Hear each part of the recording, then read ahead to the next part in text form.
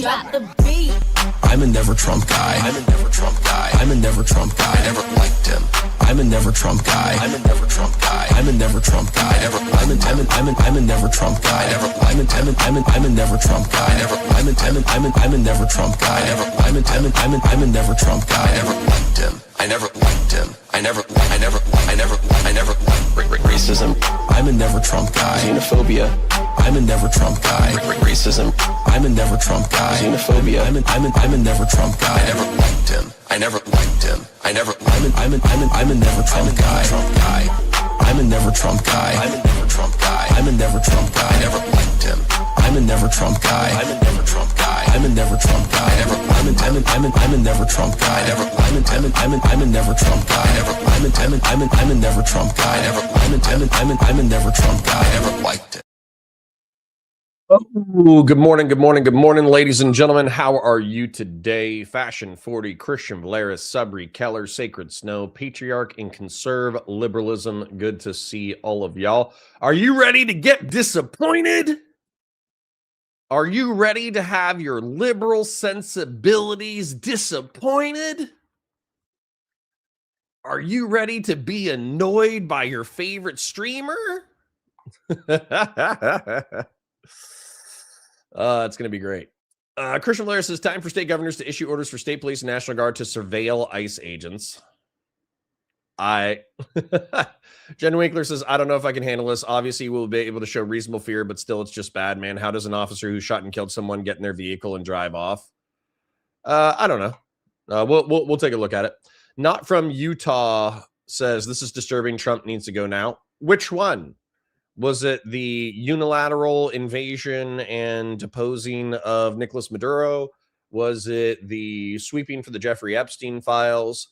Was it the saber rattling against NATO allies like Greenland? Was it saying that we were going to take over, a variety of our allies' territories and natural resources against them, up to and including the military? Which thing's bugging you? What's bugging you today? Because obviously, there's a lot going on right now. Rookie says, good day. Hi, Rookie. Fashion 40 says, oh God, shit. Conservative liberalism says, I know I am! Exclamation point. Are you guys ready? Are you ready, kids? First T News says, cover the massive Destiny exoneration from the court filings or you're sweeping. Well, First T News, let's get there. Okay, let's get there. Also, can you pick a lane on that? Because that sounds that sounds either way. I'm confused. I'm confused by the passive aggressiveness of your message. Cover the massive Destiny exoneration from the court filings. I don't think he's been exonerated. See, this is the thing. This is what happens when you stake out. And sorry if there's people who are actually just here for the Minnesota. Is it Minnesota or is it Minneapolis? Minneapolis, Minnesota. It's Minneapolis, right? This is the problem with staking out too extreme of a position.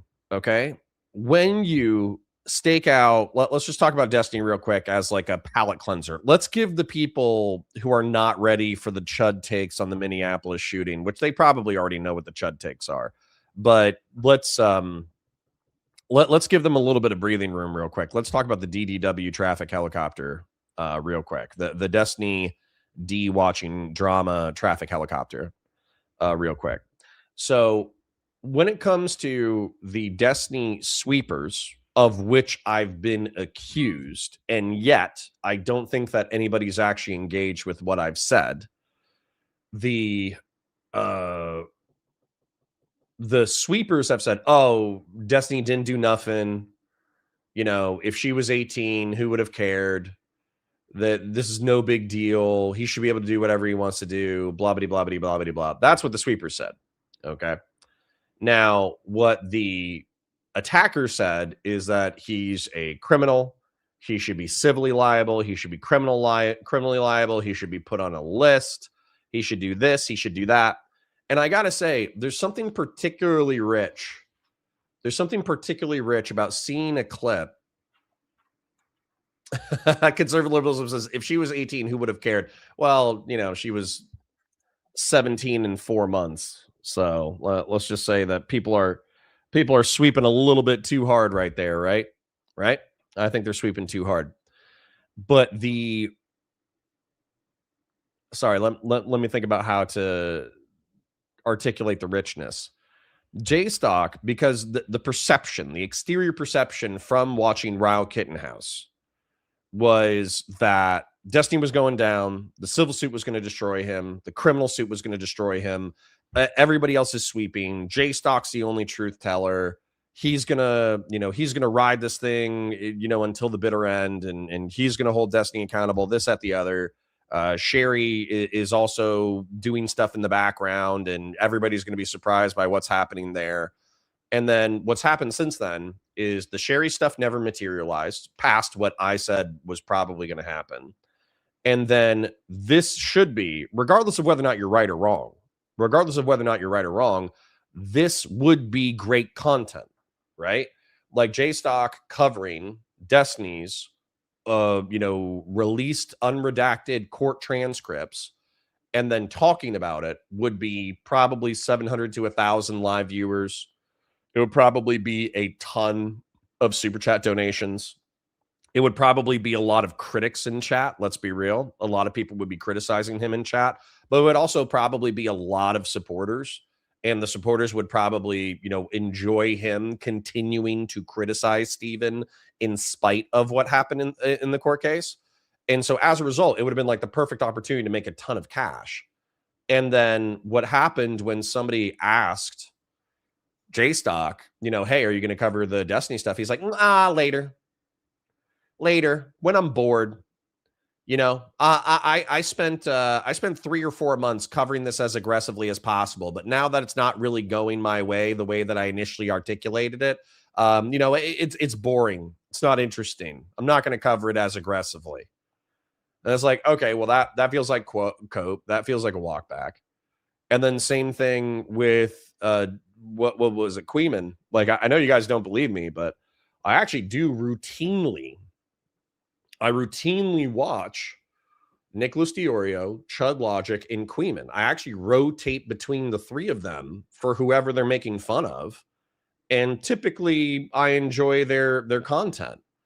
And checking live last night, where once again, Queeman was one of the hottest out the gate. Steven's a piece of garbage. He should be held criminally accountable. He should be held civilly accountable. He's a dirtbag. He should KYS, this, that, the other.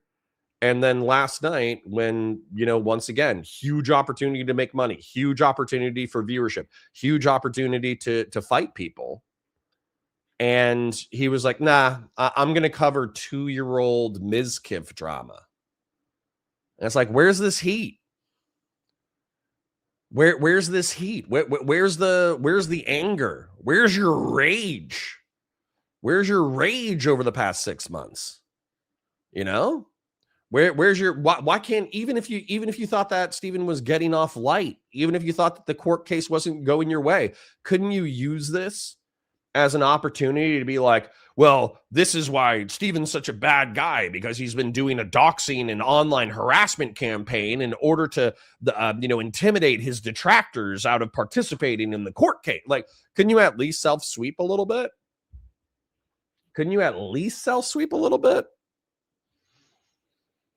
Fell Runner says, don't one guy Connor about Destiny. We have more important talk. Do we? Because I think you guys already know. Can Jen Winkler, can you predict my takes on the Minneapolis shooting? 6-7. Wildly inappropriate timing on the 6-7 Mega Milky Art. But what's the, don't one guy Connor laugh my ass off? No, I'm going to one guy. Are you kidding me? Can you guys just predict what my Minneapolis, can somebody hit like the talking points real quick? Because I have the talking points off the top of my head. The talking points are super easy. I mean, I'm going to pull up the video. I'm going to give you the broader context. I'm going to talk about law enforcement, escalation of force rules. I'm going to talk about what's actually going to happen in reference to a state attorney. So Non-police shooting citizens when not in danger bad. No, that's the liberal take. Get out of here. Give me the chud take. She shouldn't have been there in the first place. Nah. No. All right. Well, I guess you guys need to hear the actual chud takes. You guys are skip the analysis of the shooting itself. Why?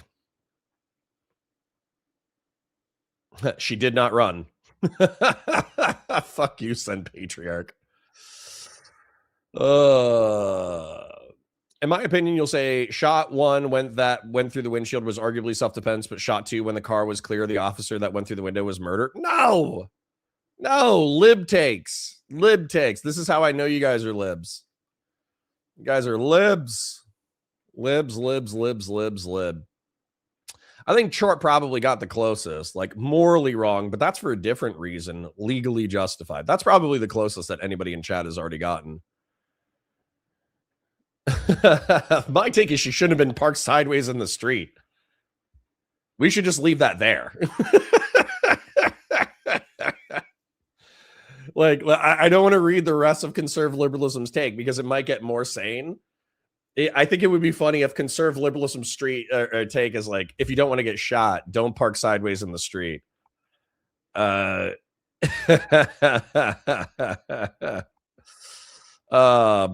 Grassroots20 says, my take is that there was a second shooter and it was Doobie from a grassy knoll. There you go. Thank you for kicking us off with a super chat for $20. It's Doobie trying to make ICE look bad. True. Being a little flippant, given you had a problem with donut operator making duck sounds for gunshots, lol. Yeah, you're right. I'm being hypocritical today. I guess the reason why I'm being hypocritical, you're right, Christian Valeris. I should ground myself. I should realize that somebody's life has been taken away. That is not funny. That part is not funny. And I should sober myself for actually how serious the topic is. You are right. I'm not sure if I'll be able to, but I will make an attempt. I think part of the reason why I'm ready to fight my own chat, maybe the reason why I'm being a little goofy today. Number one, it's just a goofy day. I'm just being a goof. But number two, I think I was listening to Hutch and Pisco last night. I didn't listen to the whole thing. I probably listened to about 10 minutes of it before I, kind of freaked out. Not freaked out, but just didn't want to listen to any more. Because Hutch, in my opinion, was tepidly forwarding the conservative, but also moderate and also sane position on law enforcement interactions and shootings. And Pisco was passionately and confidently forwarding the soy liberal, doesn't understand deadly force encounters position. And what's funny is all the passion and heat and anger and justification and logic. Number one, I think it's incorrect. But number two, it's just not going to happen. Conservative liberalism says you don't box in a vehicle with your person. Why not? Why not? If you're a cop and the person needs to surrender to you legally, yeah, you should box them in with a vehicle for your safety. But legalistically, what's the problem with a law enforcement officer approaching a citizen and demanding that they surrender? That's not. Well, if we made it a standard that a law enforcement officer could not approach a vehicle in order to demand the surrender of somebody who's supposed to be detained, you effectively don't have law enforcement powers. So what are you talking about, man? George says Doobie was suspiciously missing from the stream comments when it happened. I'm sure he'll pop up today. Felt Runner says, Connor, obviously you will say it was technically justified, and that is a boring topic. Oh, shut your butt, Felt Runner. Shut your butt. I love you, but shut your butt. Everybody else gets to talk about it, but because you can predict my takes, I don't get to talk about it. That's not fair. Officer Nasty says, imagine thinking that a transcript was a DGGW. Laugh my ass off. Go for it, Officer Nasty. Tell us how it's not.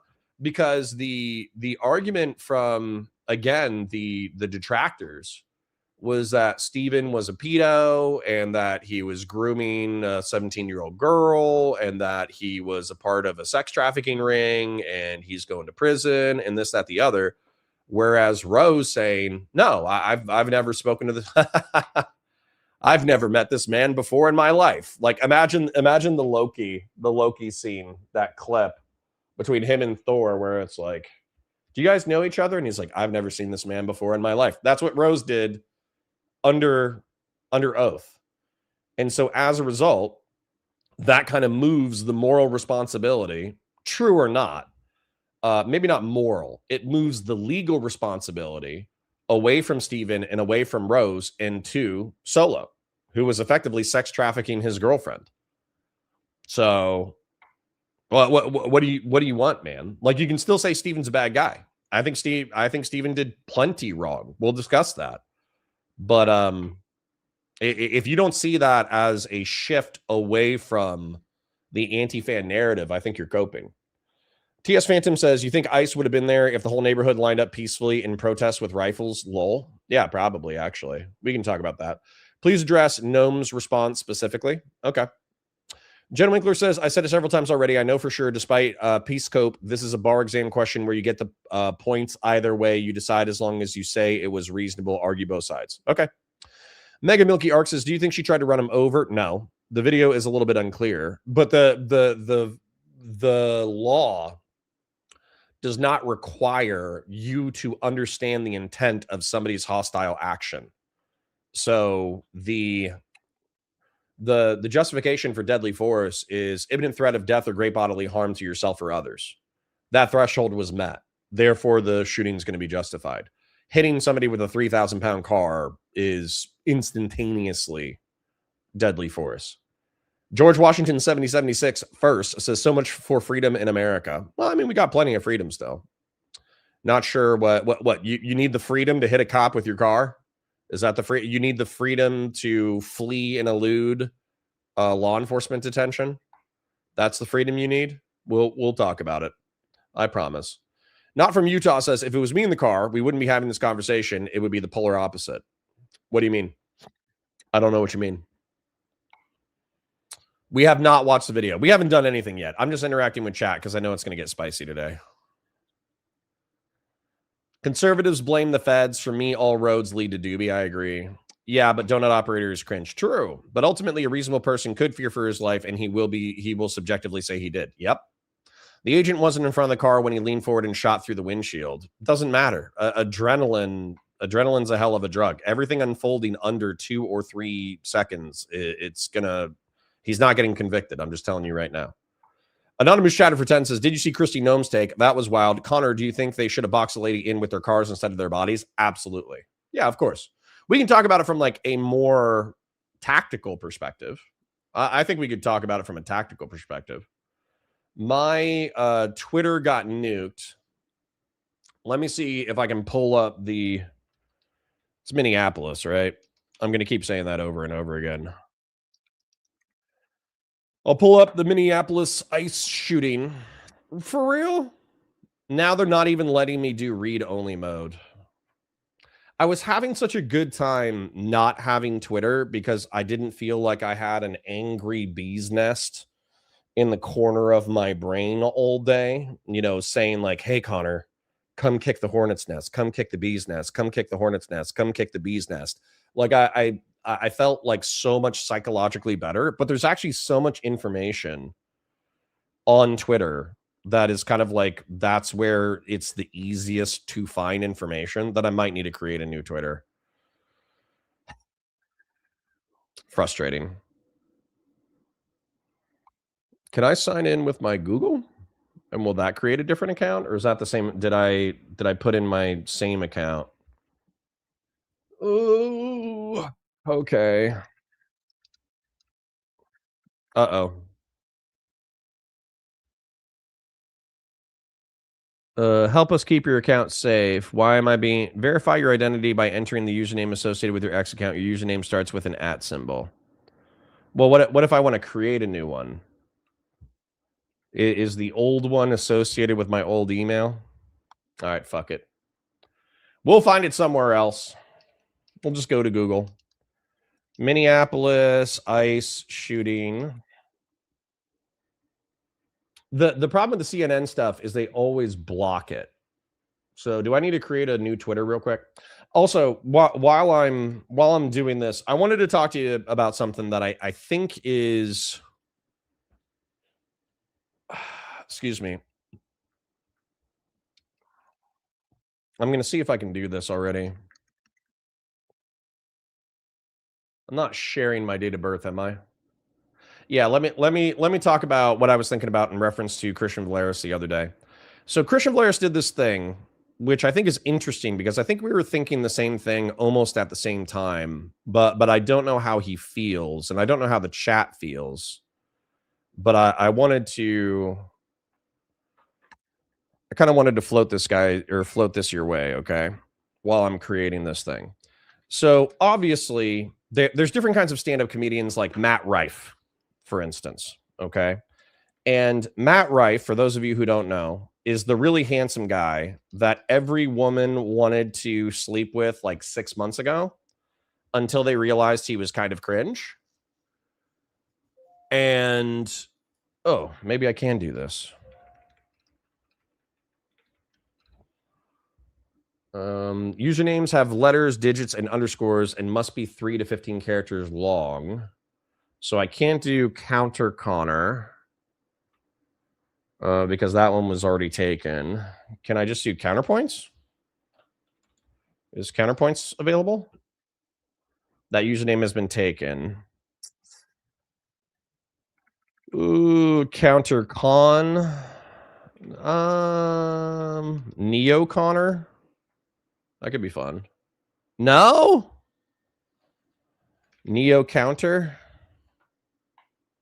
No? Wow. Well, everybody's taking the names that I want already. I promise I'll make a coherent point eventually. Neo Counter Connor. Sure. Skip for now. Sorry. Gaming, politics. I promise I'll have a coherent thought sometime in the next 30 seconds.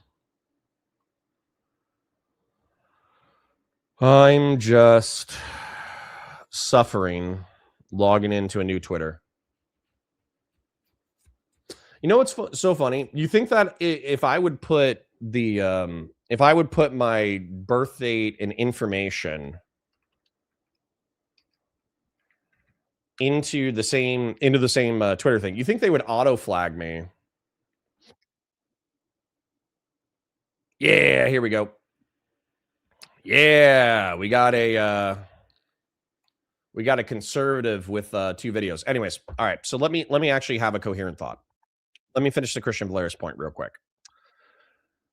The reason why I brought up Matt Rife is because Matt Rife is oftentimes criticized because he's really good at crowd work, but apparently his stand-up comedy sucks. And so he's amazing at riffing with a crowd, rizzing them, talking to them, having fun, bantering, being slutty, being weird, and having a good time.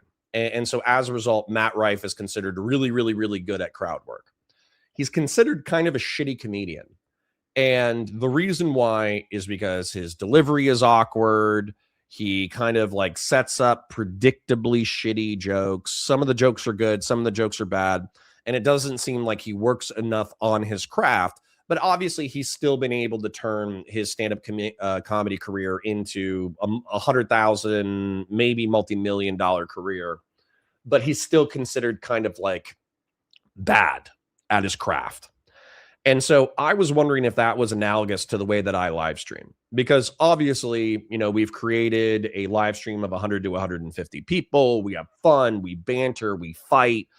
You guys are incredibly generous with the chats, but the feedback that I've been getting consistently from VOD viewers and the kind of the feedback that Christian Valeris gave me the other day is that I'm too easily one guide, and that oftentimes I'll be one guide off topic. So while I'm reacting to and breaking down a certain segment, if I'm beefing with Beef Supreme, or back when I was fighting with LB, or back when I was fighting with AF Racing or whatever, 4690 or whoever, I would basically be having an ongoing conversation and fight with a chatter while completely unrelated content was playing in the background. And while that's entertaining in a live format, because everybody who's live and hanging out with me right now has the context for why we're fighting and might even be joining in on the fight live. That's not a very good VOD viewing experience, because effectively you want your live stream creator to be giving you the takes on the topic and not getting distracted by people in chat, right? And so I know that this has been a problem, but I didn't know how much of a problem it was, because I didn't want to lose the audience interaction, because frankly, you guys are super generous with the super chats. So I didn't want to lose the crowd work per se, if I was analogizing this to Matt Rife. But I think it's pretty clear that unless I want to be reliant on 100 to 150 people with half a dozen to a dozen Oilers who are going to be dinks and sinks for I'm reliant on them to be dinks and sinks and interested in my show for the rest of their lives in order to support my digital media career, I probably need to improve as a live streamer. And so what I was going to ask for is, I was actually going to ask for permission from the audience members who have been here a long time. Christian Valeris, Grassroots Hegemon, Numinax, Jen Winkler, Dr. Zayas, Aspiring Devil, weirdly enough, is an active VOD viewer. There's a whole bunch of people like that. And I was basically going to ask for permission, like, can I do 30 minutes to an hour of crowd work, aka interacting with the chat early in the stream? Then can I move into the segments? And I'm not going to straight up ignore my chat. That's not my vibe. But if I could basically ignore everyone who is not talking about the topic in the video and avoid getting one guide by people who are not talking about the topic, not only will that substantially, in my opinion, probably improve the quality of the content, but it will also annoy viewers less who actually want to hear my takes on the selected topic. And so I wanted to ask for your permission for that. That's what I wanted to do. So let me check in with chat a little bit. I do have Twitter videos pulled up. Let me make sure they're sufficiently violent. Looks like we got audio. We got the approach. Oh, shit. That chick yelling, ah, shit. I'm not going to lie. It takes away from the seriousness of the topic a little bit. Yeah, the dude's getting exonerated. Too long didn't read. If you wanted to know what's going to happen, this dude is not getting. He's not going to get charged, and if he gets charged, he's getting off. Just giving you a heads up. Let me do some crowd work though. Let me be a Matt Rife slutty comedian for a second. Fellrunner says, I hope to have your assessment on this, not just the legality or legitimacy of self-defense analysis, but the overall picture in the attempt of the Trump admin to spin this as domestic terrorism. Yeah. As a matter of fact, push me on that during the segment. That way we can get a broader overview. Christian Blair says, I have more of a problem with the follow-up shots into the side of her car, but yeah, she really fucked up by trying to get away. Terrorism. Wow, you just watched about an hour of the protests in Minnesota. Or Dana Calcloud says, wow, just watched about an hour of the protests in Minnesota. Yeah, it's probably going to get spicy out there. I'd recommend staying inside. Grassroots says, if Pisco took like a half step back, he would be so much less of an idiot. I agree. He's in the trenches throwing elbows a little bit too hard, I think. Fast and Bulbous says, I'm skipping this segment because YouTube auto-mods my opinions. Got you. Randy Chang says, are cops supposed to draw on someone pointing a car at them? Yep. Yes, please. This is an actual conversation we need. Effect says, good luck. I can't handle the ICE equals police talking point. I don't know what that means. Hood Monkey says, honestly, was waiting for your analysis on this as a former cop perspective. True. The drivers are required to do all actions to avoid harming anyone around me. True. Conservative liberalism says you can approach it all day long. Standing in front of it when there are several vehicles on scene seems reckless. It is reckless. We could get into that. Dank Brandon says, what was the reason they were trying to detain her? No idea, but that's also not required in order for you to surrender yourself to what you believe to be law enforcement demanding your surrender. Unork says these white women have been parking inappropriately for decades. It's about time we have an administration trying to fix this. See, Unork? Conservative liberalism said the sentence. You took it and ran with the ball. I appreciate you. And then Unork says, no, but seriously, it's just sad. Good save. Good save. Good save, Unork. Not from Utah says, I can do whatever I want on the road. And if an ICE agent comes up to me, I don't have to do anything. He has no jurisdiction. I don't even think that's true. I don't even think that's true. Grassroots says the other thing is ICE even law enforcement in that capacity? Yeah, I think they're law enforcement. I think they're federal law enforcement. Now, I think what you guys are saying, which could be true, is that immigrations and customs enforcement have to have a actual ICE investigation related to what you're doing. Excuse me. And I think when it comes to roadblocks and consensual encounters and this, that, the other, I forget if it's Customs and Border Patrol or Immigrations and Customs Enforcement. We can Google this as a part of the segment, but there's one of them that is only allowed to operate like within 20 miles of the border or something like that. And then they're allowed to set up checkpoints 200 miles inland. I forget if that's CBP or if that's ICE, but even then, for instance, like let's say ICE comes to my house and they knock on my front door and they say, hey, we have a warrant to search the premises because we believe that your roommate is somebody who's violating their visa. And then I say, well, I don't have a roommate, but, you know, blah, blah, blah, blah, blah, whatever reason. But I take a look at the warrant and the warrant has my name on it and it has my address on it. Then I'm pretty sure at that point, I can't beat the rap, meaning that I can't beat a law enforcement officer maybe temporarily detaining me as they search my premises.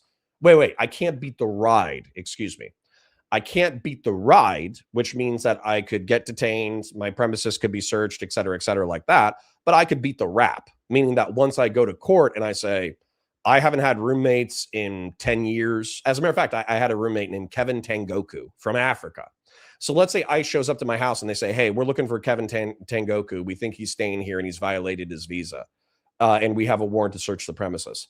I have to defer to that warrant, right? I have to defer to that warrant. Now, if they don't have a warrant, then I'm pretty sure if they come to my house and they say, hey, we're looking for Kevin Tengoku, then I can say, well, he hasn't lived here in 10 years and I don't want you to search my premises without a warrant. So I can do that. I can assert my Fourth Amendment rights and tell them to fuck off. Now, if they do something, which I'm sure the Trump administration is doing, like exigent circumstances, where they say, oh, well, actually, he's wanted for like rape or murder, and I heard somebody screaming in the back of your house, therefore I'm coming in anyways. I'm sure they're playing all sorts of like fast and loose shit in reference to what they're doing with ICE.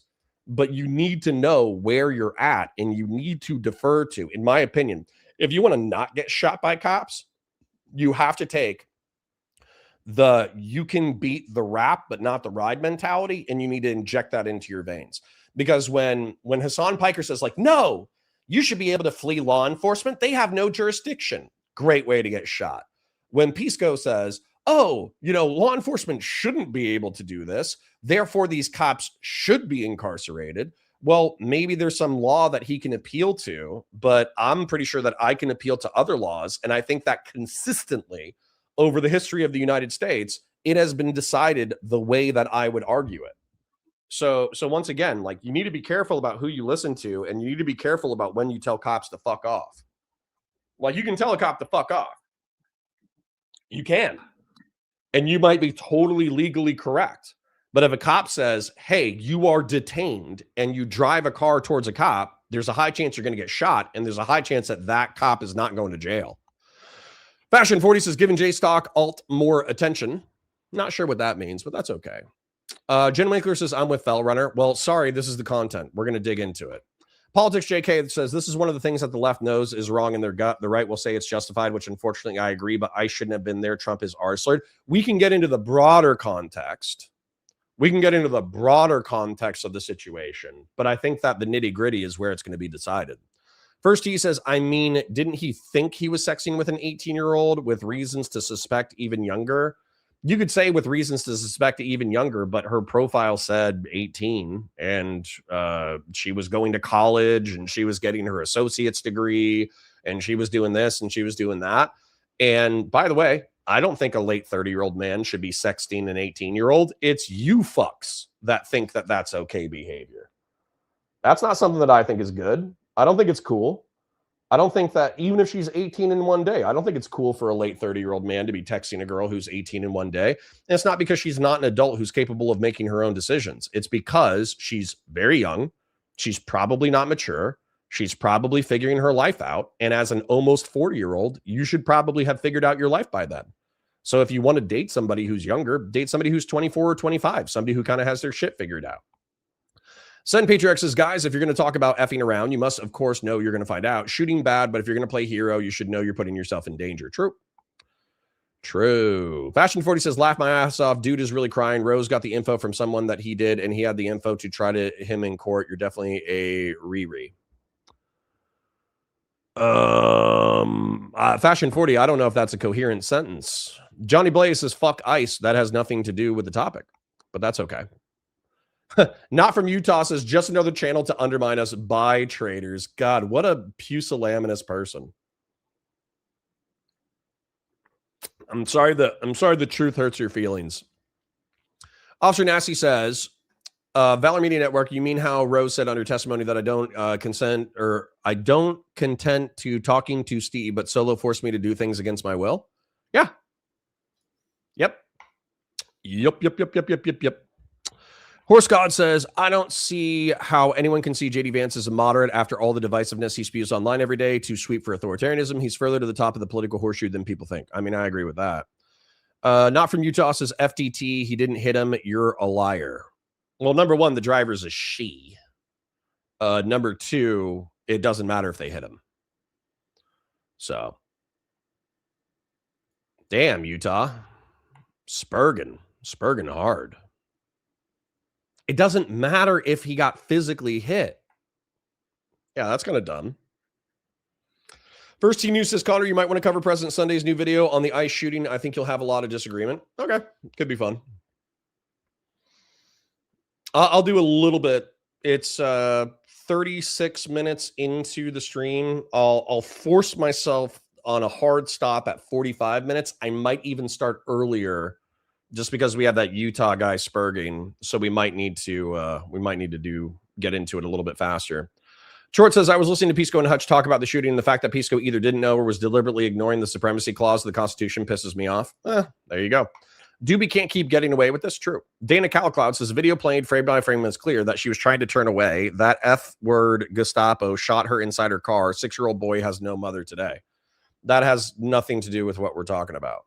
So, some fleeing and eluding, fleeing a lawful detention from a police officer, if you are, whether or not you have the intent to hurt or kill someone while fleeing and eluding a law enforcement officer, actually has nothing to do with whether or not you're allowed to use deadly force.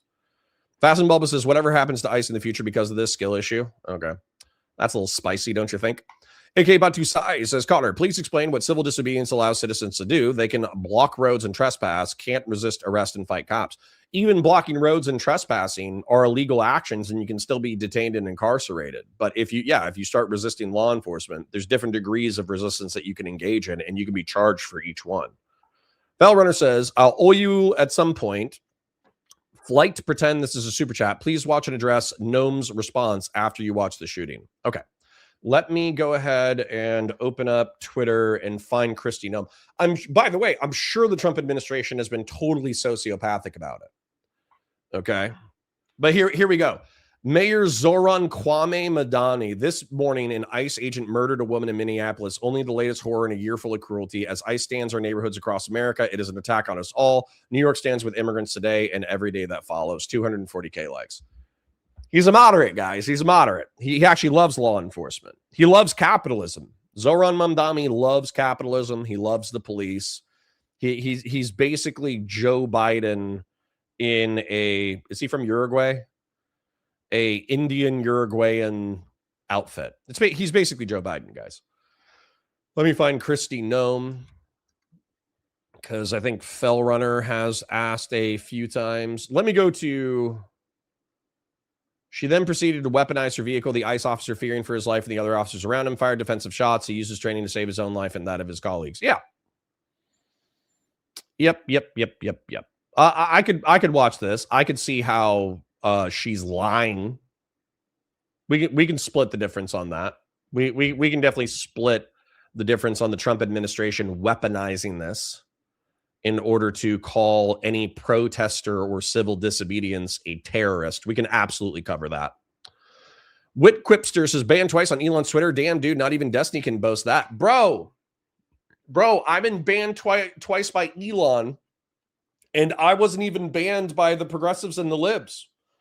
The progressives and the libs, I said some stuff that was like not fully in line with the trans orthodoxy. But because I voiced it in a sane way, the liberals and the progressives didn't ban me. And then I cannot survive on Elon's Twitter. I had a 20,000 follower Twitter account, and it got nuked because why did it get nuked? There was that capitalist guy who said, like, we need to bump up unemployment to 10%. You know, we need to remind the working class of who they are. And then I posted the Squidward, we're going to kill you meme, perma ban. I appealed it like 3 times.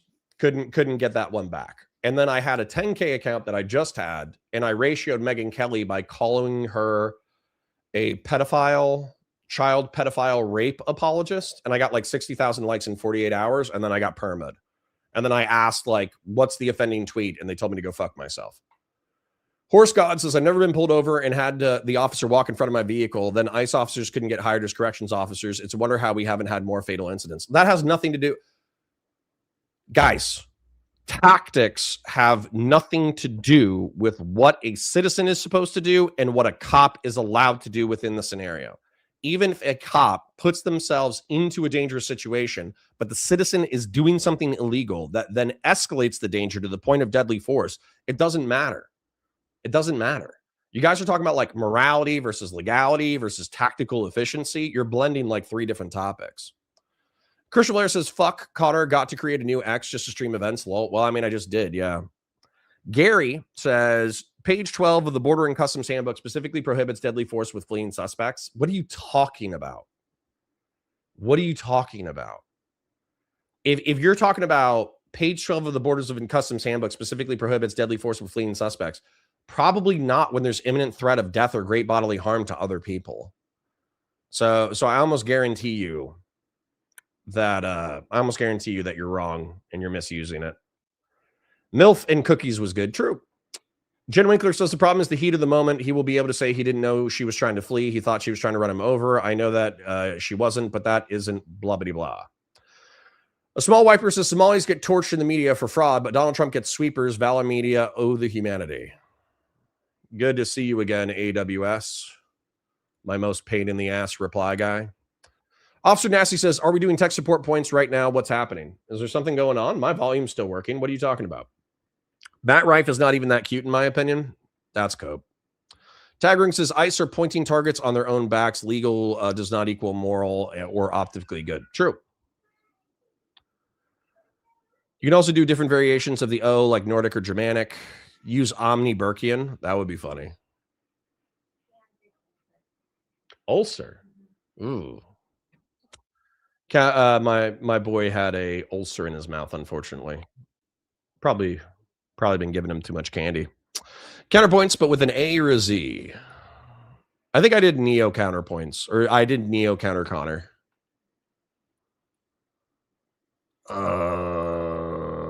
Omni Connor. Sad points. Oh man, I wish I would have seen these. Yeah, Samson says Mac can be funny some of the time, but he's mediocre most of the time. There we go. Keep Your Bill Stein says, thanks. I'm not up to date on that kind of stuff. Hey, Beef, try Connor ban. Yeah, try counter Connor ban evasion account. That would have been fire. Connor ban evading. That would have been awesome. I should have done that. Counter Connor ban evading. John Timoshenko says, genuine question, assuming I got your take right, would you agree that letting ICE R slur go unpunished would further accelerate whatever the F is happening in the U.S.? What? No, you're going too broad with it. You're going too broad with it. ICE doing what it's doing is accelerating what's happening inside the United States, regardless of a white woman civilian getting killed. That is the points of whether or not the shooting is legally justified, whether or not he's going to get charged, whether or not those charges would be dismissed, whether or not he would be exonerated, whether or not it's a part of police tactics. That actually has very little to do with what ICE is doing as a whole. If you guys want to make the argument that ICE is incompetent or stupid or a bunch of cowboys, we can absolutely have that argument. And I'll agree with you probably.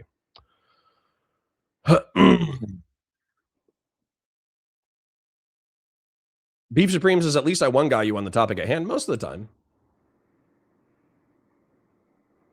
Like this lady in the car. Connor has Hutch disease. Probably. I still have my hair, though. This is an okay hairline for a 40-year-old, guys. Like there was that Muslim guy that I debated the other day, and then somebody else in my chat was like, "You're bald," and I was like, "No, I still got hair.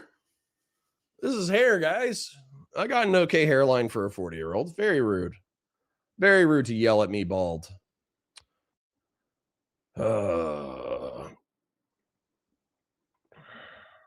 Mega Milky Arc says, would you ever consider playing a game on stream or reacting to videos? Number one, Mega Milky Arc, I react to videos all the time, so you're clearly new here. Number two, would I play a video game on stream? Yeah, obviously. I'm probably just going to start doing like a game night. Officer Nasty says, I mean, ever since you got them dual monitors, you've been killing it on keeping up. Thank you. To be honest, I've been using current chat more than chronological chat because chronological chat gets behind too far. And then I'm just like, whatever. I'll just take a look at what everybody's saying. You have my permission to stop getting one guide by Beef, but not me. That's fair. Beef Supreme says, are you not able to do both? Most of those you getting one guide is on topic. I can get one guide on topic. That's fine. I'm saying getting one guide off topic. A Squad Wiper says, lies. You ignore the dick pics I keep sending you. Whoops. Fashion 40 says, you don't even have to finish permission granted. I'd love to see your content grow. I'm lucky to be able to jump in stream. Others may not, and it's not fair to them. Okay. I appreciate that. Thank you. Anonymous Shadow says, I like 30 minutes of crowd work, but you're a better streamer than Rife as a comedian, even when one guide. Thank you. That's a huge compliment. Hood Monkey says, unless you do the stream naked, there's not much else you can do to jazz it up. Conservatism says, makes sense to me. I do think there's value in being one guide by people who are on topic, as you alluded to. Responding to criticism in real time has value. Okay, so I think that's the rule, guys. Okay, that's the rule. And we did hit 47 minutes, so I'm going to hard stop it in a second. I think the rule is we'll do 30 minutes to an hour of community stuff in the morning. I'm going to hang out with you guys. I'm going to talk to you. I'm going to scroll through community chat. I'm going to do this. I'm going to do that, whatever. Then we're going to get into the topic. And once we're in our first topic, we're reacting for 2 hours. I don't have a problem getting one guide. And let's say it's like DDW, Destiny Traffic Helicopter. If I get distracted by that, or let's say it's like a Hunter Biden, or let's say it's a community meme thing. It's a Hunter Biden, Bonnie Blue, Destiny, one guy. I might entertain those just for the sake of fun, right? Because that's part of like the internal memes of the channel. But I think a rule that I should invoke routinely, and a rule that you guys should encourage me to follow, is that one guys and or responding to chat have to be related to the original topic, or else I shouldn't do it. And I think we as a chat, or I should encourage you guys as a chat, because sometimes I have community members who ask me cool questions unrelated to the content, and I'm always tempted to answer those questions because I think they're cool questions and I want to answer them. I do reserve the right to do that, but I think we should encourage me not to, and we should encourage the chat not to ask unrelated questions, because of course then we're distracting from the content. We're ruining, not ruining, but we're making the content less consumable for the VOD audience.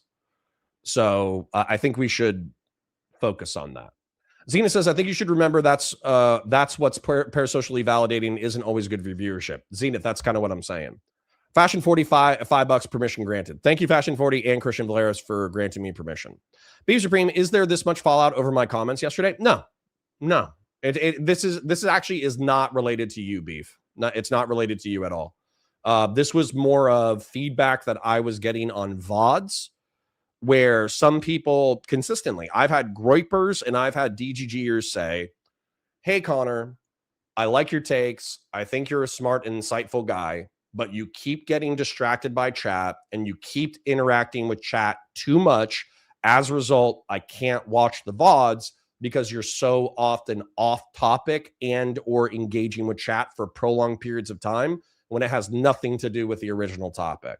And I've probably gotten that comment half a dozen to a dozen times. So Give Me a Break says she was parked in front of her house. She had a dog in the car and her partner was in the seat that told her to leave. She turned to leave, then yelled and said to get out. She tried to leave. What does that have to do with anything? Connor says, when do shirtless stream starts? Not my idea. Blame Hood Monkey. When I get more in shape. I have been eating better. I haven't been eating perfectly, but I've been eating better. So maybe I'll get on a little bit of tren, little bit of human growth hormone. I'll get a little bit more in shape, and then boom, shirtless streams. I'll put I'll do what the bikini girls do. I'll put like electrical tape on my nipples. Fell Runner says Pisco clearly digs his own trenches and then can't get out sometimes. Yeah. He's a little bit spicy, and he gets a little bit too spicy. Crashers for 20 says, yep, just don't get one guide over the geographical coordinates of Destiny's C word. Truly, it's not very impressive. I think I gotta take your word for that as a bisexual man. Pisco says, I have something directly at 11, but we'll message when that's done. Okay, cool.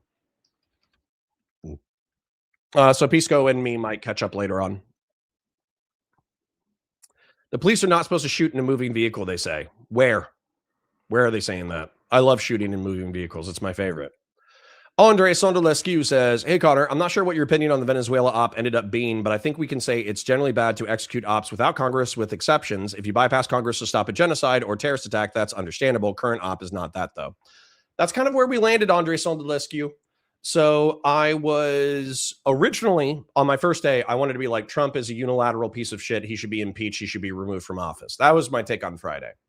Then I started hearing arguments over the weekend where they were like, hey, well, we kind of did the exact same thing in Panama. And also, what about Syria? And what about Yemen? And then I started researching these other topics. And then I was like, damn, the president consistently for the past 200 years has done unilateral military operations that were not nation state wars without the consent of Congress. And then it seems like Congress could have impeached him, but chose not to, and also continued to fund the military operations. So if I'm holding Trump to the standard, I would have to hold Obama, Clinton, JFK, Bush Sr., probably Carter. I could go back like 200 years, but effectively, like the president's unilaterally doing military operations that are not technically war goes back like 250 years. And we brought up those historical examples yesterday. However, I think what Beef Supreme was trying to argue and conservative liberalism was trying to argue is that just because Congress abdicates its responsibility does not mean that we should allow presidents to do unlimited special military operations or police actions that are effectively war by another name. And it's actually a failure of the republic to hold itself accountable when we do so. And I think I agree with that. I think I agree that Donald Trump is no worse than Obama or HW or JFK in this raid, but that does not mean that Congress shouldn't assert its war powers. Officer Nasty says, it's not a part of the DOJ guidelines that you cannot fire on a moving vehicle unless one of the two criteria are met: a deadly weapon other than the vehicle, and two, no other means of de-escalation. Where? You guys just like make up rules. You just like make up, you just make up rules without citing the original source of the rule. Is it not a part of the DOJ guidelines? I don't know. You just made up a guideline. Why don't you Google the guidelines and try to find it, bro? All right, we're at 54 minutes. I said that I was going to hard stop at 45, so I'm 10 minutes over. So let's just go ahead and start the content. I do parasocially love you guys. Like the stream, share it with your friends, engage with chat, super chats if you got them, memberships if you got them. Thank you to 8 people who have donated so far today. Melody with a 2 says, just please don't be like Hutch. Jesus Christ. No, that's probably me. I'm going to be just like Hutch. I'm going to go bald, and I'm going to argue that the cops are always right. Vazaraka gifted a Valor Media Network membership. I'm going to thank you again, Vazaraka. Thank you for being a lurker who gifts memberships routinely. Grassroots Judgment with the 5 says Connor is spiritually bald. That's true. Fast and Bulbous says, did the action bring ICE and citizens closer together or further apart? If your answer is further apart, then in for it, justified or unjustified. Sure. But let's face it, cops and Americans don't always get along. Grassroots for $20 says, yep, just don't get one guide over the geographical coordinates of Destiny's Wang. Truly, it's not very impressive. Thank you for the 20, King. And then everybody else I think I read. So Fashion 40, thank you for the 5. Anonymous Chatter, thank you for the 10. Grassroots, thank you for the other 20. We're going to get cracking. Death Lily says Connor's just going to say just comply. Yep, that's what I'm going to say. You're right. I'm going to say just comply. And then I'm going to say you can beat the rap, not the ride, especially if you don't want to get shot. It's true. You can freak out about it. You can pretend you're more hardcore than you actually are. You can say, the reason why I never joined the military is because I would have punched my drill instructor in the face. And the reason why I wouldn't comply with cops is because complying is for pussies. And then you can go back to like anime, Discord, and jerk off to it. But I don't believe you. I don't believe you. I don't believe that you would punch your drill instructor in the face. And I also don't believe you when you say that you're just not going to comply with law enforcement officers. Do they train police to stand in front of cars to stop them? No, they don't. But they also don't train citizens, right? To when a law enforcement officer tells you that you're being detained to just do whatever the fuck you want to do. I need to pull up a video that's going to be hysterical in reference to the content, because I swear to God, this is you guys. Even before we start the content, I might show it to you. Let me fast forward. Let me do it. Yeah. Chrissy Gnome's just straight up lying. Yeah, sure. Let me let me show you guys a video before we start. It's going to be showing cops getting my wallet out as fast as possible so I can show the cop my ID. I love these videos, bro. Oh my God.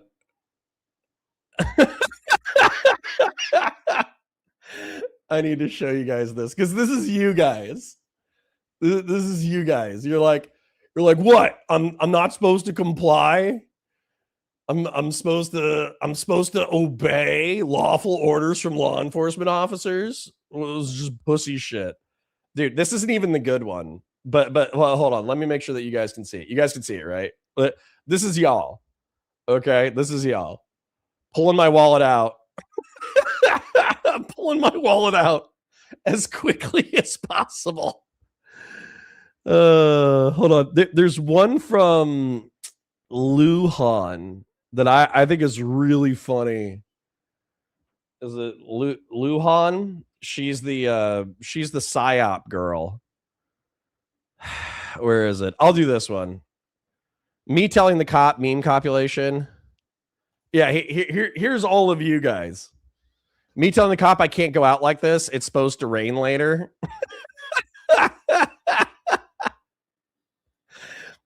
Me telling the cop you're about to get shot as I reach for my phone at top speed to record the unlawful stop. Me telling the cop I'm pure shooter, then quickly grabbing my basketball out of the trunk to demonstrate my skills. I know people have died for this shit. Me telling the cop he'll never see the light of day again. I give him my sunglasses. Me telling the cop I'm strapped up so he knows that I'm wearing my seatbelt. Bro, yes, this is you. This is you. Oh my God. Giving my wallet as fast as possible to save him time.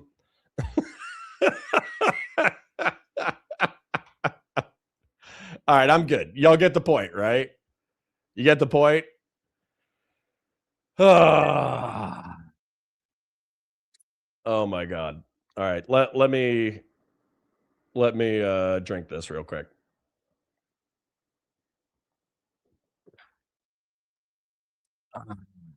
Okay. Okay. Let's do an intro. Let me actually give you my takes. Let me draw it out for you if I need to. Let me fight with chat as required. Let's get it cracking. Officer Nasty says, please review use of deadly force and prohibited restraint techniques, deadly force subsection 2. Of what? What book? Well, we'll do that at the end, Officer Nasty. Just remind me when we get to the end of the segment. Because there's also differences between departmental policy and legality as well. I linked it, bro. You can't link stuff in YouTube, bro. I don't see links. So unless you DM'd it to me in Discord, I didn't see that shit. But anyways, you're not the only person here. So I'm going to focus on the content.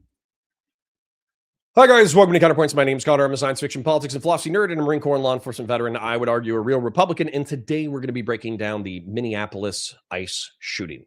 And it's a little bit spicy. It's a little bit crazy. The reason why it's crazy is because I think that the individual cop shooting is going to be justified. I think that the cop himself will not be charged. I think if the cop is charged, he's going to get off. I think that what we can talk about the broader context, we can talk about ICE, we can talk about federal law enforcement authority, we can talk about detention, we can talk about what civilians' responsibilities in a law enforcement action are, we can talk about deadly force, and we will. But for now, we need to take a look at what we're actually talking about and then break it down from there. So let's take a look at this and let's get it cracking.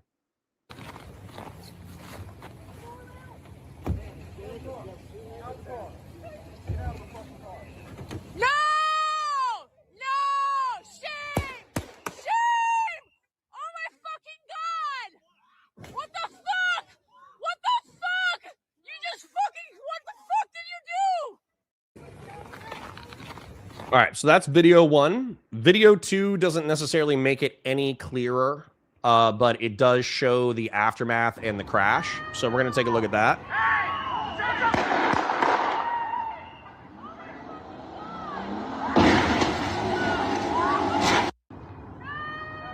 And by the way, right here, for those of you who haven't seen this, it does look like the vehicle clips the car.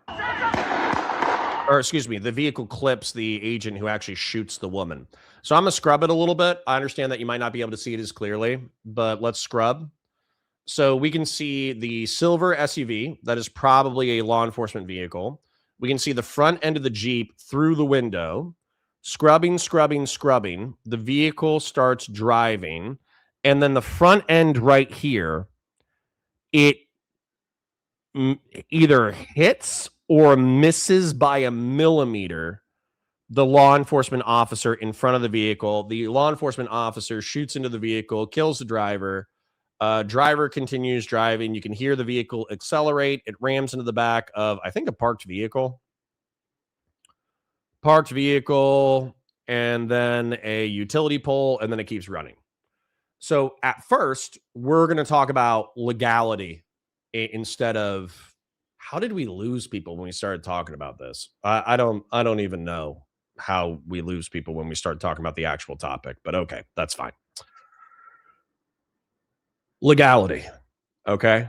Law enforcement officers, I think regardless of whether or not they're at the state level, regardless of whether or not they're at the federal level, regardless of whether or not they're at the municipal level, they're all taught the same thing, which is imminent threat of death or great bodily harm is justifications for self-defense.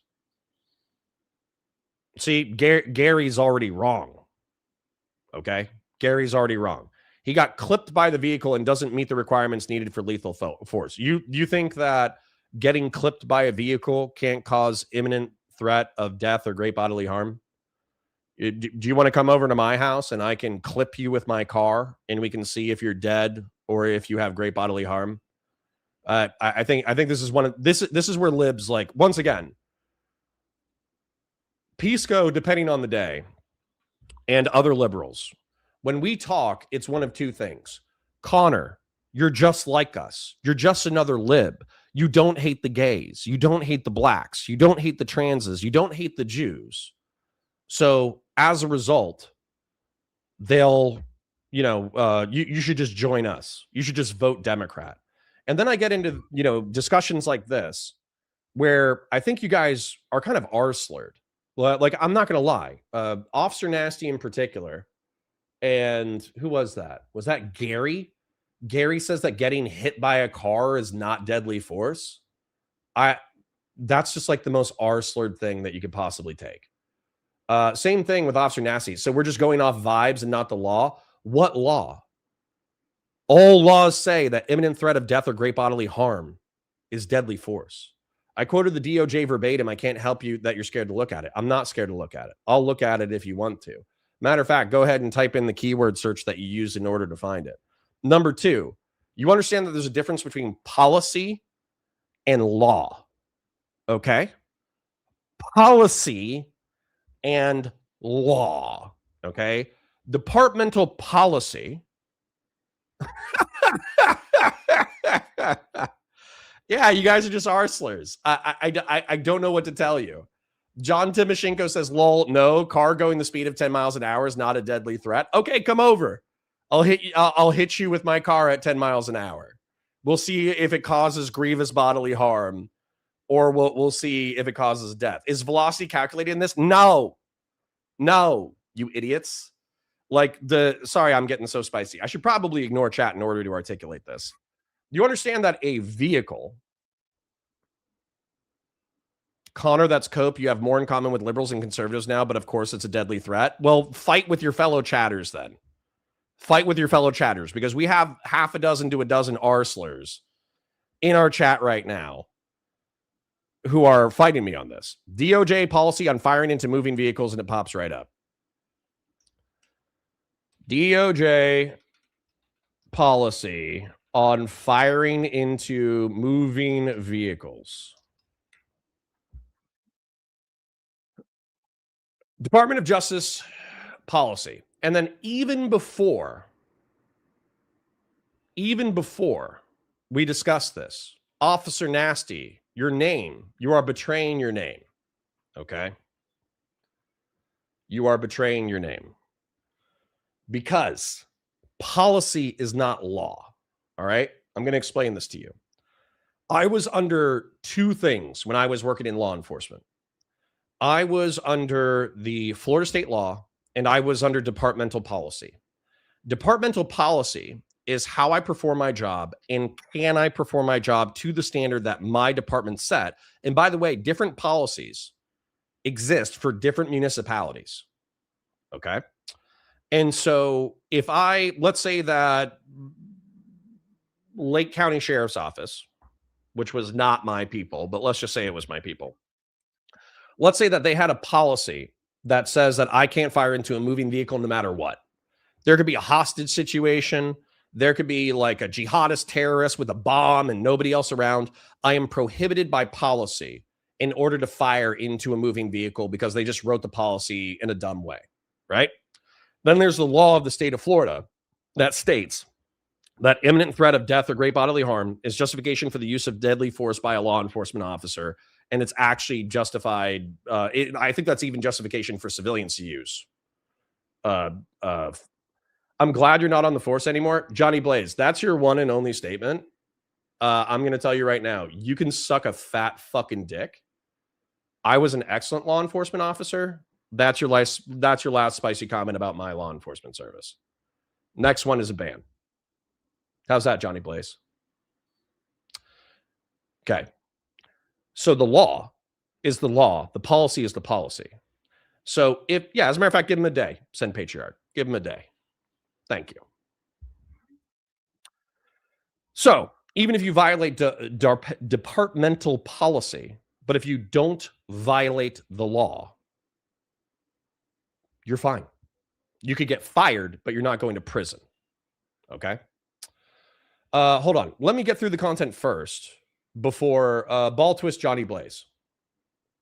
Thank you, Sin Patriarch. And thank you, Patriarch. I'm going to go ahead and read this, and I'm going to talk with Officer Nasty.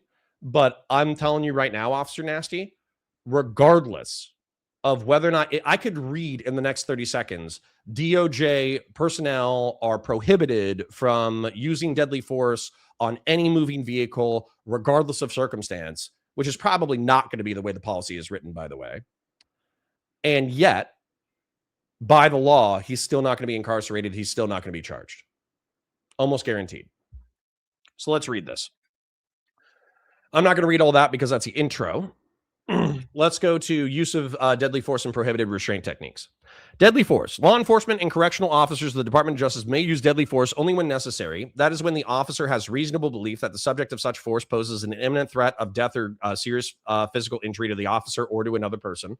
Well, you got two cops in front of the car, and she's driving. A car is a multi-thousand-pound vehicle. Regardless of all the people in my chat who want me to hit them with a car going 10 miles an hour so they can prove to me that a vehicle is not a deadly force scenario, you're wrong and you're an idiot. And the fact that you're saying that in my chat kind of tells me that you're either a child or you have no life experience, but that's fine.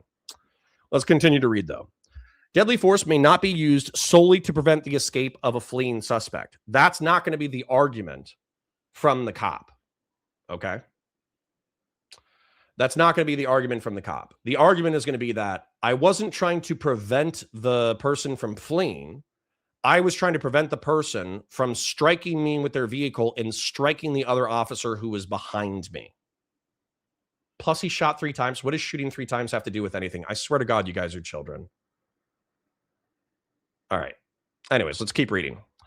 Firearms may not be discharged solely to disable moving vehicles. He wasn't trying to disable a moving vehicle. Specifically, firearms may not be discharged at a moving vehicle unless, 1, a person in the vehicle is threatening the officer or another person with deadly force by means other than the vehicle, or 2, the vehicle is operated in a manner that threatens to cause death or serious physical injury to the officer or others, and no other objectively reasonable means of defense appears to exist, which includes moving out of the path of the vehicle. Firearms may not be discharged from a moving vehicle except in exigent circumstances. In these situations, an officer must have articulable reason for this use of deadly force. Right here, this guy's already in the clear. I'm gonna hit you with this. Because I don't think you can read Officer Nasty. So we're gonna go ahead and pull up a Word document, and I'm gonna create this officer's defense because I honestly think you guys are arseloid. You see somebody get killed, and your IQ drops to 60. So let's pull up a Word doc. It doesn't matter if it's exactly what you said. If the policy still permits him to do it, then it doesn't matter. You understand that you didn't read the second half, right? Deadly force breakdown. So let's do this. Let's write down the per policy. I still think this motherfucker is not even going to get a violation of policy. So let's go ahead and copy the relevant stuff. Law enforcement and correctional officers the Department of Justice may use deadly force only when necessary. That is when the officer has a reasonable belief that the subject of a force poses an imminent threat of danger or both a serious physical injury to the officer or another person. Okay, so let's go ahead and copy this. And let's see if these thresholds are met. So let me pull up my Word document. Where did my Word document go? Where is it? Okay. So is this guy a law enforcement officer? Yes, he is. Is he a correctional officer? No. Of the Department of Justice. Law enforcement officer may use deadly force only when it's necessary. So let's see, what does necessary mean? When the officer has reasonable belief that the subject of such force poses an imminent threat of danger or death or serious physical injury to the officer or another person, he's going to argue. I'm going to put this in quotes. This is the exact argument from the law enforcement perspective. I wish there was more officers on the force like you. I'm a little bit behind, but it needed to be said. Thank you, Politics JK. I appreciate you. Johnny Blaze, go fuck yourself. Law enforcement. Okay, so let me go ahead and unbold this. On such and such date and such time, there was a person that Officer X was trying to detain. We parked approximately 20 feet in front of a potential detainee's vehicle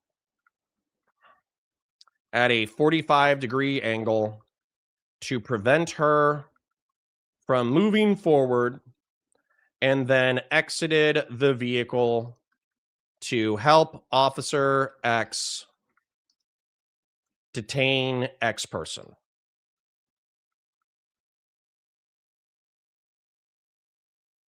As I approached the vehicle, I heard Officer X state, let's go ahead and pull up the vehicle, or let's go ahead and pull up the actual video.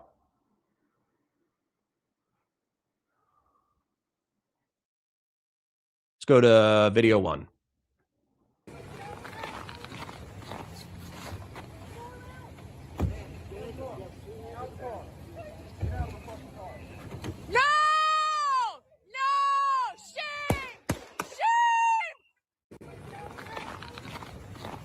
I could have sworn to God there was a slightly longer video where they yelled at her first, but if they didn't, that's fine. I can rewrite it.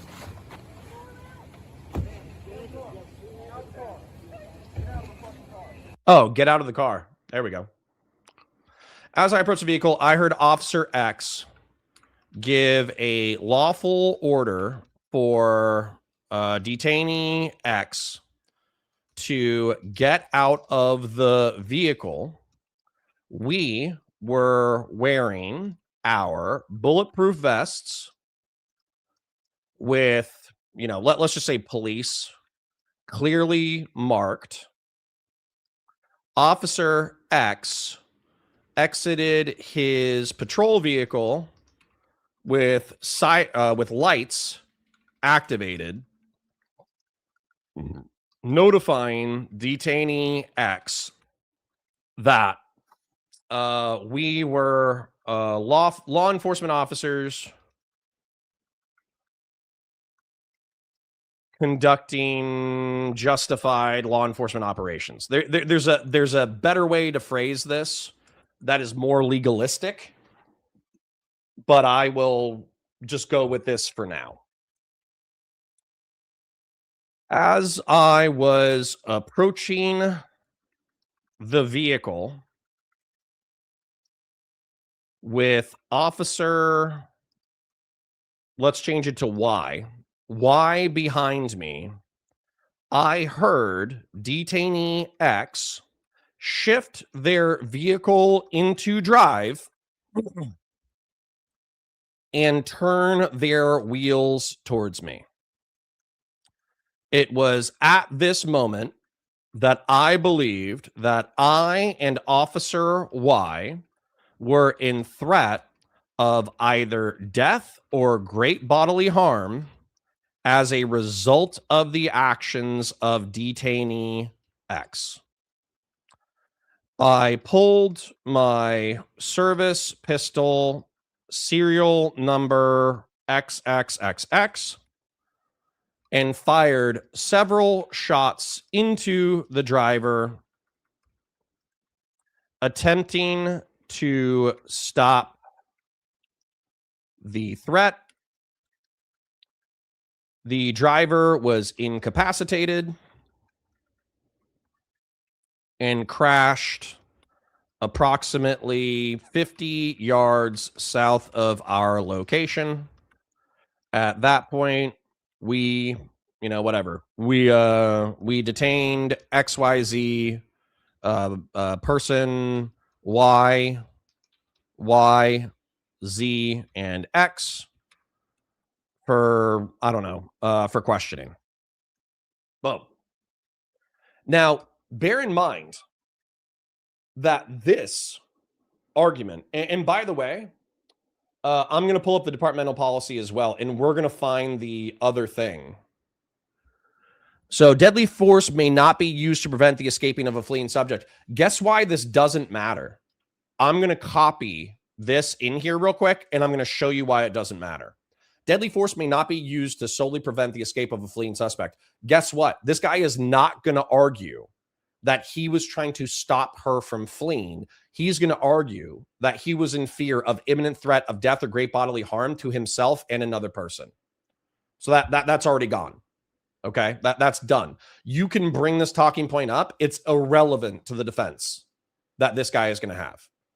Firearms may not be discharged solely to disable motor vehicles. That doesn't apply. He didn't fire to disable the vehicle. Specifically, firearms may not be discharged at moving vehicles unless, meaning that there's two subsections here. Okay. One, a person in the vehicle is threatening the officer or another person with deadly force by means other than the vehicle, or Officer Nasty, do you know what the word or means? And means that you have to meet the previous threshold and the subsequent threshold in order for the rules to apply. Or means that there's a second rule that might apply. So let's read this real quick. The vehicle is operated in a manner that threatens death or seriously injury to the officer or others. Is that threshold met?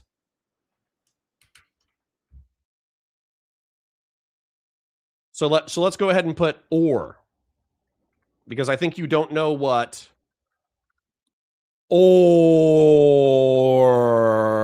means. Okay. The vehicle was operated in a manner that threatens the death to cause serious physical injury to others.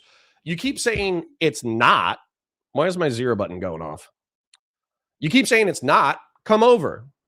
Come over. I'll hit you with my car doing 10 miles an hour, and we'll see whether or not this meets the threshold for serious physical injury. Okay? You understand that, like, this is why I hate liberals, right? You understand this is why I hate liberals? And no other objectively reasonable means of defense appear to exist, which includes moving out of the path of the vehicle. So this is the arguable section. So what I'm going to say is that this is done. This threshold has been met. As a matter of fact, I'm going to go ahead and I'll change this text to green. Let me change it to a more aesthetically pleasing green. Let me change this to a green. Let me change this to a green. And no, oh, snap, not that one. Let me change the text to green, okay? And then let's put and in caps. And no other objectively reasonable means of defense appear to exist, which includes moving out of the path of the vehicle. I'll put it in yellow. I'll put it in yellow. And no other objectively reasonable means of defense appears to exist, which includes moving down the path of the vehicle. As I was approaching the vehicle, Officer Y behind me, I heard detainee X shift their vehicle into drive and turn the wheels towards me. It was at this moment that I believed that I and Officer X were in threat of either death or great bodily harm as a result of the actions of detainee X.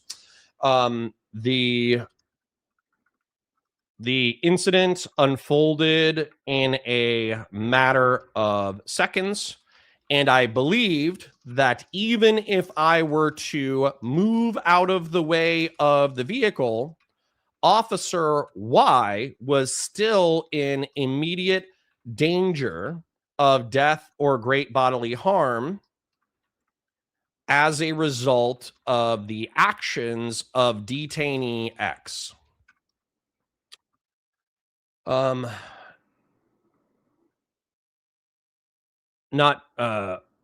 I did try to move out of the way of the vehicle while, vehicle, and was still clipped by the front end of said vehicle, as detainee X attempted to drive, because you don't want to say that she's fleeing, because if you say that she's fleeing, then that's going to open up the legalistic argument for you're not allowed to shoot somebody just because they're trying to flee a scene, right? But this, you're still going to have to come up with why he's incorrect in writing this, right?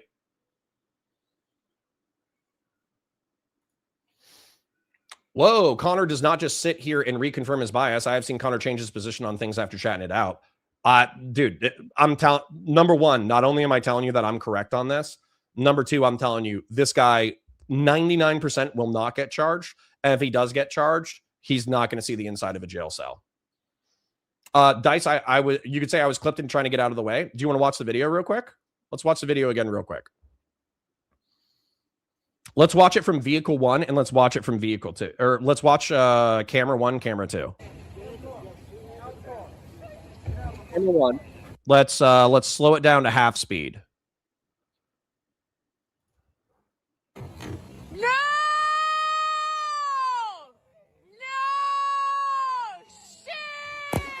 Shit! I couldn't see that.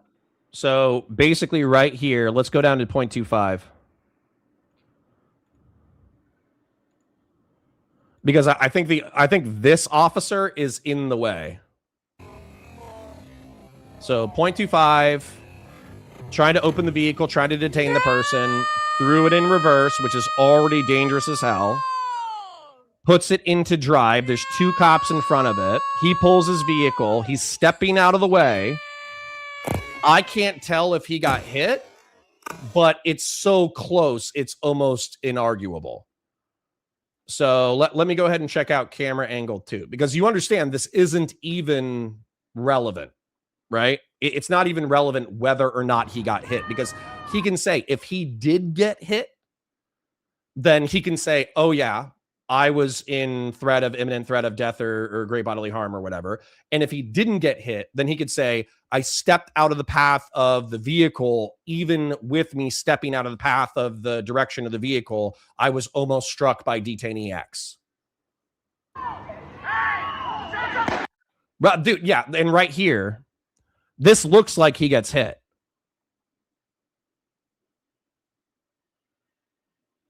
Like right here, it's like chest level, maybe hip level.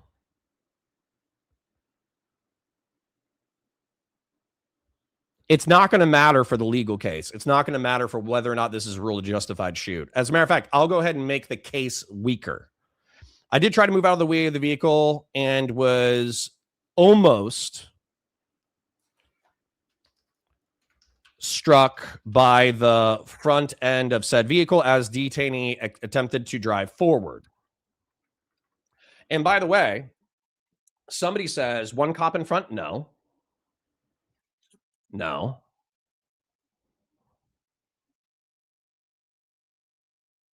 There's that cop. I could have sworn to God. Maybe I'm wrong on there being an officer Y behind him. Let me amend the report if I'm incorrect. All right, so we got 2 officers walking up. We have the reverse. Oh, there's this off. Is that a civilian? Who's this? Who is this? Oh, no! Shame! Shame! Oh my fucking God! That looks like a civilian.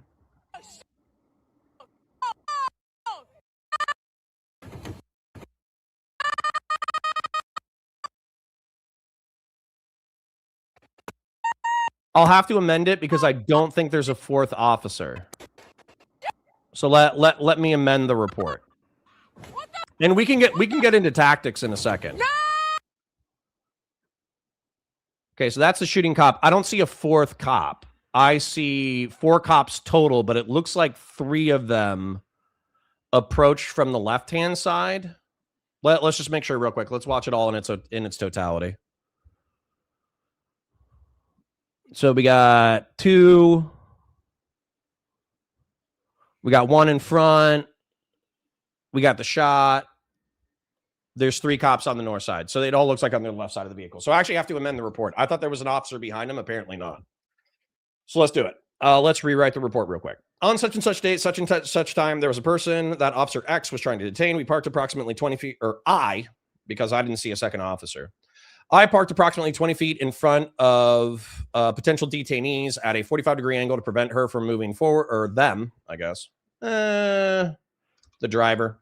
From moving forward and then exit the vehicle to help Officer X detain X person. As I approached the vehicle, I heard Officer X give a lawful order to detaining X to get out of the vehicle. We were wearing our bulletproof vests with police clearly marked. Officer X exited his patrol vehicle with lights activated, notifying detainee X that we were law enforcement officers conducting justified law enforcement operations. I'll put like legal law enforcement operations. As I was approaching the vehicle with Officer Y behind me, need to eliminate that because I didn't see another officer. I heard detainee X shift their vehicle into drive and turn their wheels towards me. It was at this moment that I believed that I was in threat of either death or great bodily harm as a result of the actions, as a result of the actions of detainee X. The incident unfolded in a matter of seconds, and I believe that even if I were to move out of the way, I would probably change this. I believe that even if I were to move out of the way of the vehicle, we're going to have to rewrite this in order to make it stronger.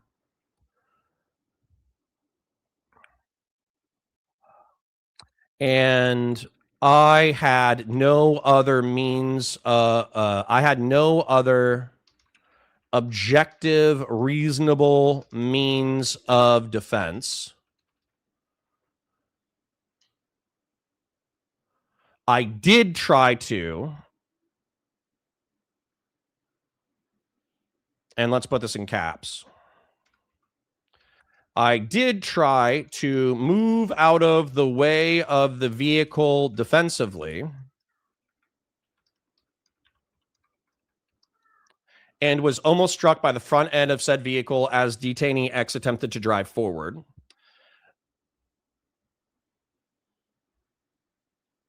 I pulled my service pistol, serial number, blah, blah, blah, and fired several shots into the vehicle to stop the threat. And by the way, he could probably fudge this. He could probably fudge this and say, I was struck based off of the camera. But I'll leave it weak for you guys.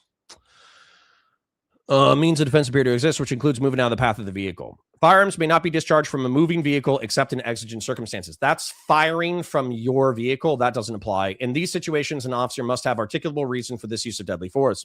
If feasible, and if to do so would not increase the danger of the officer or others, a verbal warning to submit to the authority of the officer shall be given prior to the use of deadly force. It wasn't feasible. I was on the other side of the car. They couldn't hear me, et cetera, et cetera. Warning shots are not permitted outside of the prison context. That doesn't apply. Officers will be trained in alternate methods and tactics for handling resisting subjects, which must be used when use of deadly force is not authorized by this policy. Deadly force should be used against persons whose actions are a threat solely to themselves or property unless an individual poses an imminent danger of death or serious physical injury to the officer or others in close proximity. And by the way, hitting someone, being willing to hit somebody with your vehicle is absolutely something that you could use as an argument. Okay. Connor, I need you to address him driving off. Is he a cop or not? Administratively, if there's other cops on scene, that doesn't matter because he could effectively be like, okay, I'm about to talk to the shoot team. So I'm, hey, Mike, I just shot that lady. Obviously people are going to be pissed and they're going to try to rip my head off. So as a result, I'm going to return to headquarters and wait for the shoot team. You go ahead and deal with what you got to deal with on scene. I need to go sit down until the shoot team arrives. Officer involved shooting, they don't get to leave alone. I agree.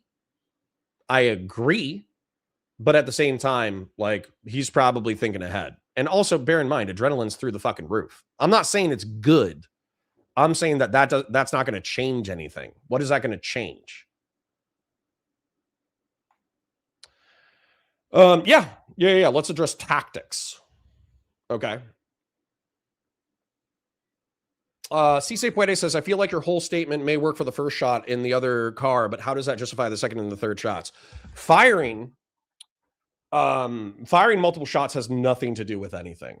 Like, y'all need to get out of this. Like, I think you were trained by Western movies where the Cowboys were counting how many rounds they fired in order to get an advantage in a gunfight. And that just has nothing to do with reality. When you're talking about something unfolding in seconds, okay, I want you guys to think about this real quick. I'm gonna clap 4 times. That's how long it took to unload the gun.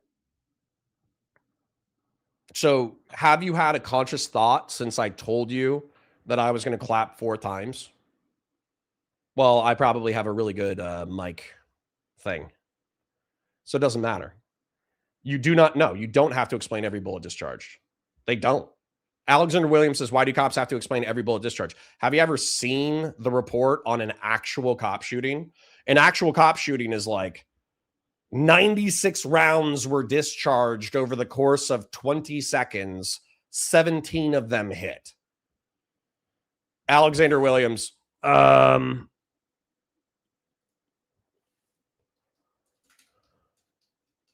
you're wrong. I was a cop.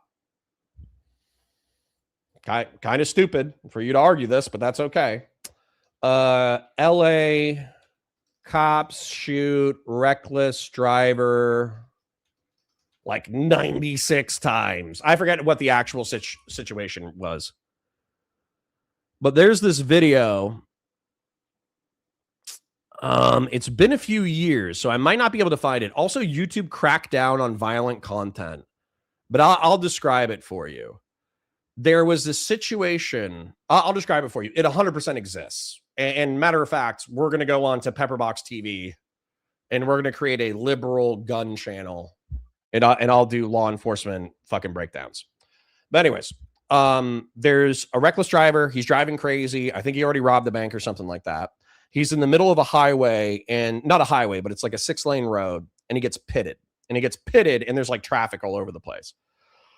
And so what ends up happening is the guy's vehicle is disabled. He has to get out, and he gets out with a rifle or a pistol, and he starts engaging like a dozen cops. And so every cop, which is like 5 cars side by side, all of them are out. All of them have their guns drawn. They all shoot the guy. And I think they did fire like 100 rounds, right? Each cop basically did a mag dump. So 5 cops, 5 times 17, 85 rounds. So they all fired 85 rounds, and they struck the suspect like 13 times. So no, they weren't pulling the trigger. Hey, where did that round go? Pulling the trigger. Hey, where did that round go? Pulling the trigger. Hey, where did that round go?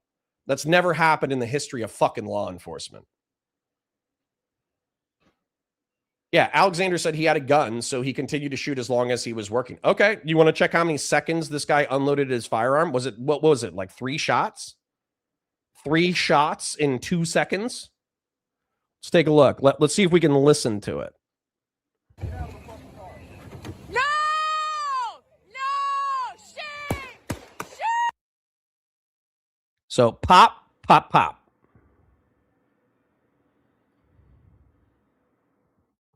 So we're at second 11, and he's drawing. So let's see how long it takes for the last pop. Oh, shit! Less than a second. Less than a second. So you're gonna judge a guy off of less than a second? That's not gonna happen. There's no jury on the planet that is going to convict somebody for firing 1 bullet and then firing 2 more bullets in less than a second. He kept firing as the car pulled away, right? So what does that have to do with anything? Patriarch says the answer is no. The car wasn't being operated in a way that would cause death or serious injury. I think that's the dumbest shit I've ever heard. It's the dumbest shit I've ever heard. Why don't you come over? I'll hit you with my car. So anyways, so tactically, all right, I just want to tell you, you're wrong.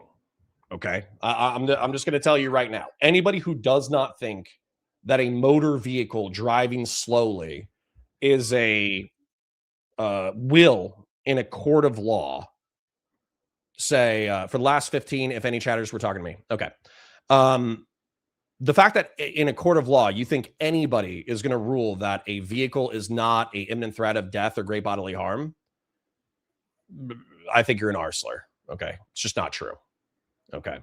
This is insane. He put himself in front of the vehicle and then continued to use force once the threat was evaded. No, you're an idiot. I hate to say it, but you're dumb. Like a action lasting a second is not going to be judged that harshly. People are not having conscious thoughts in these scenarios. These are adrenaline fueled scenarios in which training is being balanced against policy and the law. There is not a single jury in the country of the United States of America that is going to convict this cop. Not only do I think this cop is, I don't think this cop is going to get charged. I don't think this cop would be convicted by a jury. So let's take that. You guys are wrong. I'm right. And let's talk about tactics. Roaming says, aren't you trained to not jump in front of vehicles? That's going to be a training issue. That's going to be a tactics issue. So let's talk about tactics. Let's not talk about let's talk about tactics. Let's not talk about legality or policy.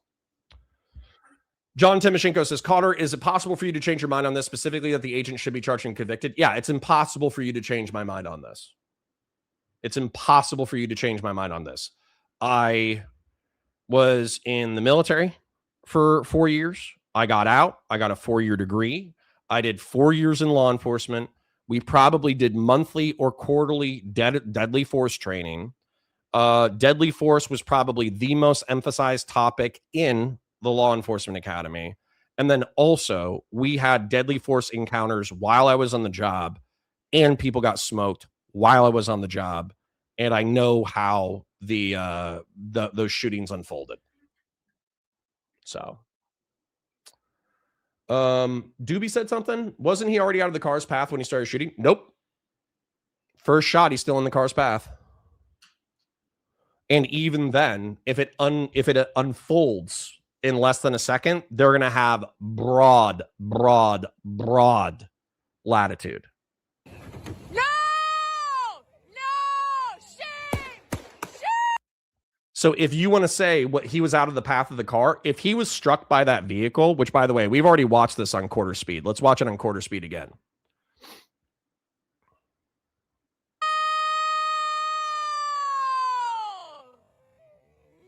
So right here, I'm just going to tell you, I cannot see.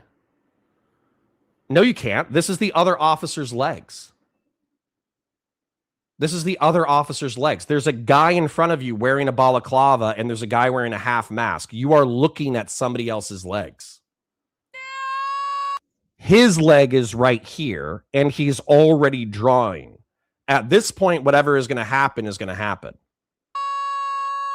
Boom. So if you want to say, number one, that shot was to the windshield, and also the enhance. Also, is if this is the front left of the car, if it actually hit him, you're fucked. This isn't going anywhere. Legs are on the side. Now that she hit him with the fucking car. Now that she hit him with the car. Yeah, sure. His legs are on the other side of the car now that she hit him with the car. Okay. All right. Number one. It doesn't. Here's where we get. Let's get to tactics. Let's get to tactics instead of legality. Because legality... Right here, if he's pulling the trigger as she's hitting him with the car, it's done. That's done. She didn't hit him. You say she didn't hit him. We're watching it on quarter speed, and the other officer is in the way of the camera angle. You guys are retarded. I hate to say it. I love you guys so much. I do love you. I do love you, but I think you guys are slow. And by the way, right here, let's put it on quarter speed right here.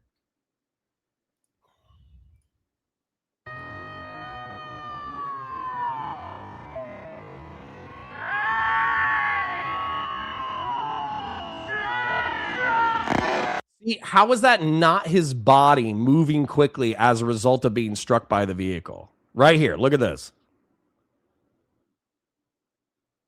His legs are being pushed to the side by the vehicle. And even if they weren't, even if he was taking a sidestep, he was dodging a car that was about to hit him. All right. Fell runner is correct. Let's move on to Gnome. Well, hold on, Fell runner. We can't yet because we need to talk about tactics instead of we need to talk about tactics instead of legality. Okay, because these are my two claims. He's pushing off of the. You mean the car that's hitting him? He's pushing off of the car that's hitting him. Okay. Yeah, sure. Knife Mall, Chrissy Nome, and Donald Trump are arslers. Yes, let's get to the broader picture because we're not gonna agree on this. You guys are wrong. I'm right. So let me write down my two biggest claims.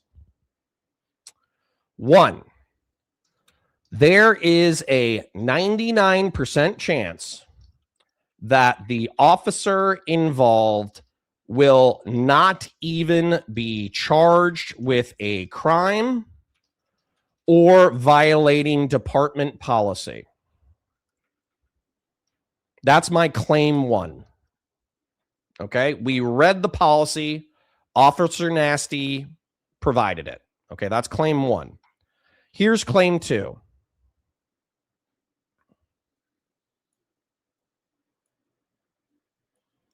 Two, if on the 1% chance the officer was either charged, well, actually, let's do legal, then let's do policy.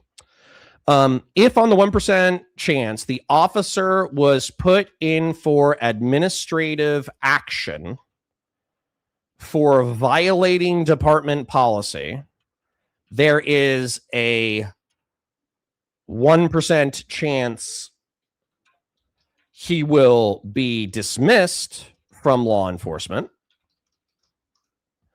And that if on the 1% chance the officer was put in for administrative action for violating department policy is a 1% chance he will be dismissed from law enforcement. And then three, if on the 1% chance the officer is charged with a crime, he will not be convicted of said crime. Okay? We don't have to agree. We don't have to agree on the underlying we don't have to agree on the underlying shit. Okay? We don't have to agree on the underlying shit. These are my three claims. Okay? So we've talked about the variables. We talked about whether or not he's gotten hit by the car. I don't want to get one guide for too much longer. I kind of want to move on.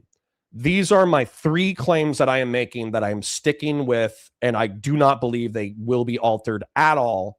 And I think you guys are wrong if you think something different. But I also think that I am correct, and I will be proven by time. Yeah, see, Ranger Nation dubs, you're arguing something that's irrelevant to my three central claims. My three central claims are there is a 99% chance that the officer involved not crime or violating department policy. If on the 1% chance the officer was put in for administrative action for violating department policy, there's only a 1% chance that he will be dismissed from law enforcement. Do I want to bet? Yeah, I want to bet. I'll bet you $50 right now. I'll bet you $50 right now that these three claims are correct. And then, if on the 1% chance the officer is charged with a crime, he will not be convicted of said crime.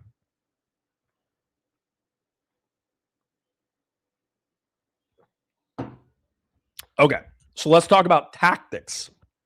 Okay, let's talk about tactics. So, we have a vehicle that is parked illegally. Can I rotate these things? Is there a rotate button? Where's the rotate button? Am I going to have to use just 90-degree angles? Can I rotate a selection? How do I rotate? I can only do 90 degrees. Oh, well, we're just going to have to work with 90 degrees. So that's okay. Let's work with 90 degrees. This is the Jeep. This is car 1. Vehicle 1, if you will, which I think was an SUV. And this is vehicle 2, which is an SUV. And let's put it this way. So tactically, what these guys did, because these officers were all hopped up on adrenaline,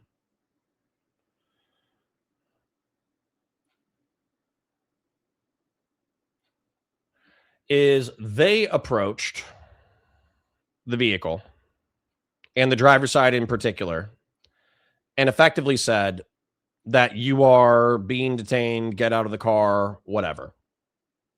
Okay. And then this guy got out and believing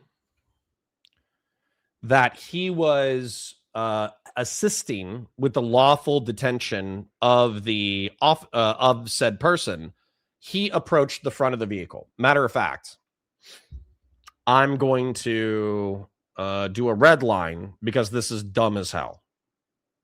He basically put himself in the path of the vehicle during a detention operation, presuming that this lady is not going to try to hit him, right? Which is dumb because he's forcing the issue.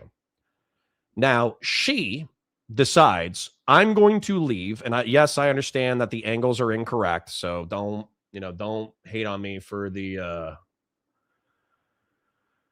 inaccuracy of the angles of the drawing. But she decides to leave. And now said dumbass is in front of vehicle 1 or, detainee vehicle. And so as a result, even if he's stepping to the side of the vehicle, he is still making a judgment on, am I at threat of death or great bodily harm? And he says yes. And he fires into the vehicle 3 times within 1 second, 1.5 seconds. So I'll put 3 shots right there. As he's stepping to the side of the vehicle, vehicle continues, does whatever. Okay. So let's talk about tactics. So tactically, obviously, the smarter thing would have been to move the vehicle in front of her path of escape, because you can, how do I phrase this? Death or great bodily harm is easy to articulate when it's vehicle versus person. It's infinitely more difficult to articulate when it's vehicle on vehicle with low speed. Okay. So if I put myself in danger, am I allowed to defend myself? Through the nature of the job of law enforcement, you are putting yourself in danger every single day. So the answer to that question is yes. Okay. Then another option is approaching passenger side so you can give lawful commands to the driver. And guess what? If she pulls a gun or something, you can still shoot the driver if you need to. But at that point, you haven't put yourself in a deadly force encounter. So this is claims and tactics. So let me go ahead and save this. Save. Minneapolis shooting claims and tactics. Okay. So yeah, if you guys want to say that he should have put his car in front of the vehicle, I agree with you. If you say he should have approached the vehicle from the passenger side and given lawful commands to the woman, and then if the woman takes off, it is what it is. It's law enforcement. It's not worth killing people over when you have other means of detaining people. Rodney Hobbs, you're a fucking dumbass. Don't listen to Connor on anything legally for personal use. He's arsled and high on his own supply. Go read laws and figure out terms. Rodney, please tell me what I'm wrong on. Matter of fact, Rodney, tell me what I'm wrong on or you're getting banned. How about that? Say what I got wrong or you're getting banned. You got 60 seconds. It's 11:31. I expect you to say something that you think I'm incorrect on, even if I still think you're incorrect. I expect you to opine on what I'm incorrect on. Mostly conflating possible with reasonable expectation. What the fuck does that mean? Mostly conflating possible with reasonable expectation. Use a full sentence. Also, extra cop that wasn't behind. I amended that. I already changed my police report.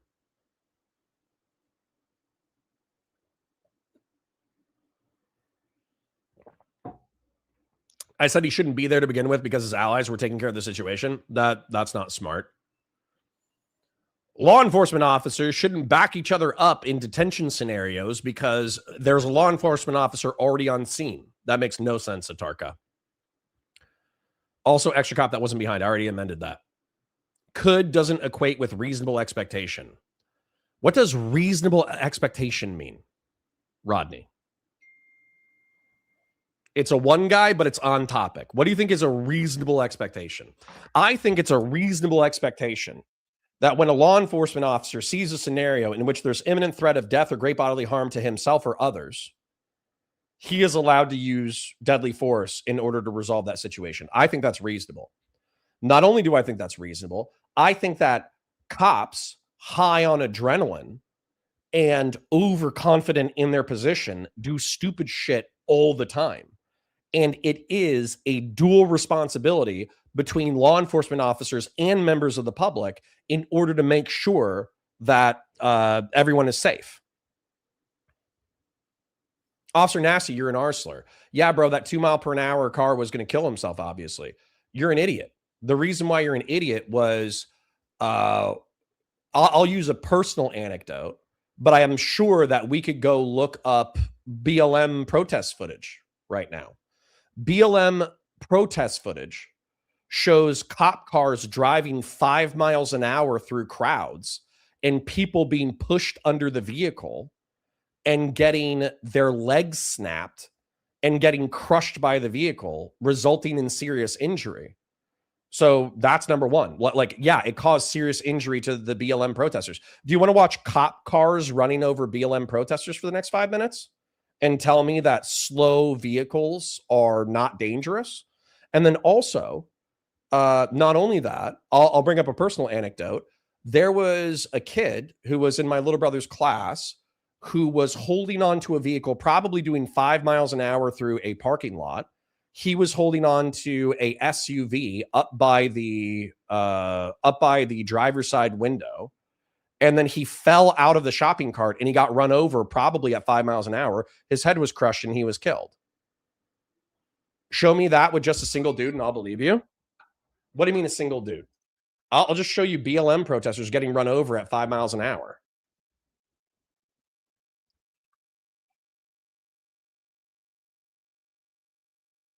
BLM protesters getting run over. Here's a compilation. That cop was going a little bit fast, but I do think that was kind of funny. The guy was surfing the vehicle, which was dope. So he's probably going 5 or 10 miles an hour. He probably has a concussion. Matter of fact, I'm going to rewind this because I'm sorry. I hate to say it, but I think this one's funny. Baiting YouTube strike. This is on YouTube. That was probably 10 miles an hour, somewhere in there. Yeah, sure. Don't worry, Officer Nasty. I'll find you a 5 mile per hour one. Give it a second. This is just the first one. This is a compilation. He didn't hit him at 20. He was on top of the car, Officer Nasty. You're not even watching the content. I'm not going to argue with you if you're not even watching the content.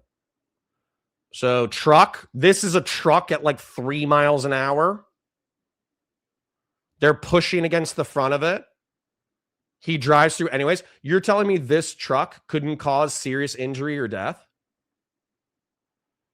Would these protesters be justified in shooting the cop? No, because they're not engaged in the lawful action in the first place. You understand that you can't engage in self-defense once you're committing a crime. You can't burglarize somebody's house, and then when they pull a gun on you, you shoot them in self-defense. That's the dumbest thing. Dude, that's like the dumbest thing anybody's said in this chat. Apples and bananas are both fruit.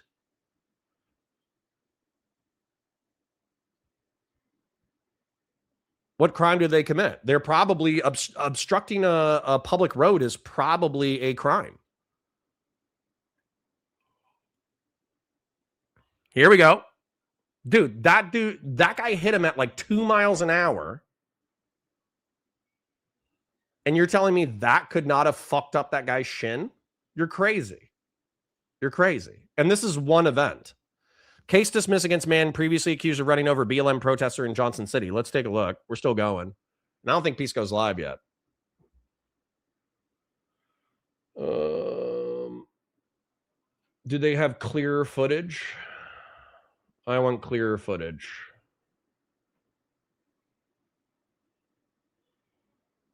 This dude's doing 3 miles an hour and just ran over that person's legs.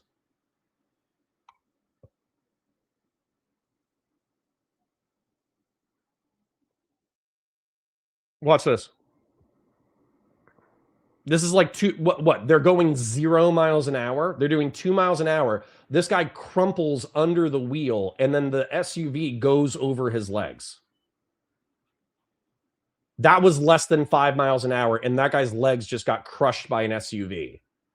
You guys keep thinking imminent threat of death, and then your brain stops working. Getting your legs crushed by an SUV is great bodily harm. So yeah, you're just coping. You're just coping in my chat. You're wrong. Die mad. I don't give a shit. I'll find another one just so Pisco can have an opportunity to yeah, here's another one. They're probably going through what? That's like 2 miles an hour, and then they pick up speed. Oh, and then she gets both legs run over. How long did it take for this car to go from 0 miles an hour to like 10 miles an hour? They were going 0 right here when they made first contact, and then they accelerated and they crushed their legs. Look at this. Watch this. Boom. They fell right in front of the car. Then they sped up. Then they ran over both their legs. So yeah, pretending that this was not a possibility in the situation is cringe.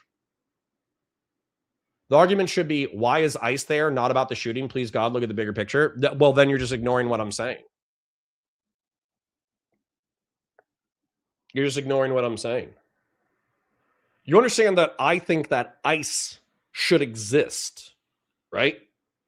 You understand that I think that deporting Miguel, the kitchen cook who's been here for 30 years and hasn't committed a crime, is cringe, but still legal, right?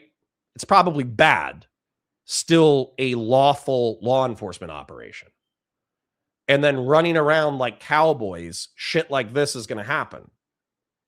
Right?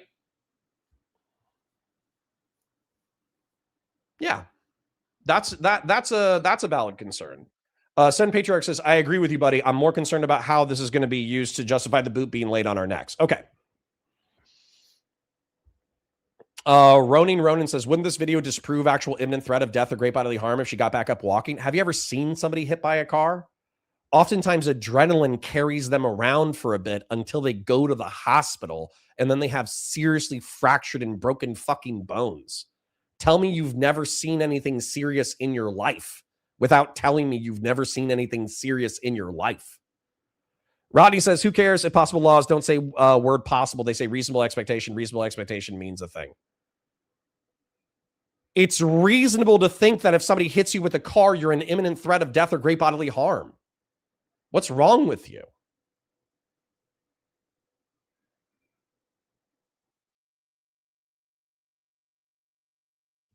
I think you're dumb.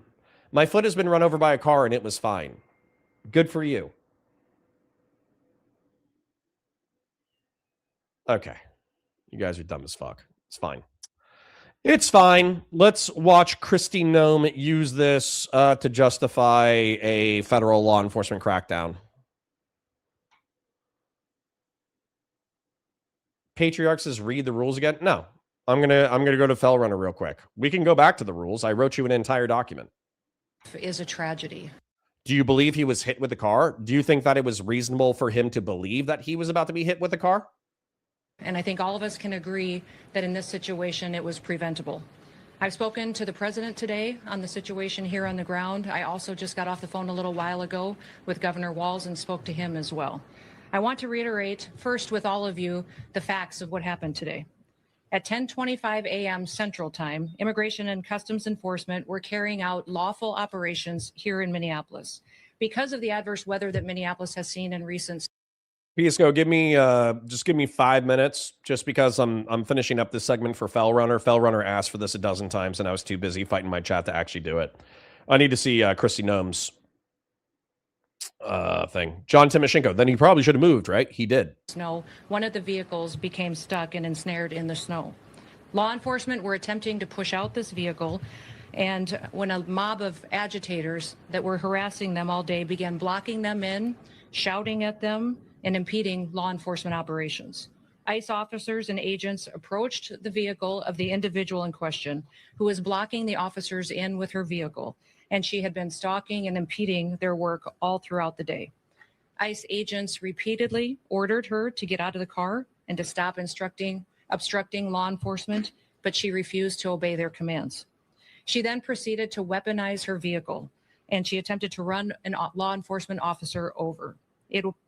This appears as an attempt to kill or to cause bodily harm to agents, an act of domestic terrorism. The ICE. Okay, that's obviously cringe. Now, I would steelman and say that I don't think that her intent was to strike the law enforcement officer. Okay. I do not think her intent was to strike the law enforcement officer. I think her intent was to flee. Now, I'm using that as like context, right? I'm just using that as context because it's a 37-year-old white woman and not a jihadist terrorist. So my presumption is that she was trying to leave the scene. So I don't think she was trying to hit the cop. I just think that it happened. And then also, I think that when it comes to deadly force, imminent threat of death or great bodily harm, I don't think intent has anything to do with it. So, for instance, let's say that there was a diabetic person that was about to drive into a nursery, right?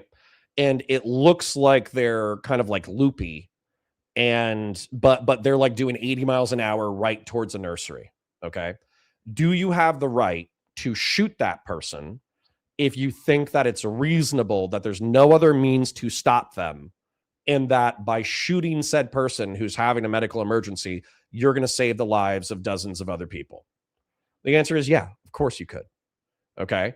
Now, can the nursery be moved out of the way? No, not in this hypothetical. Okay. So the point is that like intent actually has nothing to do with it. So yeah. Janice Merrifield says her wheels was turned to the right, which was away from the officer. Make this make sense. I mean, I think I just said that she was trying to get away. I think I just said that. I just said that.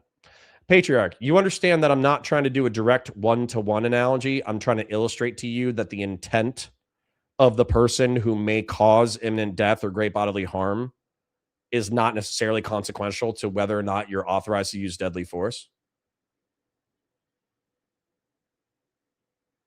Can you actually shoot someone having a medical emergency? Yeah.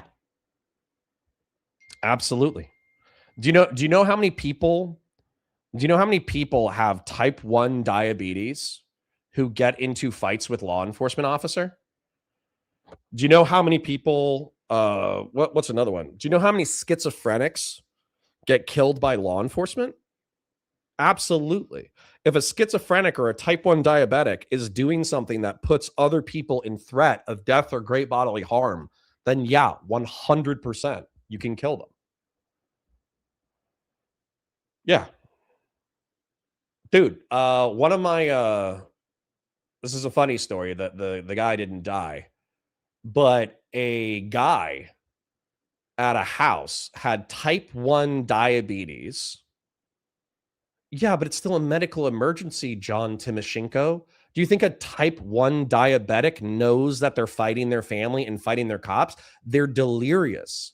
They don't understand anything. You understand that, right? Type 1 diabetics don't know who they are, don't know who their family are, don't know who the cops are, and they fight people. Yeah, that's still a medical emergency. Anyways, let me tell you something funny before we continue. There was a type 1 diabetic who fought one of my supervisors, and he got dog leashes, and he was using dog leashes the way Indiana Jones uses a whip. Okay? And he was using the metal side out. All right? So basically what happened, I wasn't there for this call. I wish I was.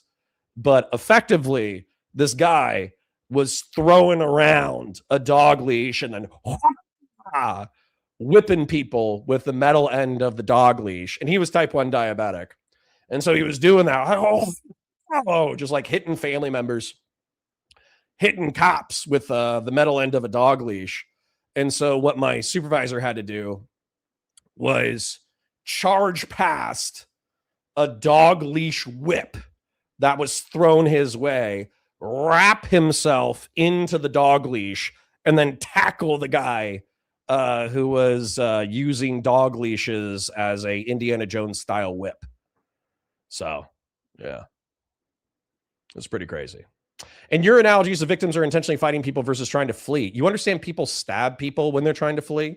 You understand people hit people with golf clubs when they're trying to flee? You understand type 1 diabetics and alcoholics and schizophrenics drive cars when they're trying to get away and they hit people with their cars?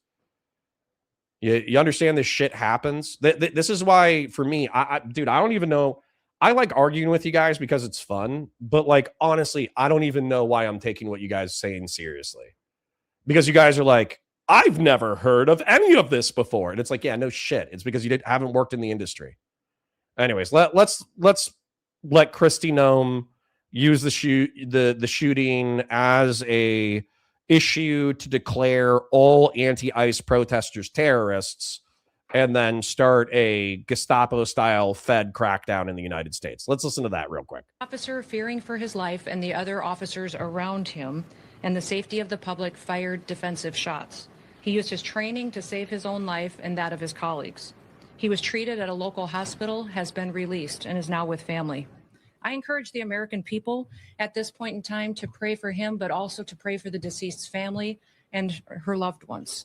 Today alone in this country, there have been 4 different domestic terrorist attacks on federal officers by the ramming of vehicles. 3 of them happened here in Minneapolis. Patriarch says, let's say the agent was 100 meters away from the car, but in the same orientation. Could he legally shoot the driver from 100 meters away? No. Imminence. Imminent. What's the definition of imminent? We've seen over 100 of these vehicle rammings happen in just recent weeks, and this must stop. ICE alone is facing a 1,300% increase in assaults against them and an 8,000% increase in death about to happen threats against all of them. In fact, the very same officer who was attacked today had previously been dragged by an anti-ICE rioter who had rammed him with a car and drug him back in June. He sustained injuries at that time as well. Right. Anyway, she's going to make excuses for it. Sorry, Felt Runner. Let me put it on 1.5. And let me remind you why we're all here in this city today and why we've been here.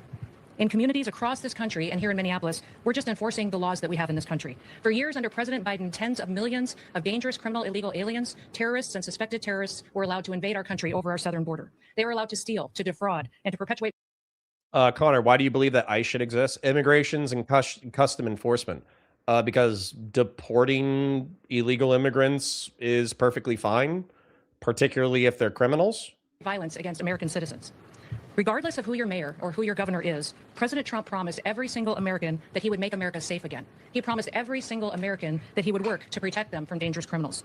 Since Governor Walz has been in charge of Minnesota, we have seen homicides go up by over 50%. That's also during Mayor Fry's tenure as well. Since President Trump took office, Governor Walz has released over 470 violent criminals back onto the streets here in Minneapolis. He has another 680 of them still within his jurisdiction that he could give to us today to face the consequences for their crimes. Because Bearded Pinecone says, Connor, are you not worried about this? Are you cool with this? Dude, this has been the law of the land, and I could pull up another 10,000 identical law enforcement shootings. Once again, I have 3 central claims that I will not be moving off of. There is a 99% chance that the officer involved will not even be charged with a crime or violating department policy. If in the 1% chance that the officer is put in some kind of administrative leave for violating department policy, there's only a 1% chance that he'll be fired. Then if there's if he's charged with a crime, which I again think is like a snowball's chance in hell, he's not going to be convicted of said crime. Those are my 3 central claims that I will not be moving off of. And then also, no, this gets to you guys. Tactically, it's dumb. Okay. So tactically, he could have parked his vehicle in front of the other vehicle.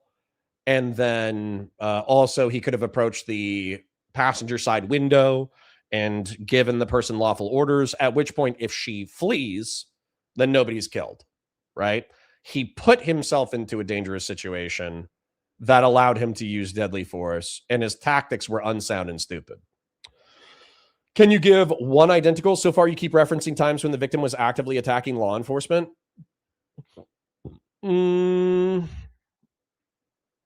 Yeah.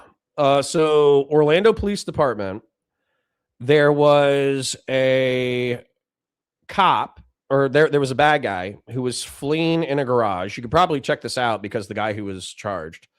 There was gunfire up at the top level because the guy almost hit the law enforcement officers when he was fleeing in the parking garage. And then a law enforcement officer sat down by the end of the parking garage and waited for the guy to come out. And so when the guy came out, he dumped a AR-15 magazine into the car, and the guy ended up living. He actually didn't end up hitting the guy. And so the cop was actually fired for violating department policy, but he wasn't convicted because he said that there was so much craziness happening on the radio that I thought that this guy, they basically called like officer down or whatever. So I thought this guy was a fleeing and eluding felon who would use his vehicle as a weapon against me or other people. Therefore, I dumped the mag into this car. And so the cop, I think, was dismissed from Orlando Police Department for mag dumping into the car because it like violated policy or whatever, but he wasn't charged with a crime. So, I mean, that's like a local example. I could 100% find you analogs where like cops shot a driver that was fleeing. Was this a Fed though? You guys always move the goals. You always move the goalposts. Like I give you an example. You say, is there another example of a cop not being convicted when he shot into a car? And then I give you an example and you're like, oh, he's local though. He's not a Fed. Or you say not answering the question. You ask for another analog of a cop firing into a car. I gave it to you. All right. I'll call. Sorry, Fell Runner. We're not going to finish Christy Nome. I'm just going to call Pisco.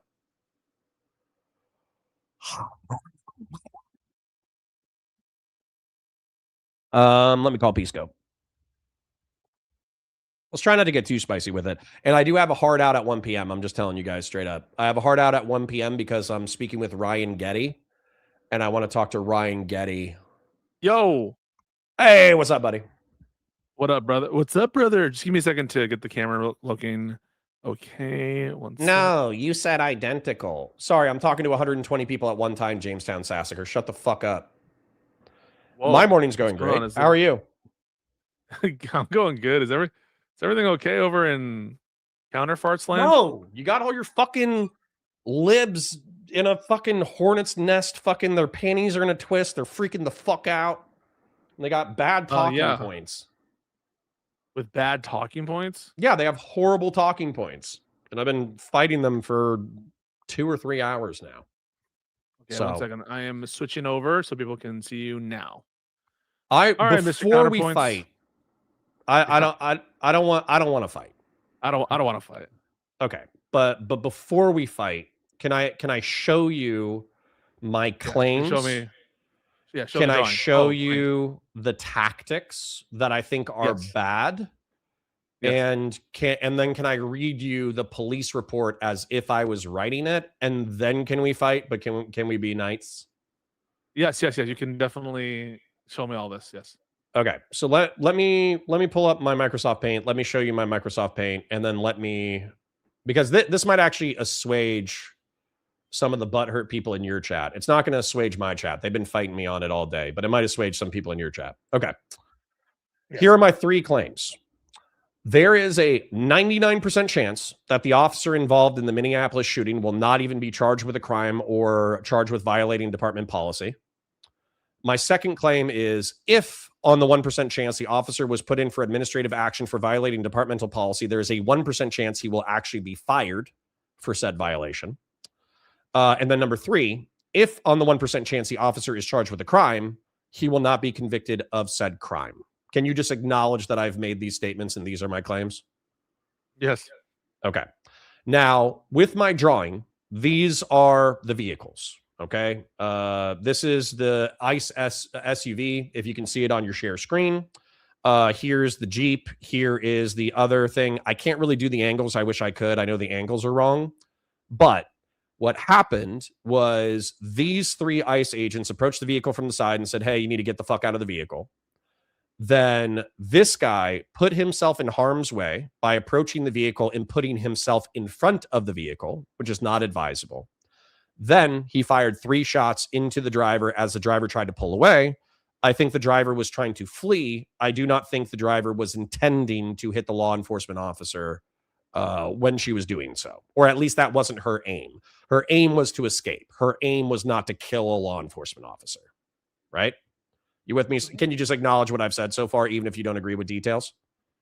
Yeah. I acknowledge what you said. Okay. Then tactically, what I would say is that there's a couple of mistakes here.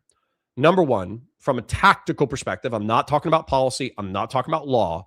Tactically, it would have been more sound for him to move his vehicle in front of the detainee's vehicle, because that would be less likely for him to get hurt or killed and therefore put himself into a deadly force encounter.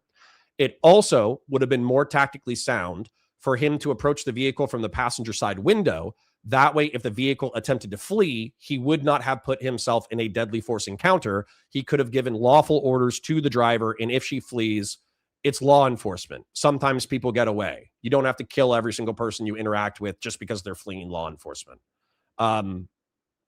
Can you just acknowledge, I suppose, instead of digging into it?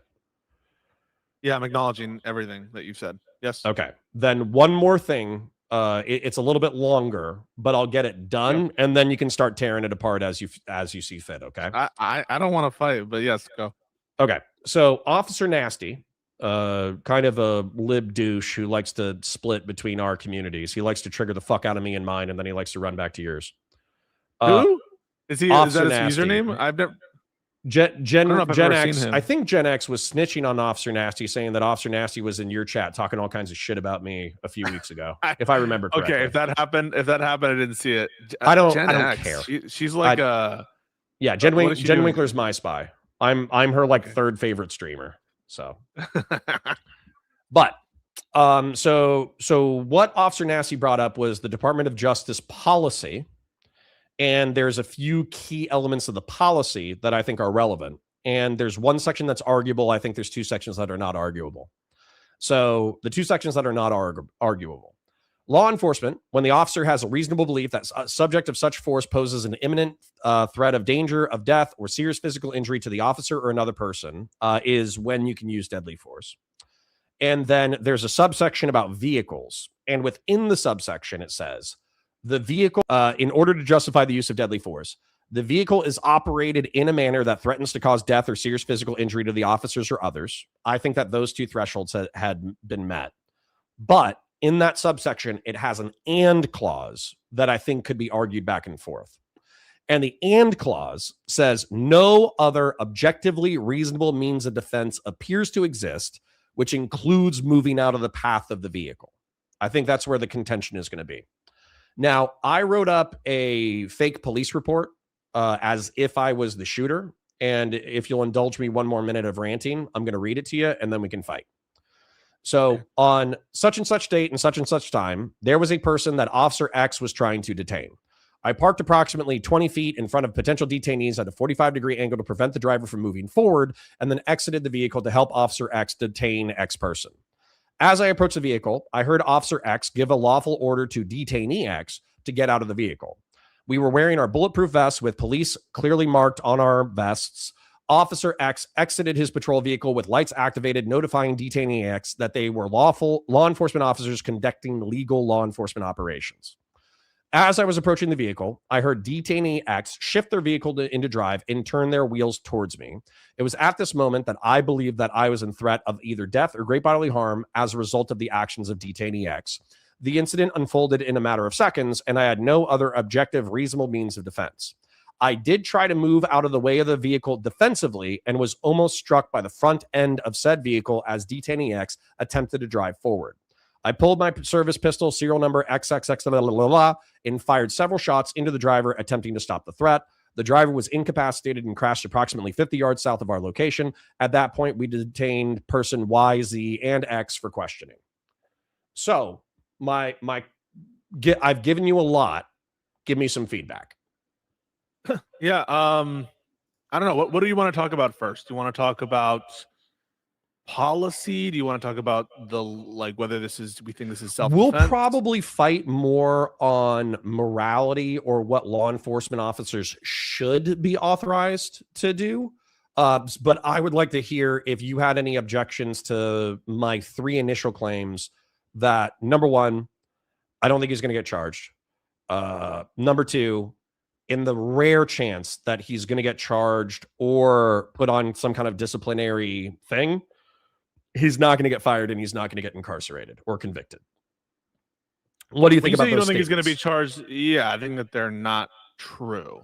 The first is that it's a 99% chance he won't get charged. Maybe I would agree with that if you just mean federally. So what, you think the state is going to charge him? I think more likely than not they will. Yeah, with something. Because do you think he'll be convicted at the state level? That's a different question. Let's deal with the charging question first. Like, the charging question is one that is almost in some sense like political. I think that it would be there's a lot of pressure on the AG. I think who's Keith Ellison still, right? Hang on, let me just check. Keith Ellison. There's going to be a lot of pressure on Keith Ellison to bring charges in this case, where I think even looking at this from a lens that's police sympathetic, I think that there's at least a more than plausible case of some kind of criminal homicide here. So I just don't know where you're getting this 99% from. I think the state is very incentivized to bring charges. They brought charges against Chauvin. I know Chauvin was a state officer, but I don't know where you're getting this confidence that the state won't charge him. Yeah, so I guess I'll amend my statement for I think 99% the feds aren't going to charge. Yeah, I agree with that. Okay. Yeah. And then I would say 100% chance that the feds are not going to charge him. Well, then even with the state, I would throw it up 50-50. And the reason why I would throw it up 50-50, which I know is not enough confidence to bet on, unfortunately, but the reason why I would throw it up 50-50 is because I think that there is a lot of movement from Democrats effectively saying, like, we don't want ICE. We don't need them in our communities. They're actually harassing our community members. They're putting themselves into harm's way in reckless and cowboyish ways. And so as a result, like, I do think that is possible, politically possible. Well, I would still stand by my 99% there's not going to be a conviction, though. So what do you think about conviction? Yeah, conviction wise, I think it's a little bit early to make those kinds of determinations. And so I'm going to just, as a preliminary determination, I think if this ends up going to a trial, I think it's nowhere close to 99% he won't get convicted. You just need to convince. I would probably put the odds in favor of the officer at this point for sure.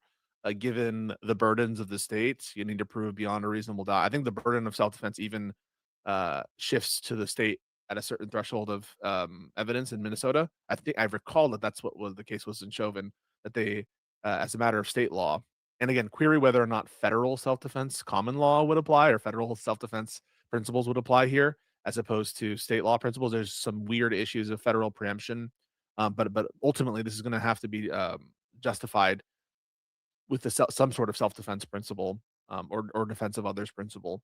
And I would lean in favor of him getting off if this goes to trial, but not where I'm talking like 60, 70%, nothing like 99 or 100%. So let's talk about the report then, and also the departmental policy. So and here's the other thing too that I want people to realize while we're talking about this. Policy and legality are not the same thing.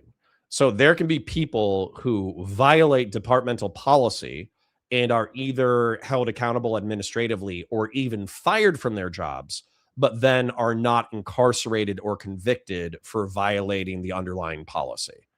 And so an example that I brought up earlier in this conversation with my chat is there was an Orlando police officer. You could probably Google the case. And effectively what happened was they were trying to detain a felon on the second or third story of a parking garage downtown. There were shots fired up top, and the cop got his AR-15. He was on the bottom floor, and he waited by the exit with his AR-15. And then when the fleeing vehicle was exiting the parking garage, he mag dumped it. He put like 30 rounds into the vehicle as it was leaving. And so what happened was he was able to get acquitted at the state level. I think he was charged, but he was acquitted because he said, oh, well, I heard all this radio chatter of people getting, shots fired, and maybe people got hit by the car, and it's a felon who's fleeing and eluding. Sorry, one second. Tell her I said Okay. hi. And yeah, Peace Go says hi, Mrs. Points. She didn't say anything. Maybe she hates you now. I don't know. But the point is, with that law enforcement officer, he was able to articulate in court and say, oh, well, I thought it was a fleeing felon, and I thought there were shots fired up top, and basically I thought that since he had already used his vehicle as a weapon, maybe he would use his vehicle as a weapon again. Right. And so his state charges were ultimately dismissed. Very different facts. Right. Of course. But then I think we can get into the facts of this case where effectively, yes, this cop put himself in harm's way, but I still think he has a easy articulation of imminent threat of death or great bodily harm to himself. Let's talk about it. So, and I would prefer to talk about it not from the perspective of the jury and from our perspectives, unless you think there's a reason we ought not do that. No, we could talk about our perspectives. Wait, did you say which one that you would we should put more weight on? No, I would prefer that if we're going to have a conversation about what we think is reasonable, what we think represents a risk, that we do so from our perspective, as opposed to saying, well, a jury could hear this and a jury would be convinced and a jury could say this, Sure. Can I mute myself in our conversation so I can call one of my viewers an Arsler real quick? Yeah. Okay. Jamestown Sassacre, you fucking dumbass. I will skip the Arsler analogy, okay? Not even in the same galaxy. That was what your example was when asked for identical analogy. Laugh my... As a matter of fact, fuck you. How about that? How about that? Here you go. 24 hours. Go fuck yourself. All right. I timed them out. All right, cool. Yeah, we heard a little bit about that. I didn't hear you use the Arsler. I didn't. I said dumbass instead of Arsler.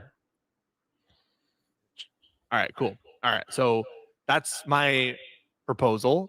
I think that oftentimes these conversations get confused when we start talking about like, well, don't you think a jury of 12 people will say this? Don't you think a lawyer? Yeah. I'm not going to obfuscate. I will specifically tell you what I think happened. Yeah. And then I can specifically tell you what I think a jury is likely to find. I will differentiate and I will not jump back and forth between the two to confuse the argumentation. Great. And I guess the last thing is, how do you want to approach this? I just want to know what always... Pisco thinks. Okay, so I'll give you my case. I think that for me, whether or not this person was smart to get in front of the car, whether or not they're violating policy, is not super relevant to my determination. I think what's relevant to the determination is the legal standard of use of force, and specifically deadly force. And I understand that standard to be both constitutional and oftentimes statutory and policy, but at baseline, it's constitutional. That the use of deadly force when inflicted on a human being is a seizure under our Constitution, under the Fourth Amendment. And because of that, we need to apply at a bare minimum a constitutional standard. And that standard, roughly approximated, there's different distillations of it, is the following: that an officer is justified to use deadly force if and only if, in the context of self-defense, if and only if there is an objectively reasonable officer in that officer's position would feel that it is reasonably necessary in response to an imminent threat of serious bodily injury or death. That's what I understand the standard to be for deadly force.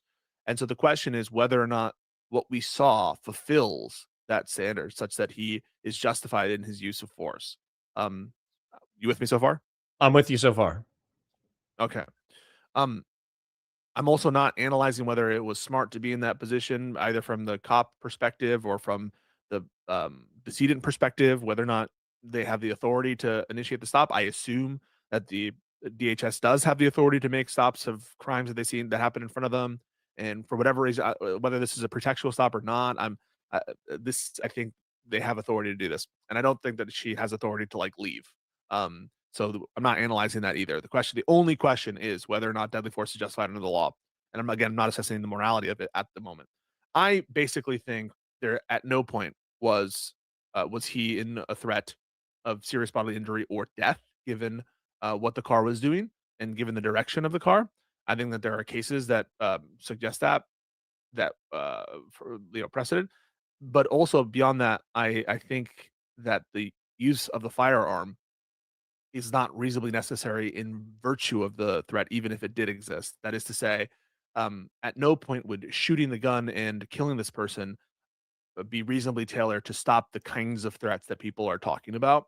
And then finally, I would say on all of this, there's an importance for us to take the perspective of where he was standing, so from his vantage point, and also from an objective perspective as well as subjective. That is to say, an objectively reasonable officer in his position, what they would do. So given that, I think it doesn't fulfill the standard, and therefore, since there is no justification, murder.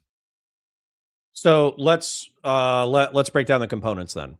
And by the way, you guys some people are agreeing with me, some people are agreeing with Pisco. These are actually just the arguments that are going to be happening between a state attorney and a defense attorney and a grand jury and a judge and all that kind of stuff.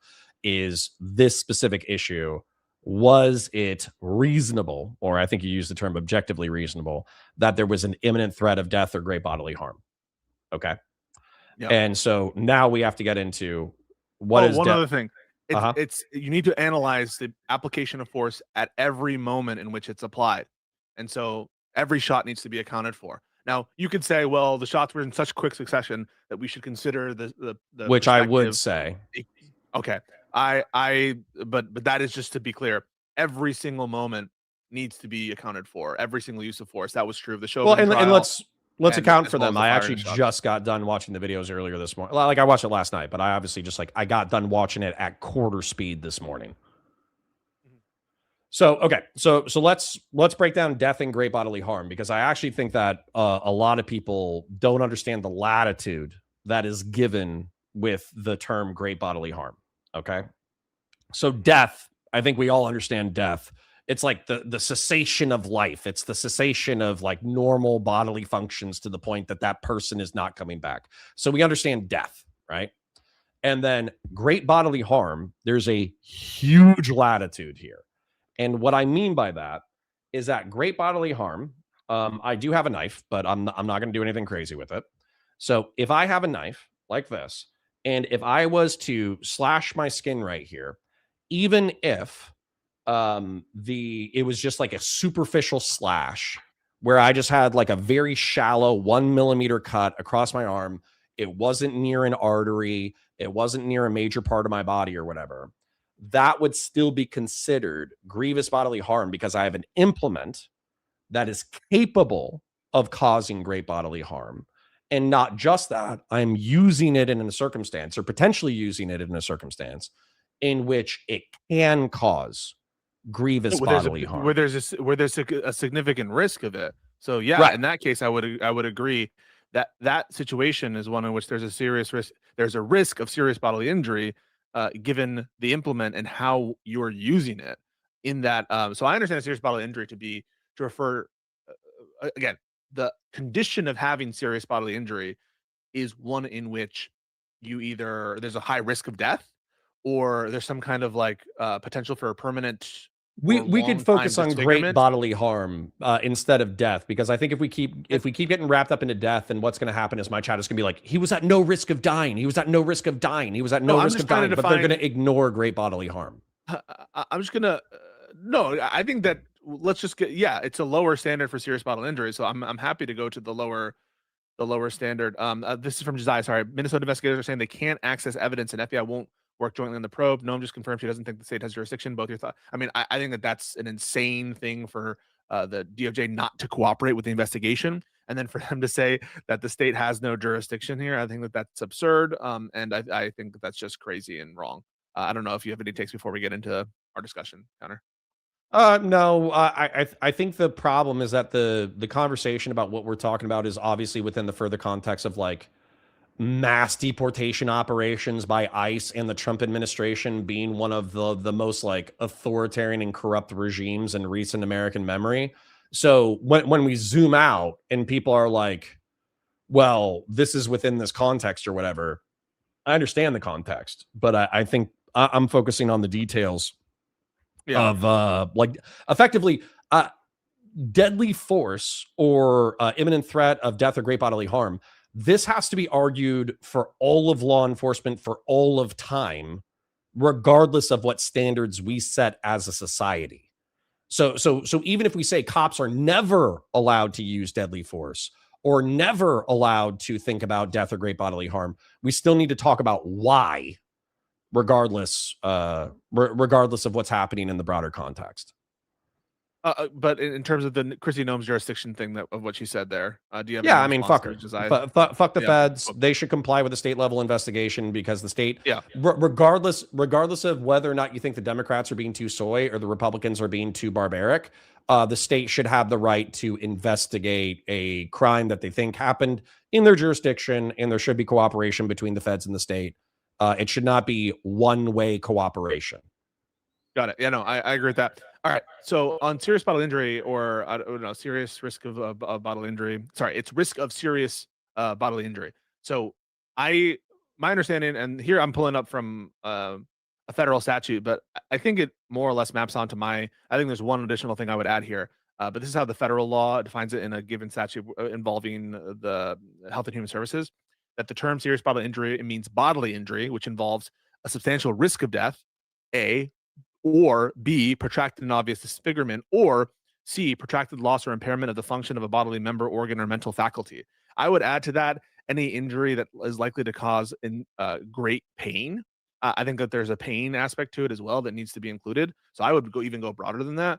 But basically, serious bodily injury includes injuries where there's a serious risk of death, a substantial risk of death, or where there's like some kind of permanent disfigurement or some kind of like significant pain. That is how I understand the term. So let's focus on those last two. And I understand that what's happening as we're moving down the death or great bodily harm thing, I'm actually going down to like the lowest threshold for death or great bodily harm. I understand that as we're conversating, but then this is like a simple question that I think is actually conceptually pretty simple. Can a slow moving vehicle cause death or great bodily harm? Focus on that question in isolation. So the question, can it?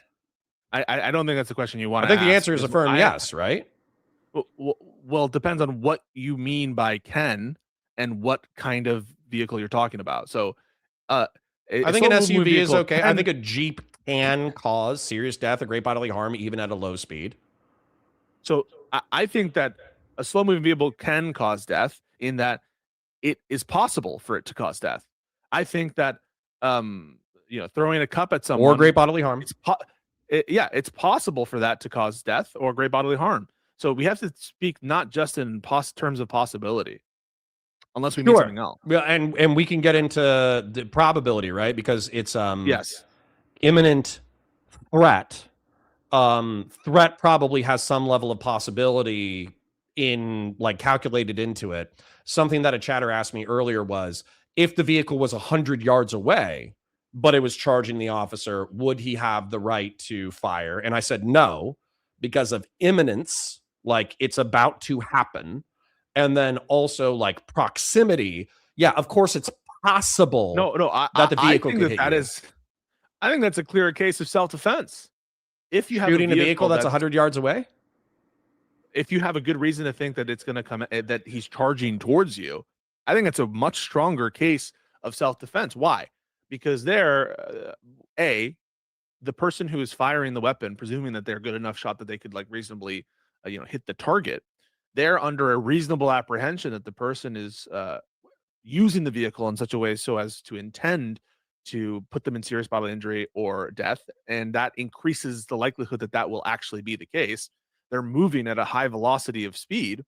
That's what I'm assuming for the hypothetical. And you're at such a distance such that shooting and hitting him actually is likely to decrease that risk, right? So we're zooming in on the hypothetical. I still want to zoom out and get to our standards here, but just to be clear, in that situation, I think it's a easier case of justified use of force. Sorry, I want to divorce this real quick because I see what you're saying, but I want to divorce it real quick. So okay. The situation, and let's say that we have like a roadblock, right? And then cars coming at you at a high rate of speed. You already know that it's like fleeing another law enforcement officer. They have a violent felony, something like that. Let's say they've already rammed another vehicle. Contextually, then you probably could easy. Yeah, you could probably open fire at 100 yards. Yes, correct. Right. Yes, right. But I think what I was trying to articulate, because within the departmental policy, there was this thing where you weren't allowed to fire into a vehicle that was coming at you unless there was like no other reasonable means up to and including getting out of the way. And so I think that's kind of what I was getting at, was if you're 100 yards away, and let's not presume intent. Let's say there's no context. There's just like a car that's just driving a little erratically, 100 yards away. Yeah, no, not justified. Then no. Yeah, no, not. Yes, right. Yes, I just wanted to divorce that mentally for people. And part of the rationale there is, it's not clear if the person is just driving erratically and doesn't seem to have any kind of design, that shooting them is going to eliminate whatever threat exists, right? Think about the fallen situation. You've seen Watchmen. I brought this up yesterday, and I think it's a nice hypothetical. Suppose that, you've seen the ending of it with Ozymandias, and he's already lost his plan or whatever. Suppose that for whatever reason, you're in the blast zone of this Intrepid device that's being used, and it's already gone off. Like the timer, the kill switch has already gone off. It's just a matter of time for it to blow up and where you're at. You would agree in that situation, you are in imminent risk of serious bodily injury or death, right? Because you're in the blast zone of this device that he's already triggered it, okay? And you have him completely under your control. Let's say even he's handcuffed. It wouldn't be justified to shoot him there, right? Notwithstanding the fact that there's a threat to a serious bodily injury or death. And, no, I mean legally. Yes, legally, I know. legally. No. I hate it. I hate it. I hate it so much. Reason I have is tears. I have tears gathering at the corner of my eyes because I hate it so much. Let me finish it, and then I'll let you respond and react. The reason is the deadly force in that instance isn't going to ameliorate the threat. It doesn't actually address what's going on. And so this is one of the big issues in this case, which is like, okay, even grant, right? Grant that he was at risk of serious bodily injury, which I don't grant. I just want to say, I don't actually believe that he was in this case.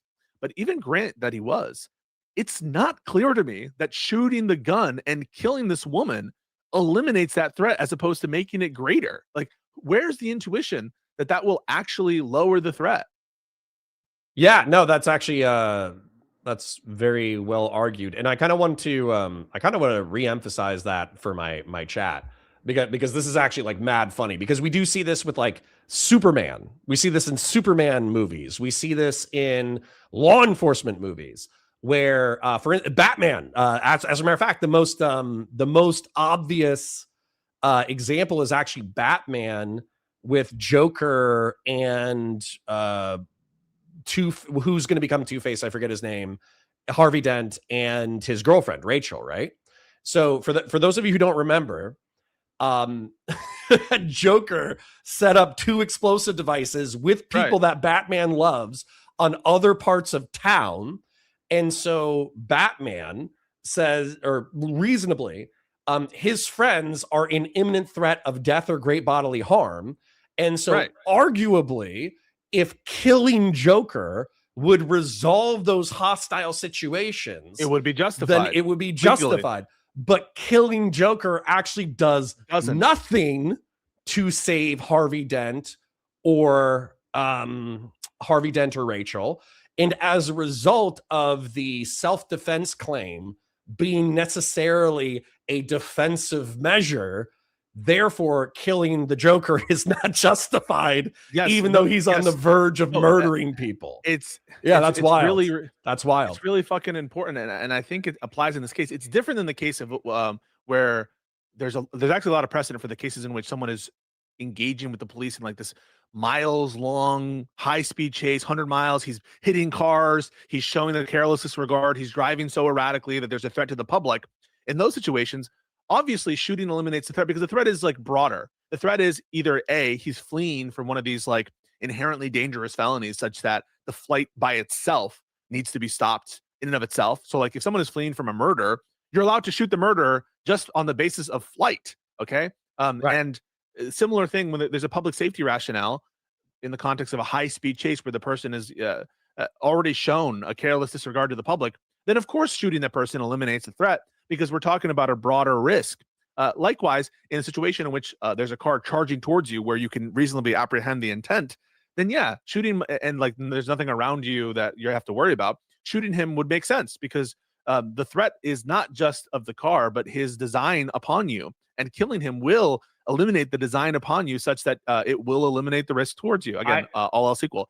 But in this case, the kind of risk we're talking about is like the risk on being clipped and like maybe your foot gets run over or whatever. And it's not clear to me in this context, even assuming that we would meet the threshold for serious risk of serious bodily injury, which is the lower standard. That's why we're going with it. That the shooting is reasonably necessary in response to it, because I think all else equal, it potentially could make the risk worse. The truth is, as she was dying, she floored the fucking gas and hit a car. And so I'm just not convinced that even if there is a qualifying risk, that the shooting at all lowers the risk. If anything, I would almost argue that it makes it bigger. No, I'm tracking what you're saying. I think it's an interesting insight. And not only is it an interesting insight, I still stand by what I said with like 99% not federally charged, 99% not charged with policy violation. State level charges is a 50-50 because of the fraught political environment we are in. But I also think he won't get convicted. But what I think is interesting about what you're saying, and let's get into the moment of the shooting, the when it's actually unfolding. Okay.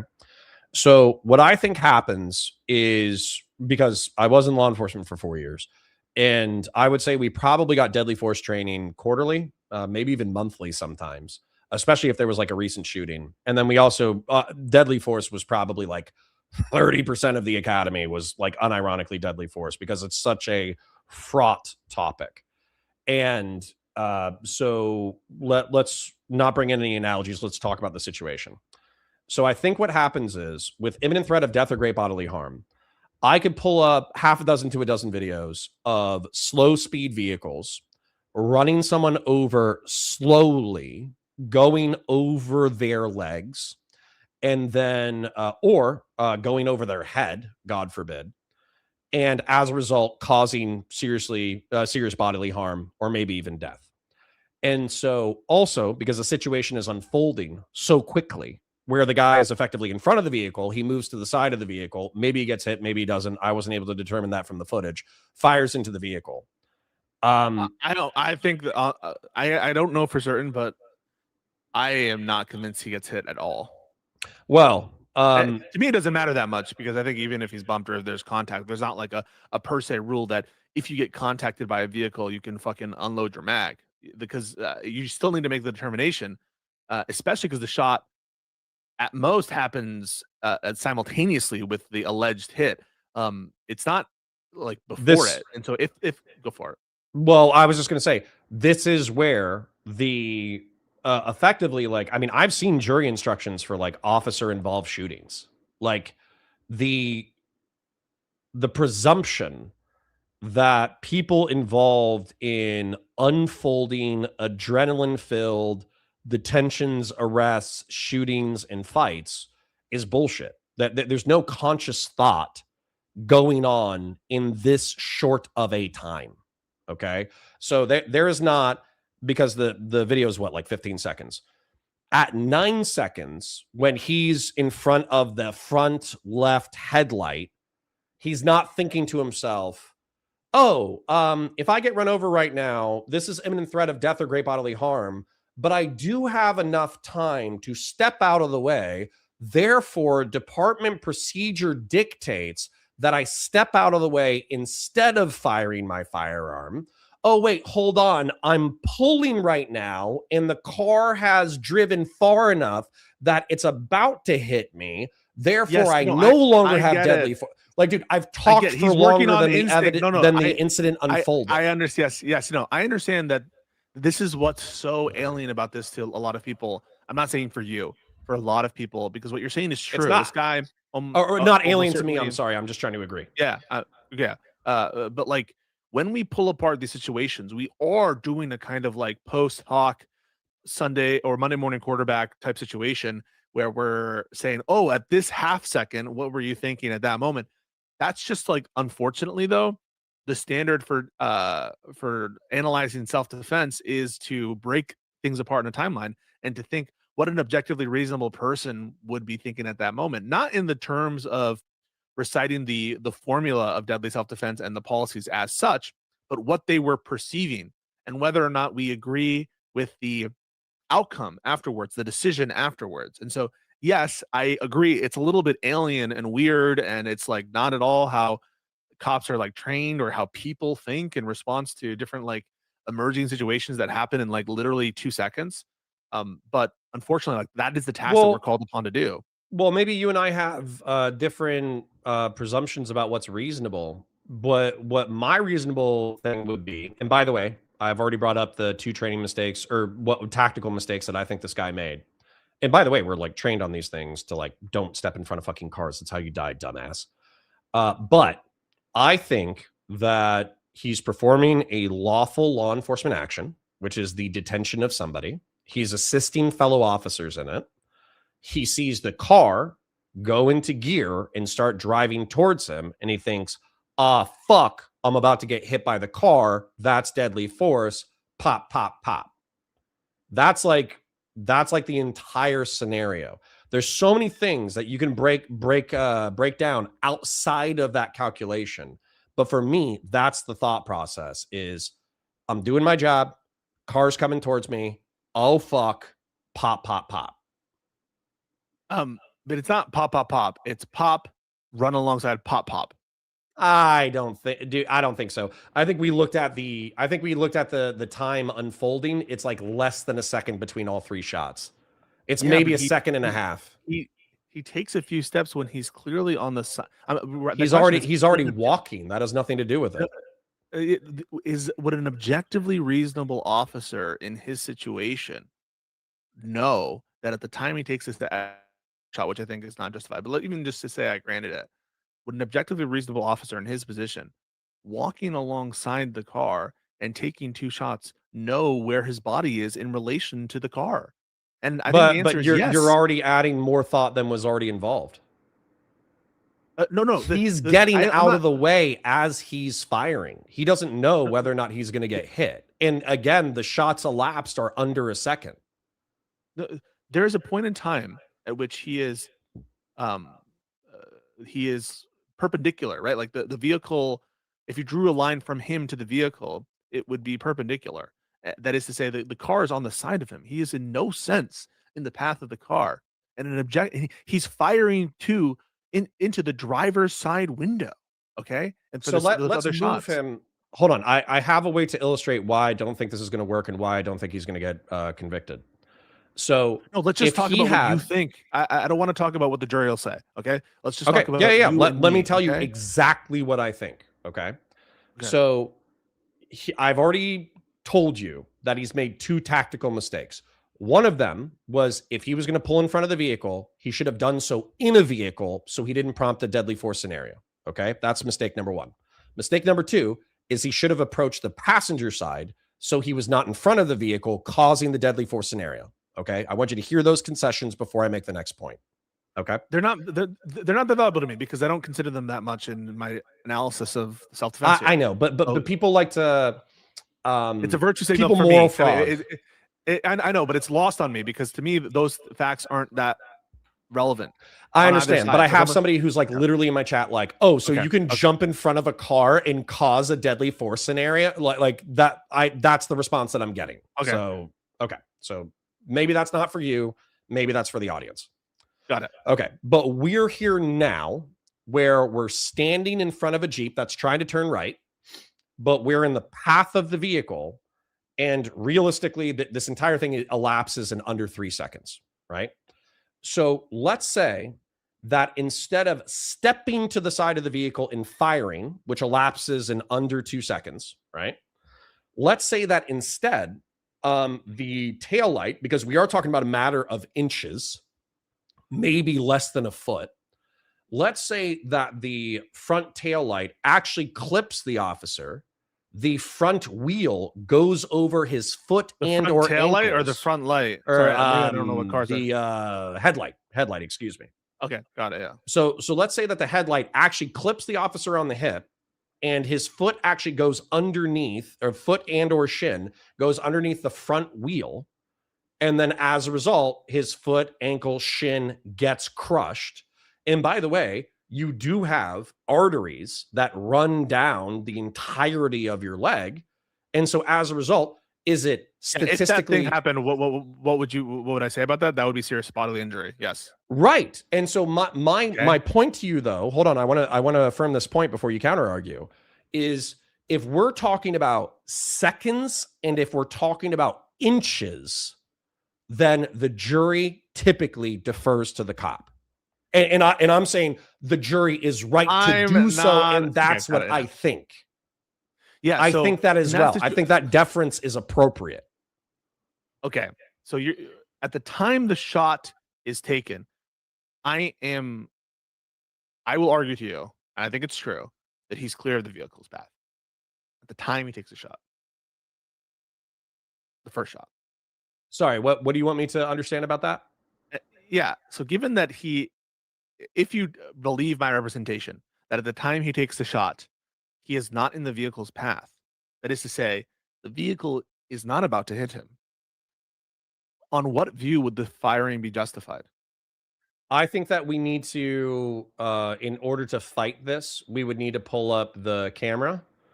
And then also, we would probably need to know whether or not he was hit, not have an opinion on whether or not he was hit. We would need to know. And then also not just that action and reaction are different. Well, no, hang on a second. So if he's hit, assuming he were hit, I don't actually think he was, but if he were hit, clipped, bumped, there's contact, whatever, however you want to say it, that wouldn't justify an after shot if he's no longer in the path of the car. Agreed? Let's say that he's like bumped a little bit, right? Because there is contact between. If he was standing to the right side of the vehicle and he gets hit by the windshield mirror, he doesn't have the right to pull his pistol and shoot the driver in the face. When he's no longer in the path, right? Sure. Even this is assuming that the shot is reasonably necessary in response to the threat. Again, we haven't got over that hump about and to the extent that there's a threat there. and we should. How does We shooting should address her, that.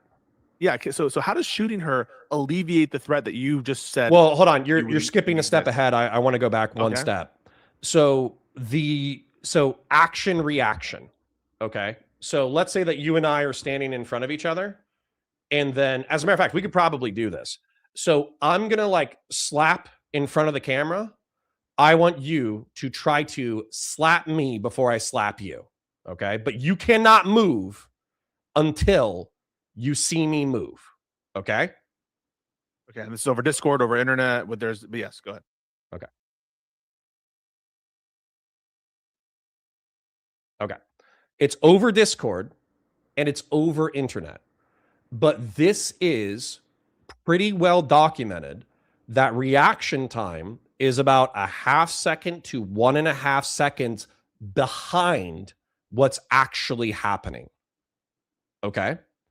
Okay. And so the whole point right there is the thought of this car is about to hit me. I'm pulling my pistol and firing. That is a half second to 1.5 seconds after what's actually happening. So the tail light in the car being past him by the point that he's already firing, his body's already moving to that reaction anyways. He doesn't even have the capacity to stop it because his thought of reacting to the vehicle and pulling the trigger and pulling the pistol, that was a full 1 to 2 seconds before he's actually pulling the trigger. And so that's why juries get, again, I agree with this. This is me saying it. But again, this is why juries oftentimes give cops a lot of latitude, specifically for incidents that unfold in less than a few seconds. Okay, what about this? Okay, even if I granted that, I don't grant it. What about the second and third? I don't know why you wouldn't grant that. I don't grant that the lag period in between when it becomes apparent that he's not in the car's path, and when he takes the shot. Is I don't have a good basis to believe that lag period justifies an action when he's not in the path of the car. Well, we should pull up the video and actually check the time. Okay. And then also here's the thing too. Same thing with the first round. You and somebody else in my chat said, cops are responsible for every round and you have to evaluate every element of self-defense. Yes, they are. Yes. Wait, you don't disagree with that? That's true. That's true. Okay. Let me say that. Yes. I agree with you that each shot has to be evaluated. I also think that because of the latitude of adrenaline, hold on, because hold on, objectively reasonable. All right, I'm joking. Because of the latitude of adrenaline, there's routinely been law enforcement officers who have mag dumped suspects, and every single shot was ruled justified. So. Every single shot. There have been situations. There's been situations where they missed like 3/4 of the time. Yeah. I'm not saying that it's never justified. I don't think you heard me. I'm saying in this case, where we're not talking about someone where there's a gunfight, where there's a criminal who to be dangerous, where you're just trying to shoot and kill the person, and where we're not gonna like fucking analyze every fucking second of an AR that you're firing off or whatever. What we're talking about here is in broad daylight. Hold on. I need to yell at somebody else in chat. Hey, Officer Nasty, suck a fucking dick. All right. Now I'm gonna make sure that your chat hears this too. Connor should just let Pisco talk properly. Fuck you. Did you work in criminal law, Pisco? I did a couple white collar criminal investigations, but that's all defense work. So no. Okay. So he did 3 cases of defense for white collar shit. I did 4 years in law enforcement. Same Pisco. I should just let him talk. You can eat a fucking dick. Here's a 24-hour. How about that shit, Officer Nasty? All right, continue. Sorry. See, I told you I'm a tougher moderator than you. Yeah. Clearly. Listen, I'm not trying to discount the cop perspective. All right. One of the reasons why Counterpoints' contributions are valuable is what his experience brings to bear and his history and all this stuff. So I'm not trying to say this I don't have to agree with everything it says, and you don't either. But I don't think that we should be like, oh, just let's let Pisco talk, because there are certainly things that Connor knows more about than I No, do. these arguments are going to be had by if a prosecution is brought, exactly what Pisco and I are talking about is exactly what they're going to be fighting about. Officer Nasty's now in my chest. I told him to stop cutting Pisco off. It's okay. It's okay. You don't need to.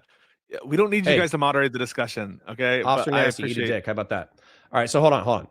So we should move. I think we should move to the most interesting thing that you said, which is that deadly force shooting should be used to ameliorate the threat. And if it doesn't, then it's probably not justified. How is it justified? Correct. Yeah. Yeah. So how does shooting her in that moment get rid of the threat to the officer to the extent of him being hit or whatever by the car? Well, and I think that is arguable from your side, because, for instance, like even in the scenario that I bring up, in which the officer is struck by the front wheel well and run over by the tires, like even in that scenario where I made it more extreme by moving the officer 1 foot to the left or 2 feet to the how left. Does shooting now? Then you could how imagine where like this, because you're already under the wheels. If we have right. So if we had a reason to believe that this person was going to back up on the guy or did a crime in which they've already shown that they're doing it, like there are definitely facts that could get me there. Where, but it's having to do a lot with the state of mind of the person who, like, in the perception of the state of mind of the person behind the wheel. Think about the Darrell Brooks case, right? The Darrell Brooks case is where the guy who used his car to kill a bunch of people in that Christmas parade because he was like fleeing, I think, some domestic charge or some shit like that. It was absolutely stupid. The guy was like a sovereign citizen in the trial. It's a disgrace, and the guy's a clown. But in that situation, if you're a cop seeing, oh, he's hitting people, yeah, okay, firing the gun might achieve that aim. But here it's like kind of like, okay, she might hit you with the side of the headlight, and even take your example where he's like literally being run over. It's not clear to me that the shooting will alleviate that or will address it. It probably wouldn't, right? Like the harm's already done. And I think that based off of context clues as well, based off of the context clues of they're conducting a aggressive law enforcement operation. This is a protester who has been harassing them, and that they're effectively like a 37-year-old white woman yelling at them and putting their car in front of them. That's not typically like my subjects. That's not my description, I suppose, for like who I'm thinking is going to try to use their vehicle as a weapon, against law enforcement. And so I think we have context clues. Why is everybody just spamming Epstein files in my chat? If you keep doing that, I'm going to ban you. Okay. I love the Epstein files. It's my favorite. Let's talk about it all day, but stop spamming. So I agree with you. But then if we look at the actual policy and if we look at the legality, then how is that a calculation for achieving a conviction? Because what I would say is that had not even been brought up. And by the way, once again, I've done probably out of a 13-week academy, we probably spent a month and a half on deadly force. Like we unironically, and we probably still talked about it all the time. And then we probably did monthly or quarterly training on deadly force. And yet I don't think I thought about whether or not your action as a law enforcement officer is legitimately actually going to stop the threat. I don't think I've really we might have talked about it in a game, because it's usually obvious, right? Whenever you have a suspect who is doing something erratic, shooting him almost certainly will stop the threat. It seems clear in most cases that what you're doing, shooting someone, restraining someone, applying your taser or any other kind of implement that an officer might have, or some kind of CQC, whatever the handheld things are, that those will have in their natural tendency the effect of quelling the threat. So it's usually something that's just like trivially obvious that it would tend to have that effect. But it's not clear to me in this situation, especially given what happened afterwards, where the shot happens, she's fucking bleeding out, and she crashes into another car. What if there's someone in that car? What would we say then? What if there's a child in that car? Like, oh, no, I mean shit. that fucking happens. Philando Right. Philando Castile, just as an example. Horrible police shooting. I think it was a bad shoot. I think the guy should have been fired. I think his daughter was in the back, his wife was in the passenger, and he fired down at a 45-degree angle into the person. And Philando Castile was, by all accounts, innocent. And he was killed, and the background was not calculated. And I think that cop should have been fired. Yeah, it's maybe why even I think charged. this is against policy. Why I think this is against policy. And again, it doesn't just because it's against policy to me. It's not like the most relevant thing. And I even think Connor is right when we're saying, like, just because it's against policy, like, it doesn't mean that the jury's not going to give the benefit of the doubt to the person. But that's my question. I'll let you go. I promise I'll let you go. I'm just like, the policy stuff to me is relevant as to what experts are, or what people who tend to be in the situations with experience tend to think is advisable in the circumstance. And the fact that he's violated policy, and the fact that there's generally a rule against firing on moving vehicles, except for those exceptional circumstances, is likely because it's dangerous to do this. It's dangerous from the perspective of keeping the public safe, and it's dangerous from the perspective of actually stopping the threat. Okay, so my question though is, let's say that I think that's an interesting moral calculation, which, by the way, isn't it kind of scary that I spent 4 years on the force and talked about this monthly and we didn't even have that consideration? But, and you say it's because 99% of the time it's going to be evident that you trying to stop the incident. Right. I understand. Will have as its tendency that effect. But does that, because these things, because like I said, I trained on this monthly or quarterly and also did 4 years of this stuff. The fact that that wasn't an obvious calculation on my part, and I actually think I went to an excellent academy, how does that change the potential charging and or incarceration? Because if you want to say the training was poor, I'll agree with you. Like I said, there's two things. And by the way, I do have to leave in 10 minutes to talk to Ryan Geddie. Okay. Just want to give you a heads up. Yeah, no worries. But everybody should go check out Ryan Geddie, by the way. He's a liberal. He's a video essayist, but he did an excellent video essay on national conservatism. His name is spelled RyanGeddie. I recommend everybody check him out. Just shouting him out. Yeah. But we had him on Live and Learn. He was fun. Yeah. Excellent guy. Or at least so far, he seems like an excellent guy based off preliminary. But my question is, we're talking about potentially holding somebody accountable for violating department policy, which I think is arguable. And we said for political reasons is not going to happen at the federal level. We're saying that he might be charged at the state level.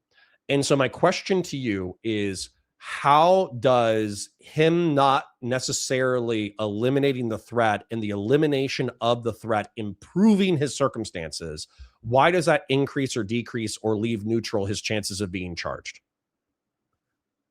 So how does him not being able to quell the threat with the gun affect our intuitions about whether he'll be charged? Well, I think because the people who are looking at doing the charging decision are thinking about the legal standards, and I think the legal standards includes this notion that you're responding to an imminent threat with something that is reasonably necessary to quell the threat. And so given that I think it's relevant under the legal standard, and given that the people who are making the charging decision are thinking about the legal standard, as well as the optics politically, I'm just going to be honest with you, given that I think these are like elected positions anyway, the AG, whatever. I think that because I think it bears on the optics and I think it bears on the legal analysis, I think it's likely to affect the charging decision. That makes sense. But I think the reason why I'm pressing on this, or the reason it's definitely an interesting angle. And I think it's something that cops should be trained on. Like this. I'm going to ask you straight up, Connor. I'm going to ask you straight up. Would shooting the person in that car in that moment, in your years of experience, have the tendency to make the threat less? Whatever threat existed for that person in the front would have lessen that. Not unless I thought they were trying to use their vehicle as a weapon against somebody besides myself. Right. Yeah. So look at what you just said, right? You think that even if there was a threat, a qualifying threat, you think unless you had a reason to apprehend her intent as to you or other people, you don't think shooting would have in its tendency the effect of lowering that threat. But That I think is. I want to I'm throw just a gonna- wrench I'm at you. going- I'm though. just- you can throw the wrench. I think that is you saying it's not necessary. It's not reasonably necessary in that it doesn't actually lower the threat profile for anybody. But here's something that we got into with my chat earlier that I think is relevant to the conversation. So, as far as I know, almost every state in the country, we could probably look up the specific statute and see if there was something that was chargeable. But the deadly force standard almost across the entirety of the United States is imminent threat of death or great bodily harm. And we actually talked about how intent does not actually necessarily factor into whether or not you can take action. And so, No, I get that. That's why I said intent as reasonably apprehended by but I the opposite. But I want your, as even if you reasonably understood. understand this, I want the audience to understand this. Yeah. So there are people who are like schizophrenic. There are people who have type 1 diabetes, and when unmedicated, they actually become like incredibly like defensive and aggressive and violent and all that kind of stuff. And it is not their intent to be violent with other people. They're clearly experiencing a medical emergency. And yet, if you bump into a scenario in which somebody who's suffering a medical emergency poses a risk to other people, then you're kind of allowed to take action. And then if it's a deadly force scenario, you're allowed to use deadly force. Provided the deadly force would respond to that. Well, hold on. You're adding that proviso, and you're saying that every time a law enforcement officer pulls the trigger, they have to be calculating, are my bullets this thing going to increasing actually, or decreasing the likelihood that this threat is going to continue? Of course. Wait, well, of but course. then you can make the argument usually that that's her fleeing, obvious. she's more likely to flee and endanger others. Therefore, I should pull the trigger. Okay, that's what you would have to have some basis to believe. And that's what you have in the cases of the people who are doing these high-speed chases, who are under the influence, who've already hit things before, who have shown this tendency. That's how those cases are useful, because in those situations, the cops will do this kind of bumping behind to do the spin outs. They'll have those like whatever, the traps that they lay out in front of people, or sometimes they'll actually have to shoot when they like get to a parking lot or some shit. And even though they're at a standstill or whatever, the guy looks like he's about to keep going, you shoot and kill, right? So in those situations, now you have a set of facts where, okay, even though I like a driver who is dying or dead is like a much more unsafe driver, I can justify killing him right now. Will stop it. It'll stop whatever's going on. But that's not what we have here. And what we have is, I think there's not a good indication that she's going to represent some significant threat to the public when she drives off. And she has not shown that tendency, unless you're willing to say anyone, and this is what one of my callers said or tried to get to, and there's case law against this, anyone who flees in a vehicle is necessarily a risk to the general public. Yeah, well, once again, like it has, for law enforcement officers, or at least the way that it was trained, it has to be, number one, it has to be like a fleeing felon to even meet like a statutory threshold in the state of Florida. And then I think per policy, it has to be a fleeing violent felon, because there's technically like felons that are, so you don't like so you don't shoplifters. Like if you steal $300 worth of shit, then you're a fleeing felon. But if you shoot somebody, if somebody's carrying like a big screen TV and then you shoot him in the back, then you're going to have, even if the law is written a certain way, you're going to have difficulty justifying that shoot to anybody else. I think it was actually, I think the fleeing felon statute was also written like in the late 19th, early 20th century as well. And it was more for like escaped convicts than it was for people who were participating in a crime. But hold on. So we are running out of time. But I wanted to nail this thing down because it's interesting and I want to think about it more. Yeah, think about it. But do you have any specific statute as an example? Because I could pull up the DOJ policy. I could probably find the deadly force statute for the state of Minnesota, and I can take a look at those on my own. You'll find the term reasonably necessary. And that term, that's you think that's implying the threat thing? Oh yeah, and I'll find you case law that specifically says this, and I'll try to find it. But right, it just should intuitively make sense to people that of course this is it, right? Of course that the force that you apply needs to be calculated in such a way as to actually quell the threat. Like it's not enough to just say, well, there's a deadly threat to my life. Okay, therefore I'm allowed to, I don't know, throw a grenade in a place where I'm not really sure that he is, right? So any kind of application of force needs to be tailored to the risk, right? Like imagine that you're getting shot at from one side, right? You're getting shot at from like one direction, and you pull your gun as a service, your service weapon or whatever, and you shoot in the complete opposite direction for no reason. Right. You couldn't just say, well, it was I was deadly being force, shot, and so I shot. Yeah, it was deadly force, so I shot. No, it would be like, no, the force needs to be tailored and have some nexus to decrease the threat. Now we're gonna give some wiggle room. No, I'm not here saying you need to like be perfectly calculated in your risk and you need to be like a fucking cookie from Ned's Declassified, or you need to be like Spock. I'm just saying there needs to be some nexus between the action you're taking and its tendency to actually reduce the threat. Not perfectly, not in a perfectly efficient way, but just a sufficient threshold there. And I'll find some case law that suggests that. But I do think you should think about it, because this is why the policies exist, right? The policies exist because we've determined that this kind of shooting, absent these other factors, makes everyone more at risk. Yeah, so that's kind of where I'm going to need to think about it, and I'm also going to need to look up the statute and see it. I think that I still stand by what I stated at the beginning, which is, number one, I don't think he's going to get charged by the feds. Number two, I don't think he's going to get hit with violating Fed policy.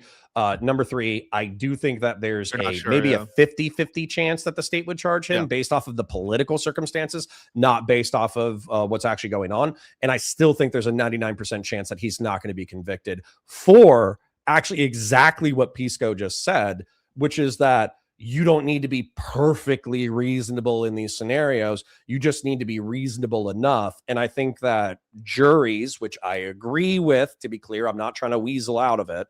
I think juries are given, they give cops a lot of latitude because of adrenaline, because of reaction time, because of the presumption that law enforcement officers are not this like vampiric class of parasites waking up every single day trying to figure out how to fuck over members of the public. There's a lot of things that slant juries in cops' favors during shootings, and I still think those things are going to be true.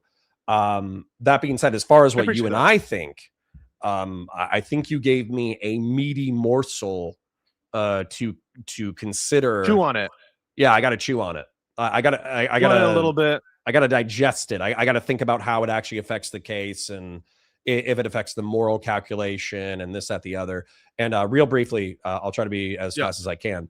This is the reason why the Mike Brown case, for those of you who don't remember Mike Brown, he was like a large teenager. He got into a fight with a shopkeeper. He was unarmed, but a cop from some fucking place shot him dead.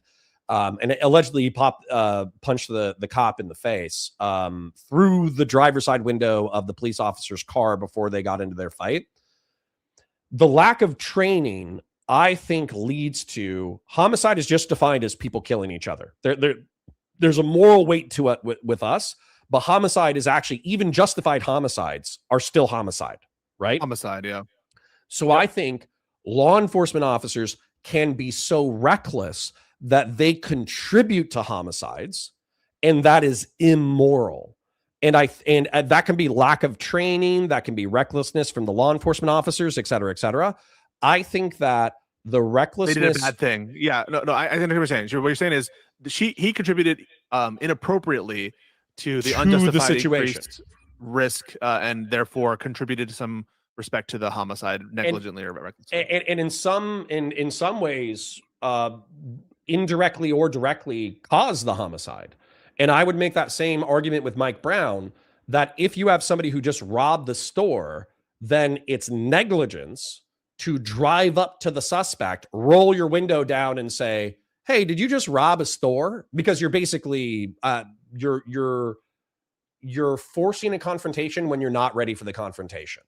And as a result of that recklessness and stupidity and lack of training, you actually probably ended up causing the homicide. So yeah, it's not that cops can't be criticized. I think that I just get frustrated with my liberal chat when they're like, They just assume that something like this is going to happen, and then a jury and a judge and a state prosecutor are going to throw the cop under the bus and convict him for 20 years. Yeah, like, shit's not going to happen. I'm certainly not making any promises on that. I'm just representing what I think is the case. I think there's a decent chance he's going to get charged. I think there's a decent chance he'll get convicted if charged. I don't think that he will win on some of these federal issues. But regardless of that, I'm not promising that like a jury might very well see it differently. Okay, well, I'll bet you $20.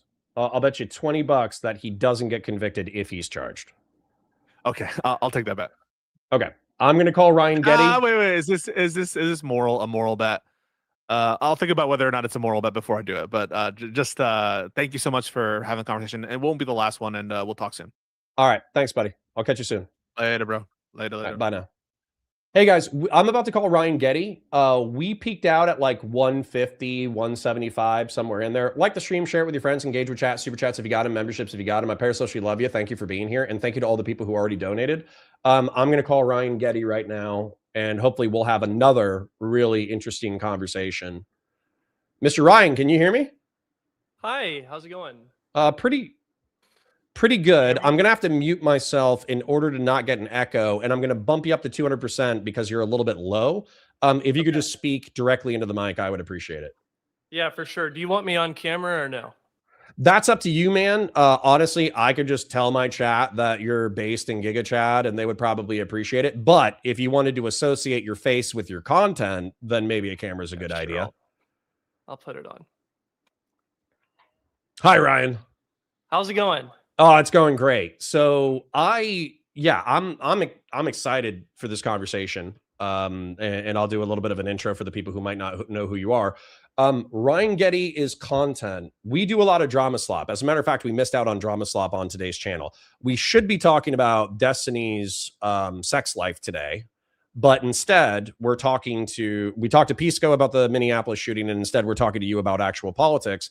And typically when I talk about politics, I actually lose viewership because people don't like dry topics or whatever. But you wrote such an excellent essay that I engaged with, which was the National Conservative video essay, that it was liquid hot fire. Not only did I retain viewership, but I also had my chat singing your praises and begging to engage with similar quality content. So what do you have to say for yourself? Well, I really appreciate that. I watched your reaction to my video yesterday, and I thought it was I thought it was very good. So I'm very appreciative to you and your chat for excellent. Well, let's talk about that then, because the right wing, I think everybody's having kind of a political panic attack, including me, where Trump was such a weird cult-like pseudo-messianic figure that created the MAGA coalition. But it seems like the most aggressive and coherent, while simultaneously like weird faction of the right wing as it is right now is kind of like this dissident right of like national conservatives who believe that there's like this Christian Anglo ethno-religious core to Americanism that needs to be reinforced. And it freaks me the fuck out. I'm not going to lie, because it kind of drifts away from the civic nationalist liberal ideas that you talked about, which I agreed with, but then it also seemed like they were pointing to something that was natural or appealed to nature. And I feel like that's compelling. So would you mind telling the chat a little bit about that and your perspectives on it? Yeah. So, I mean, they definitely make an appeal to nature in almost all their arguments. Frankly, I think their appeals to nature are a little bit spurious. And I guess it's just worth pointing out, you know, I do conflate a lot of these different ideologies in the video because I think they're all the same with regards to the thesis of that video, which is that none of them really motivate the ideology of like the MAGA base. I don't think that they're super influential on like your average like dude who votes for Trump, but they are very influential among elites. They're very influential among elites. And so no, yeah. you're changing my mind again on something. So this is like the intelligentsia veneer, like the hubris of believing that they have like this deep rooted political philosophy. But if you ask the average MAGA voter, they're going to be like, Yeah, I just want like eggs to cost less, and I want less Yeah. illegal immigrants. Yeah, basically. Yeah, they're not going to know who Yoram Hazony is, who is one of the guys who who I focused a lot on in that video was Yoram Hazony. And he's the national conservative guy, right? He runs the National Conservative Conference, which, happens. I think they have them all over the world. Honestly, I'm pretty sure they do. I know they have a pretty close partnership with the government of Hungary through like an intermediary. And they get all sorts of people from all over the place to come to the NatCon conferences. But their idea, Yoram Hazony's idea of like where nations come from is pretty core to his philosophy. And it's that we basically form together as families into clans and tribes, and then this sort of blood loyalty network extends up until we have a nation. And it's worth pointing out that whenever he's talking about like tribes, there's a colloquial usage of the term tribe that we use often in politics. Like we talk about, the blue tribe or the red tribe, these things that we choose. For Hazony, you don't choose like that sort of thing, except in some very fringe edge cases. These are things that you're born into. For the most part, you don't choose them. And it's inherently connected to his view of how things worked in like biblical stories. And so one of the big points of my video is that I didn't think that this necessarily tracked certainly the history of the United States. Well, that's what I was going to ask you. So if I look at the anthropological historical development of our species, I think that government is an emanation of like human society. And so what happened was we were in these tribes, which were effectively extended family groups, but then we realized that we needed like a dispute resolution system. And so we got the Council of Elders and we got the tribal chieftain. And then eventually, once we had the agricultural revolution, we extrapolated those out into larger social organizations like kings. And oftentimes, like you're right, that throughout history, and I remember this from the essay, that we had multiple powerful empires that were ethno-religiously and linguistically diverse who functioned as states for prolonged periods of time. And so this idea of the modern nation state being like a ethno-religious linguistic group that correlates, like it's not fully historically bent out. But I still think that there's a historical argument that effectively like it's still in extraction. Like I view the president as the ultimate tribal chieftain of the United States. I view the legislature and the judiciary, even though they're extremely formalized organizations, they're the ancient equivalent of like our shamans and our council of elders and stuff. And so I kind of view government as just like really more complex versions of what we used to do several thousand years ago. So do you think that that's not accurate, or what's kind of your vibe there? I guess sometimes whenever I think about these like archetypes, I wonder what the utility is of the comparison. I guess because I mean, we could say that any sort of group of people is like a council, and this appeals to some sort of, ancient sort of genetically programmed, meme in our biology or psychology. But it's also just it's also just a council. It's a group of people that we've elected to come together and decide things. And I don't think that there necessarily has to be an appeal to history there. And I also think, just because something used to be a certain way doesn't mean that it ought to be a certain way on into forever. So we could have organized ourselves. Classic liberal conservative dichotomy. I'm trying to like history pill you. So hold on. So well, I mean, whenever you were a child, you took a lot of direction from your parents, because you can't function as an independent adult whenever you're a child. And so you take a lot of direction from your parents, and you grow and you mature, and you eventually are able to do more things and function in a higher level way. And I mean, I think society mirrors that in a lot. Okay, but I kind of want to ask this though, because this is actually a classic argument from Burke, Edmund Burke, which is effectively that like institutions, they might do crazy shit, right? Like just an example, the Catholic Church. The Catholic Church has transubstantiation as a part of their dogma, which means that they think that the bread and the wine that they consume on a weekly basis actually spiritually becomes the body of Christ. And therefore, they are literally consuming the body of Christ. They are actually consuming the body of Christ through the process of transubstantiation. That sounds like voodoo cult bullshit to me. It doesn't sound real.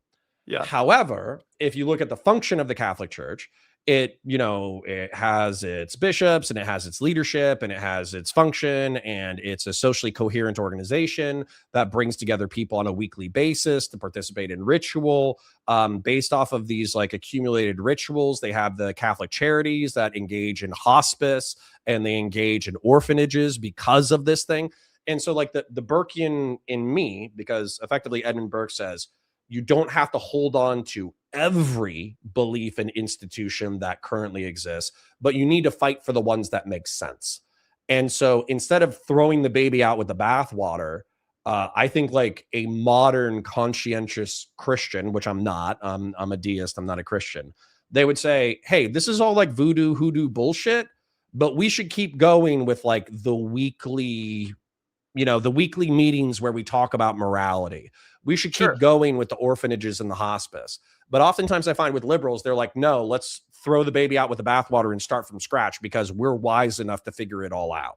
I'm curious. Well, so let me just respond to the point about Edmund Burke. Of course, and I was worried about where that was going for a second, but of course you pointed out that Edmund Burke didn't believe in preserving all things just because they existed. Of course, Edmund Burke gained a lot of fame in his time for being relatively supportive of the American patriots. And so, he certainly didn't believe in preserving all things for just because, we inherited them. But then as well, I'm curious, you haven't seen the video that I made about Ezra Klein, have you? I haven't, although I think weirdly enough, it was referenced in your other video where you were like, you should check out this video because I say X about Ezra Klein. Yeah, sorry, go ahead.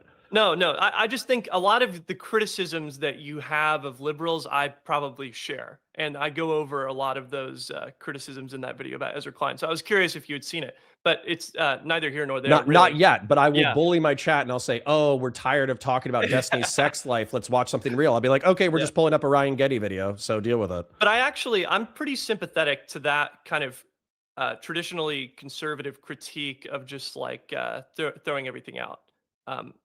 And so, I talk a little bit about that in the Ezra Klein video, but I'm especially unsympathetic to what I think liberalism has become in the last, I don't know, certainly in the last 30 or 40 years, where I feel like it's lost a lot of its moral sense of itself. I feel like liberalism doesn't have much of a moral sense of itself beyond a sort of technocratic managerialism. And, if you read the liberals back in the day, back in the Enlightenment era, I think a lot of people would be surprised to hear with just how much passion they spoke about things like virtue and morality and these kinds of collective good. Traditionally, we think of them as conservative coded today, but the liberals in that time thought that they were actually essential. And the freedom to do what? Right. That's one of the things, because I argue with my chat because they're a bunch of sex degenerates and drug degenerates. But I argue with them all the time because I'm like, we believe collectively, I think my community, we believe that maximal human freedom is a good thing. That freedom of conscience and freedom of speech and the ability to express yourself and pursue your destiny and find where you find value, those are all amazing things. However, we fight about this sometime. Some people in my chat think that it's arbitrary, right? Like if you live a disciplined life and you take care of a family and you're generous in your community and you're a virtuous person, that is of no greater value to society than perhaps somebody who engages in like reckless nihilist hedonism and does drugs and has sex. Oh, yeah. And it's your prerogative. It's your almost like righteous religious right to engage in whichever behavior you think is most appropriate to achieve your personal happiness. And I think that's something that is actually ultimately probably destructive. Well, I think it's also illiberal fundamentally. I don't think that that's a liberal way to view the world. I think it's a kind of nihilistic, hedonistic way to view the world. You know, you can read people like John Stuart Mill, for instance, just because this is one that I often quote. He asks, and this is, you know, traditionally a liberal theorist. You know, he wrote On Liberty, right? This is one, if you're in college, you'll probably have to read if you take like a political science course or something. I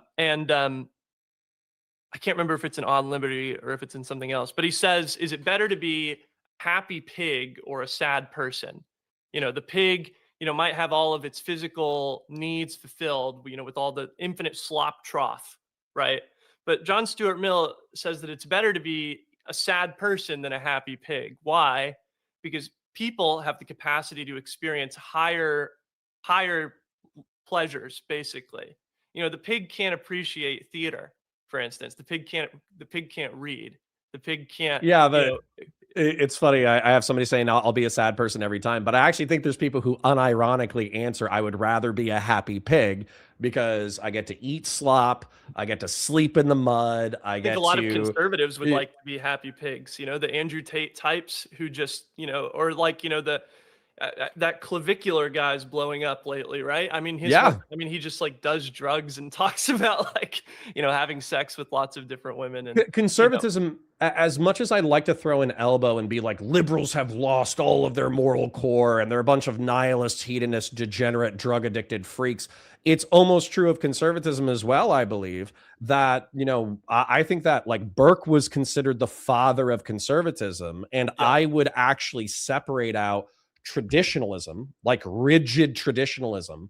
I would separate that out from conservatism, because oftentimes the argument, because people don't actually study these philosophies, is that conservatism is progressivism or liberalism doing the speed limit. And I'm like, yes, that's good. Burke might have actually agreed with that if he was still alive. And yet, what conservatism has come to mean in the modern American parlance in particular is it means, number one, it means a Trump cultist. That number one, that's it. And then number two, it means whatever triggers the libs. And so if you embrace Andrew Tate, who, like you said, is effectively a nihilist hedonist, or Clavicular, who's a guy who looks maxes to do drugs, or Nick Fuentes, who is like an incel Christian nationalist, all of that is right wing because it triggers the libs. And there's no like real ideological core, which I think is scary as yeah. hell to people like me. Yeah, no, I agree. And I think, you know, there's a part of the Ezra Klein video where I play a clip of Ross Douthat talking to Ezra Klein. And for those of you who don't know, Ross Douthat is like one of the New York Times resident sort of conservatives. He's like an intellectual type conservative, so to speak. You know, he was talking to Ezra Klein, and he asked basically the same question that you asked earlier. You know, freedom to do what? You know, what are we aiming towards as a society? And Ezra Klein basically says, you know, I'm a liberal, you know, as a way of dismissing that kind of question.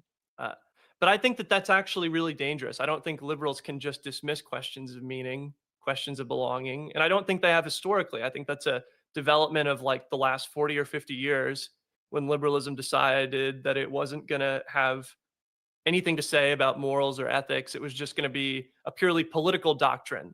And perhaps for a long time, liberals could get away with this because conservatives, you know, believed in the basic tenets of liberal democracy. But a big thing that I'm about is saying, you know, there's a big force out there that's opposed to these core tenets now. That's not just saying, you know, we're going to have arguments about, you know, tax policy and whatever the culture war issue is of the day. You know, a lot of the conservative elites fundamentally do not believe in like the age of enlightenment. They think it was a mistake. They think we should. Which, isn't that crazy? Yeah, it is Like, crazy. as an American, I couldn't think of anything more un-American than completely rejecting the Age of Enlightenment I and agree. the founding fathers. Yeah. What scares the shit out of me though is, and this is something I don't know if you've talked with PF Young, but PF Young's kind of a centristy guy, and this is what scares the shit out of me in reference to him. So I think that you've said like classic liberals or older liberals. they actually still had something to say about the pursuit of virtue or ethics or societal prescriptions or something like that. And they did not like abdicate their moral or social responsibility to, oh, this is just a political system. Do Well, whatever you want. they didn't just not abdicate it. They thought it was core, right? I mean, in Right. France, they thought it was so core that they, added a fraternity to the liberty and equality, right? Well, And so, maybe, yeah. Well, true. Although I typically resent, as an American, I resent I resent French that, as a but that's okay. concept. Well, just when they mean fraternity, I oftentimes I'm like, oh, they're crypto socialists. That's what's going on Oh, there. no. But the no. But this is the point: is that like broad swaths of the right, they still use the term Republican. They still just call themselves the Republican Party, and yet they are like hostile to the Constitution. They're like hostile to representative democracy. They resent the population that they are charged with protecting. And I noticed this with the kind of like the techno feudalists or whatever.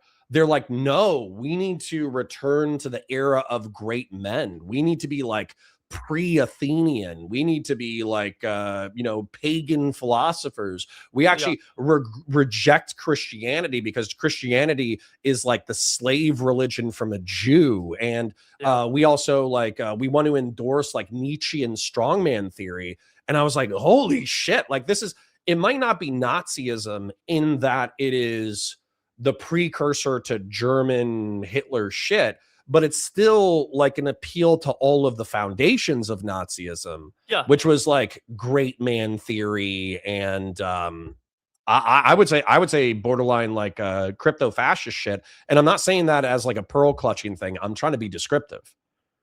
Oh, no, I would not feel bad at all about calling a lot of those people fascists. I think it's an accurate description. Well, and this might give me either a huge amount of like dread or pain, or it might actually give me a lot of relief. So I kind of describe fascism as like political corporatism and flexible authoritarianism, basically treating the nation state as a corporative body, a physical body that you need to advocate in its well-being. But then flexible authoritarianism, you need to do whatever you need to do in order to seize power and maintain power. And if you can do that by getting elected, awesome. But if you need to do that through military control, do it through military control. If you need a power share with the church or with the king, kind of like Mussolini did, it doesn't matter. It doesn't matter how you achieve power, and proceduralism actually doesn't matter. What matters is seizing and maintaining power and implementing your worldview. And that's kind of how I describe fascism. So do you have a different understanding, I guess is my question. No, I think that's fine. And I think, words, I think words like fascism, George Orwell back in the day was talking about how fascism meant nothing even in his time. And, he lived through it. And so, which is frustrating. Yeah, I mean, it's one of those words that I think basically just means, I think your definition is fine. I think most people would probably agree with that, which means that it's fine. They don't. They use it. They just say, oh, well, that's too specific. We just mean like effectively they mean right-wing authoritarianism. That's what they mean. Yeah, and I don't know. I mean, I think. I don't know. I think words like that have value as far as people understand them, I guess. So, if most people understand fascism to mean one thing, it's kind of, you're kind of just I don't know exactly what you're doing if you're trying to come, well, actually fascism is only what Mussolini said fascism was, I feel like. Well, I try to, because the reason why I try to like really boil it down to political corporatism and flexible authoritarianism is we have right-wing movements that are not fascist, that I think deserve their own category. And like theocracy, like Islamic theocracy in Iran, I wouldn't consider themselves fascist because they are proceduralists and they have like a religious jurisprudence, right? I would consider them like right-wing authoritarians, but I wouldn't consider them fascist. I think that's fair. Same thing with like Russia. Russia, I think, does engage in fascist behavior some of the time, but I think that like a kleptocratic oligarchy is more the way that it operates. And kleptocracy is like the thieves, rise to the top. And then oligarchy is obviously the most powerful people run society. And I think that's the way that it operates. They're not advocating in the political corporative good, and they do indulge in proceduralism as much as it's necessary to maintain power. But realistically, they're most interested, as far as I can tell, in fleecing the people and the state for as much money as possible for individual power and wealth. And they don't have grander designs, as far as I can tell. I'm not sure I have my own sort of preferred definition of fascism, but I'm happy to work with yours. I think that sounds fine to me. Okay. Well, I guess my fear and my anxiety when it comes to like American stuff in particular is that like I wish I could go to the right wing right now. I wish I could find Republicans and conservatives who cared about the Constitution, who cared about proceduralism to some degree, who wanted a balanced republic and this, that, the other. But when I look to the right and the philosophy is basically whatever triggers the libs, and then I go to the national conservatives looking for something more deep, and I do find something more deep, but it's more scary. I don't know what the fuck to do, because I feel like the last person who actually believed the stupid shit that I was taught in elementary school. I feel like the last person who like paid attention in civics and was like, oh, this is based. I think, but I mean, frankly, I think this is one of the reasons why we're due for a new kind of liberalism. I think we're due for a new kind of liberalism. I think the old kind of liberalism is sort of worn out and is not responding to the current moment very well. And so I think that's why we're due for a new kind. But what about what word makes it more masculine? Because I was thinking about word that. Makes liberalism more masculine? Yes, because like libertarianism, basically I hear that, I think of guys who want to lower the age of consent to 15 and smoke weed. That's what I think. And people who argue that any kind of taxation whatsoever is actually theft and the state should be abolished. That's what I think of when I think of libertarianism. When it comes to liberalism, I think of effete, soft, pusillanimous people who are afraid of guns and also kind of have that like that moral nihilism or apathy or relativism, where as long as it doesn't affect them, I'm kind of thinking of like wine moms, like white wine brunch moms. I think of brunch liberals, right? Yeah. And so abundance was clearly an attempt by Ezra Klein and the people who subscribe to abundance to kind of like appeal to this like revitalization of American entrepreneurialism and industry, maybe not industry, but of infrastructure, like the revitalization of American infrastructure and the revitalization of the American dream through the revitalization of infrastructure. But then that still feels like overly economic and technocratic and kind of ephemeral. I completely agree. Yeah, no, I completely agree, because you'll hear Ezra Klein talk, and he'll talk about this is another thing that Ross Douthat asks him, and I think it's a good point. Ross Douthat asks him, there has to be something more than getting rich together with flying cars, and Ezra Klein basically implies or outright states in that video, I can't remember off the top of my head now, that like actually no, the goal of liberalism is just to enable a society where we're getting wealthy together with flying cars. And I say no to that. Like I'd want to be free whether or not I had a flying car. I'd want to live in a society of equals, equal worth, of people with equal worth, whether or not I could be a flying car mechanic. Well, then I think we suffer. We suffer from two things. I think we suffer from a marketing problem, number one, because I think you need to capture whatever that word is, whatever that essence is, whatever that yearning is for a moral order mixed with freedom. We have to find a word that actually works, because I thought of like, there's jokes like Helldivers 2, like ordered democracy, yeah, or liberal republicanism, or conservative liberal, or liberal conservative, or something like that. The funny thing is for most of history it probably would have been called republicanism. Like that's my problem. Yeah. I my tag, I open up every single one of my intros and I say, I'm a real Republican, but I'm not trying Yeah. to say like, oh, I believe in Donald Trump and I love the cultism. I'm saying that I like representative democracy. I like technocratic elites crafting policy that's good for the entirety of society. I'm tepidly conservative and this, that, the other venture. And I think the state shouldn't bankrupt itself through endless spending. And so there's like all these things that used to be Republican that I'm trying to capture with that term, but it's so poisoned. It's Well, so poisoned now. whenever I'm saying Republican, what I mean is like even before like the Republican Party, like the liberals who were into Republicanism, you know, back in the day, that was like the people who were like hardcore about that sort of thing. No, like You the know, anti-monarchists, right? yeah, the anti-monarchists, and you know, there's a reason. You know, obviously, you know, Robespierre was a bad guy, but you know, his thing was the Republic of Virtue, right?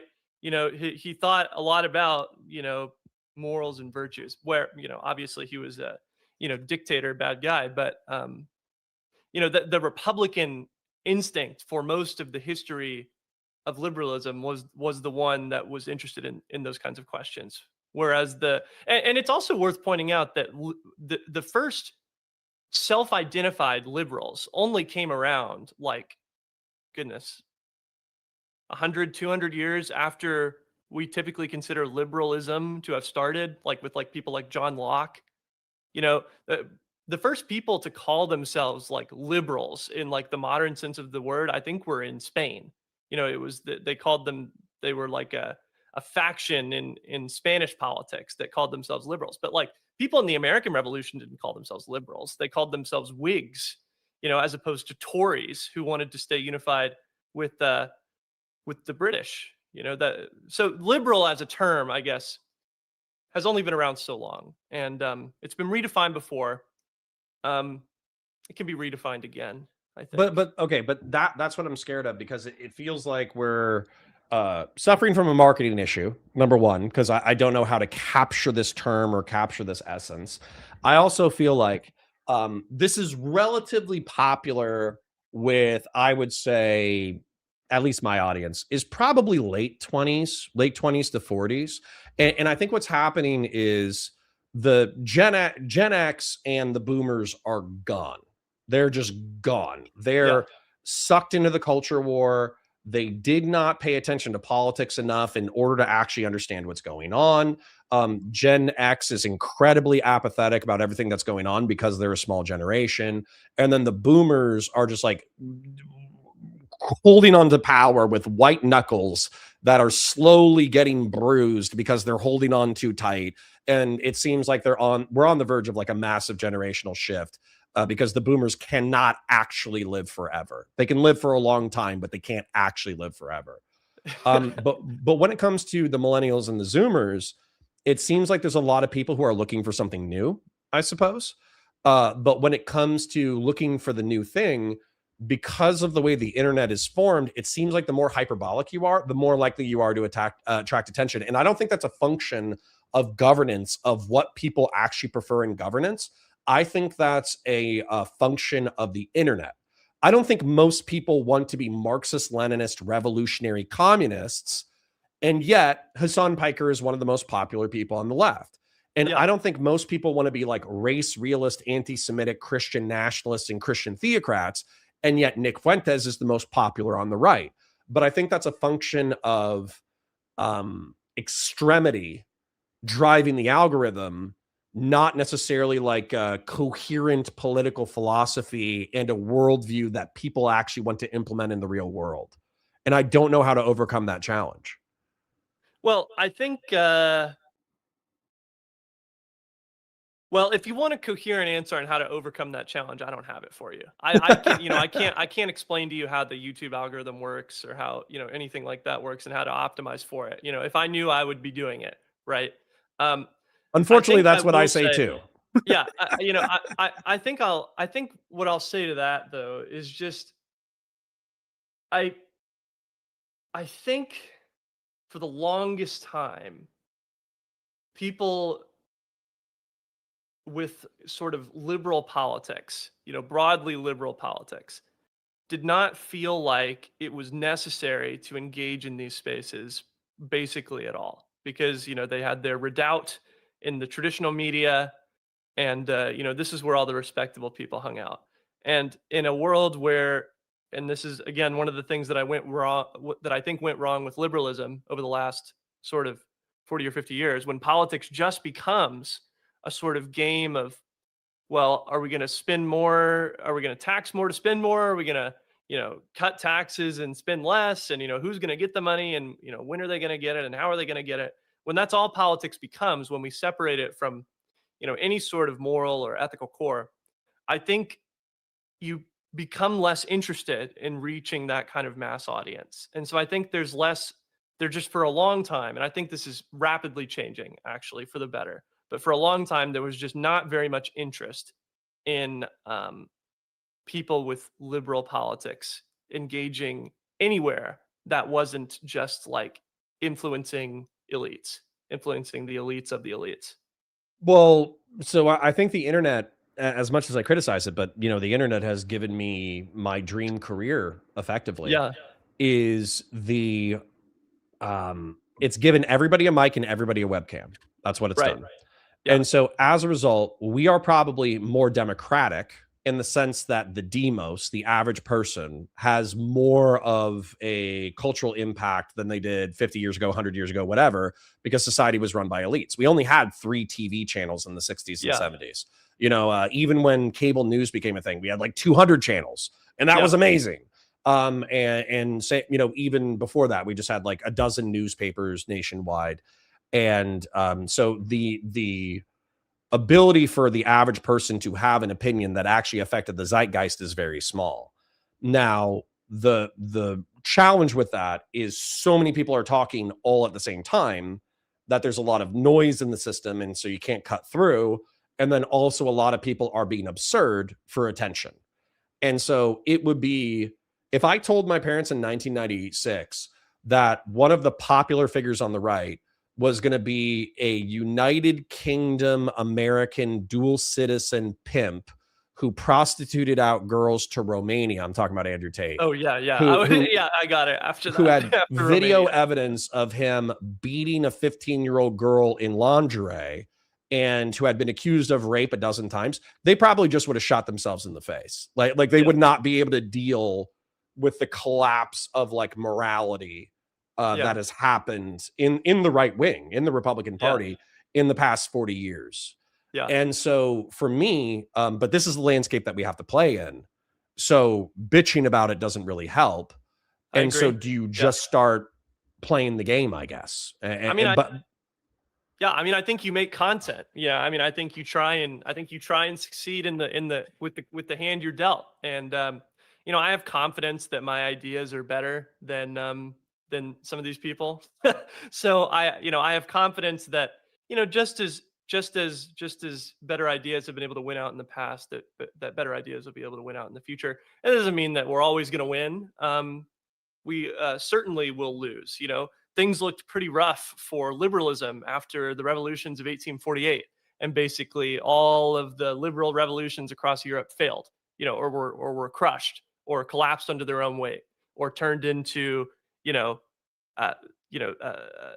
the neo-Napoleonic France after Napoleon's. There was such a good, I want you to keep going, but there's such an interesting point there. Keep going. Yeah, well, I think basically we do have to just engage with the playing field as it exists. I mean, unless you've got the money to start your own social media platform. Not yet. We're working on it. Yeah. So I don't know if it was like Kant or if it was some German philosopher, but somebody was talking about the reemergence of the Napoleonic character, whoever took over in France, who was like the new emperor, and it was like Napoleon's like grandnephew or grandson or something like that. Napoleon III. Yeah, so Napoleon III. And he was talking about that. And whoever this German philosopher was, he was like, if you look at that guy, he's not a great man, okay? He's not particularly articulate. He's not a competent general. He's not a this. He's not a that. Like, he has no, like, meritocratic bona fides to be the leader of France. And yet, he has become the leader of France because there's all these like bubbling ideologies that are within society. And there's all these power brokers and keys and all of this that allows people to keep and maintain power. And so it's a mistake to think that leaders are these like great forces of history who are able to rise out of the firmament of the zeitgeist and then reshape all of society to their will. No, they are like the captains riding like waves and dragons of history, you know, effectively like brought up by these forces of nature. And so as a result, rather than attacking the individual at the top of this giant wave, you need to understand what is making this wave happen in order to understand the historical context. And maybe even, I don't know if he ever talked about defeating it, but maybe talking about defeating it. And well, the most famous person who ever wrote about Napoleon III was Karl Marx in his 18th Brumaire. Oh shit. Of Louis Napoleon. And so, you know, it might have been Marx. You know, that's where the famous, you know, first is tragedy, then is farce quote comes from. Somebody in chat is saying Hegel. I hope it's Hegel. That way I'm not quoting Marx, but that's okay. Well, I don't know. You know, it very well might have been Hegel. Obviously, even if a guy I don't like says something that's correct, ultimately it's still correct, right? But yeah, I have no idea. I mean, I think it's both. I think sometimes there are, you know, indispensable people in history who make genuine decisions and they influence world history. But I also think that there's broader trends and you can't ignore either. And so, you know, I can't answer the question of how to balance that, but I don't think that you can ignore the influence that individual people making important choices has on history. Well, I might have an overly simplistic analysis, and I'm going to thank PF Young for it. But he came up with like 4 things that he thinks are affecting our zeitgeist, and it's part of what's driving us crazy. And he came up with wealth inequality, rapid demographic change, existential technological shifts, and the dissolution of the social fabric as the things that are kind of driving us insane. And I think on like culture war issues, I think on economic issues, I think on whatever. And it seems like one of these 4 or a multitude of these 4 are captured in the problems that we talk about on a day-to-day basis.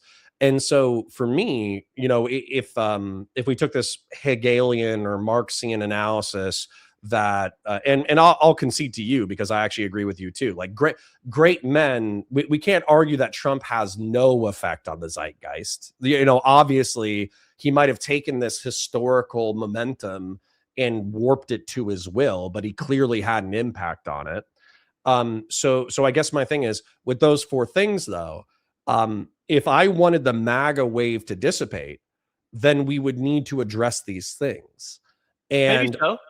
Yeah, I mean, you have to be pretty confident that you're talking about the right things. And you know, those might be the right things. I have no idea. I'd probably have to think about it a lot more to be able to say like whether those are the 4 key determinants of, you know, social unrest in the United States or not. But yeah, I mean, obviously you have to address problems at some point as a political movement if you want to be successful. You can't just. But I feel like our politics, though. I'm trying to cut a little bit deeper, though. I feel like with politics, we're oftentimes dealing with symptoms, right? So for instance, like body cameras for law enforcement. The body camera is a great solution. I have no problems with body cameras. But what we're really talking about is we're talking about the issue of police brutality and accountability. That's the deeper rooted problem. And so body cameras are effectively treating the symptom, which is cops are not readily accountable. And it kind of slaps a Band-Aid on that. But then we have a whole bunch of other problems, like the way law enforcement is trained and all that kind of stuff. And these are all like big problems. So I'm not trying to say that, you know, appoint me dictator and I'll figure it out. Like, actually, that would be great. If I could be appointed dictator, I'll figure it out. I can be trusted with power. It's fine. But the real problems, though, I guess, is that these problems perpetuate because we don't deal with them in a holistic way.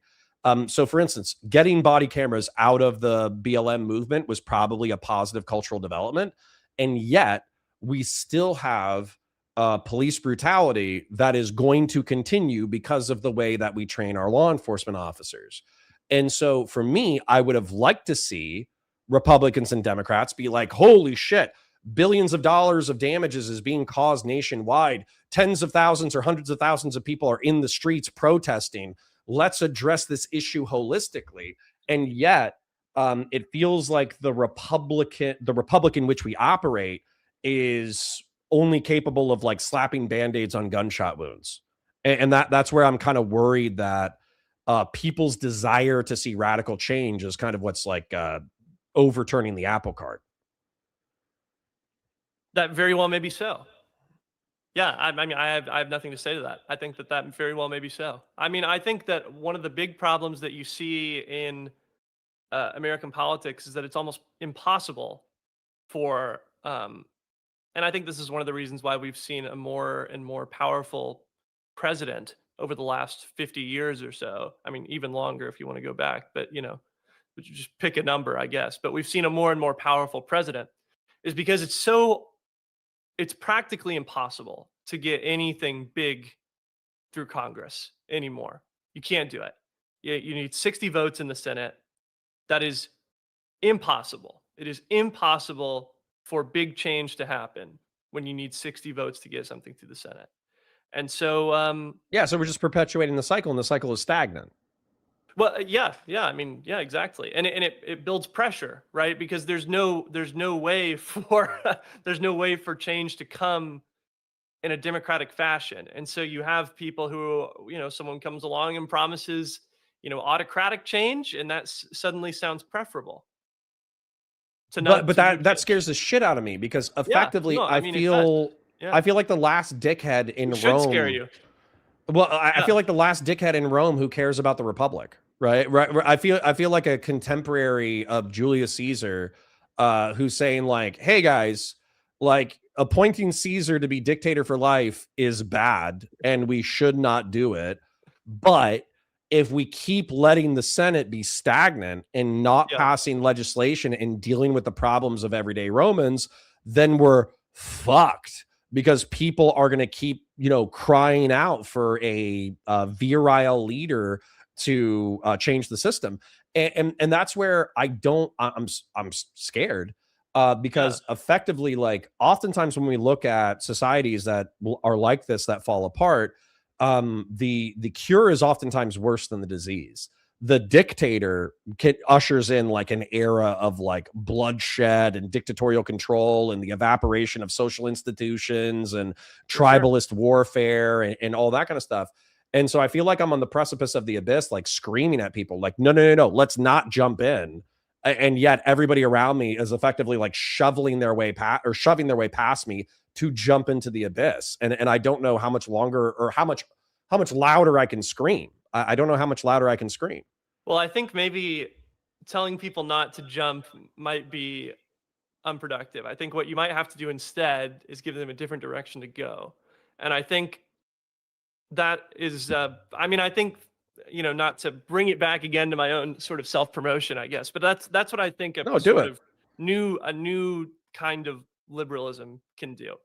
I mean, I think that liberalism in the past has been concerned with projects of national construction, projects of fraternity, even though I know you don't like that word. But no, if you came out and said fraternal liberalism or virtuous liberalism or something like that, I would probably sign on to it 100%, and I wouldn't give a shit about the label. I just we can workshop the label. We can workshop the label. Yeah, we need to workshop the label. But that's what I want, right? So if liberal means maximal human freedom, and then if the virtue or technocratic or fraternal means that we have social obligations outside of just fulfilling our happy pig impulses. Then that's what I want. That's of course what I want. There's the quote from Benjamin Rush here. You might like this one better than fraternity. He talks about after the revolution. He talks about he writes this letter, and I forget what it's called now. It escapes me. I'll figure it out later. But the quote at the end of it, he says, philosophers, the nation needs your passionate speculations. Laborers, the nation needs your industry. Businessmen, the nation needs your commerce. People who refuse to fight in the Revolutionary War, the nation needs your careful analysis and forgives your timidity. And then at the end, he says, the revolution is not over, right? You know, Dude, I got after accused of being a Trotskyite the other day. So correct me if I'm wrong. It sounds like you're better read than I am. But Trotskyism, I think one of permanent its revolution the bit. permanent revolution, Yeah. right? So you're always evolving towards something. And so because I'm probably, if I was to identify a conservatism that I'm probably most in line with, without question, it's neoconservatism. You know, it's like being a violent imperialist about imposing liberal shit on you. You know, like that's like the thing I agree with the most. And yet what Trotskyism is, of course, associated with socialism, but it's like the permanent revolutionary liberalism, like, Yeah. like it's the which I think sounds scary to some people, but that's No, like I mean, I think revolutionary liberalism was good. Revolutionary liberalism gave us so much of what's admirable about the modern world compared to the past. I mean, I think one of the things that's different about liberalism now as opposed to the past is in the past, liberals could, like Thomas Paine, could say with a straight face, we have it in our power to begin the world over again and mean it. And people believed them whenever they said it. People knew that they were serious. But could you imagine today someone like Ezra Klein writing we have it in our power to begin the world over again? No, no. absolutely not. You cannot And imagine I him saying that. hear optimism in your voice that is actually like very heartening to me. Maybe I've been on the internet for too long, but the optimism that I hear, and correct me if I'm wrong, is you're effectively like, well, if it all falls apart, we've done that before too.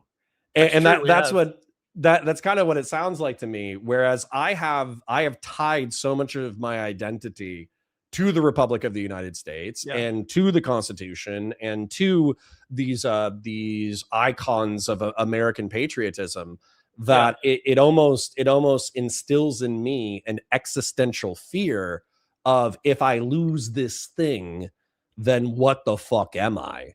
And I think kind of your response would be like, you're an American. Let's brush the dust off of our knees and let's try again. That's kind of what Yeah. I hear. I don't know if you intended or not. No, I mean, I think that's exactly what I'm getting at. I mean, I think, just to quote Thomas Paine again, he says, for though the flame of liberty may sometimes cease to shine, the coal can never expire. We have, for better or worse, we opened up a new historical epoch, whenever liberalism, whenever the idea that people don't actually have to be subservient to the random people born with a certain last name in a certain historical context. That idea is not going away. Even if things get bad in the United States, and they very well may get bad like they have gotten bad before. There was a time not too long ago when, Black people in the United States lived in, an apartheid state. I mean, worse than an apartheid state, really, or I don't know. We can debate that, I guess. But they lived in horrible segregation in like half of the United States, and that was just status quo. No, it's not even that long ago. This is one not of the even that things. long ago. This is one of the things that pisses me off about the doomers too. Even though if I sound like a doomer myself, it's like they're so ready to commit suicide. They're like, it's over. I'm never going to find a girlfriend. Politics is a mess. The economy is a mess. I might as well kill myself. And I'm like, do you think that like people during the Civil War, when they were actually shooting hundreds of thousands of people over the course of like 3 or 4 years, do you think that they thought that maybe they had it a little bit worse than you, Mr. iPhone? And then same thing with, early 20th century, World War I, World War II, Cold War, Cuban Missile Crisis. We could just go through the entirety of American history. And as bad as things are, and I don't want to say that things are perfect, they're absolutely not. This is probably still one of the preferable times to be alive in American history, let alone planetary history. Well, and we have more tools at our disposal now to improve things than we have ever had. So right. even if things in many ways do suck right now, there's structural problems with the economy that suck. Even if GDP is going up, there's structural problems that suck. There's rightful and understandable disillusionment with like the social fabric right now, whether that's dating apps, at a practical level, whether that's, the fact that, you can't get anyone to go to the bar with you anymore, whatever it is. Like, there's rightful and understandable disillusionment with that sort of thing. But we also have more tools at our disposal now than we have ever had, ever, to make it better.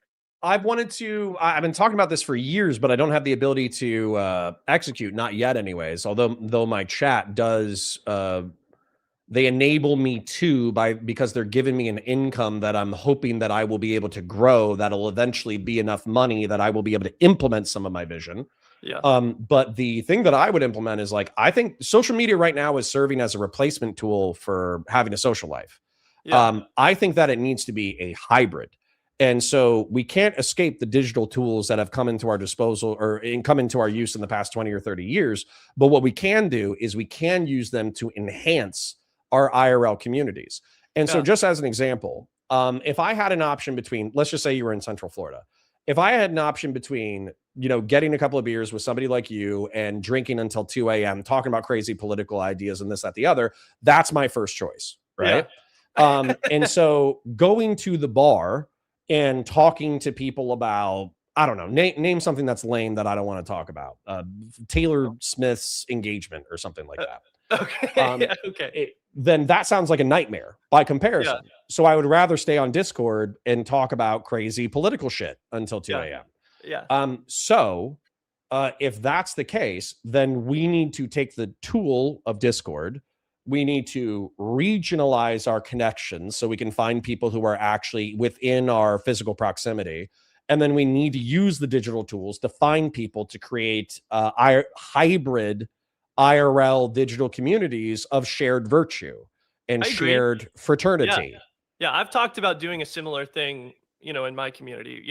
I live in Texas. I live in the DFW area, and I've talked about it at some point doing. My brother lives in DFW. Yeah, we're all over the place, and so I think I think that's absolutely a good idea, and I think that's also how political movements function. They don't function just online.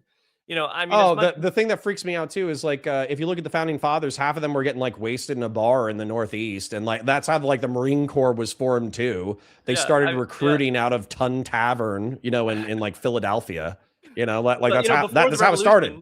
They had the committees of correspondence, right? They met in random taverns or people's houses in the different colonies, and they would share information about what was happening. You're selling me on fraternal, fraternal's the move. I was thinking eternal because you're appealing to the word torch, the torch bearer kept passing into my kept going into my head. I still think torch liberal or torch Republican. I still think that's good. But a torchbearer who passes the light on to the next generation, even if the coals are snuffed out, you can't truly destroy the coals. This is why they called it the Enlightenment back in the day. Which is beautiful. Again, that's beautiful. Maybe I'm going back to torch, but the fraternalism is definitely something that needs to be emphasized, in my opinion, because that's that's the only reason why I have 100+ people, hanging out and talking, or is because they're to some degree interested in political autistic discourse and the personalities that occupy the space and how they fight with each other and all that kind of stuff. And I'm obsessed with it too. If I wasn't doing this, I do work as a YouTuber in a different context, but if I wasn't doing this for part of my income, I would be doing this as a hobby. And that's the thing. It's I would do this regardless. Yeah, sometime I can show you my 40K army. I've got it over there. I'm looking at Oh, hell yeah. What do you have? I have some salamanders, but mostly I have world eaters. Nice. So when I'm going to go chaos soon because I realize that everybody is Imperial and that's kind of boring. Yeah. So I've played 6 games and 5 of them have been Imperial on Imperial. And I was okay, this is lame. So what I'm going to do is I'm going to do something. I'm not going to go on too much of a tangent, but I'm going to create the Iron Empire. And the Iron Empire is going to be Iron Warrior Warlord who wants to separate himself from everybody else. And then what he's going to do is he's going to recruit from all the war bands, but I'm going to paint my guys like their original Heretic Astartes. So Awesome. I'll have like original world eaters in like white and blue. Yeah, I'll have original yeah, Iron Warriors in silver and gold. it's gonna be I'll awesome. have, anyways, I could go on a whole nother tangent, but No, yeah, um, I'm not trying to rap. I still want to, pick your brain a little bit more before we yeah, do rap. yeah, yeah, The yeah.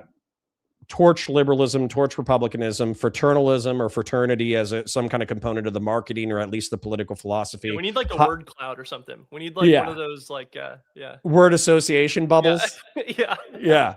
Yeah. And then we need to hybridize the digital communities in order to enhance the real world. And I think all of this is brilliant so far.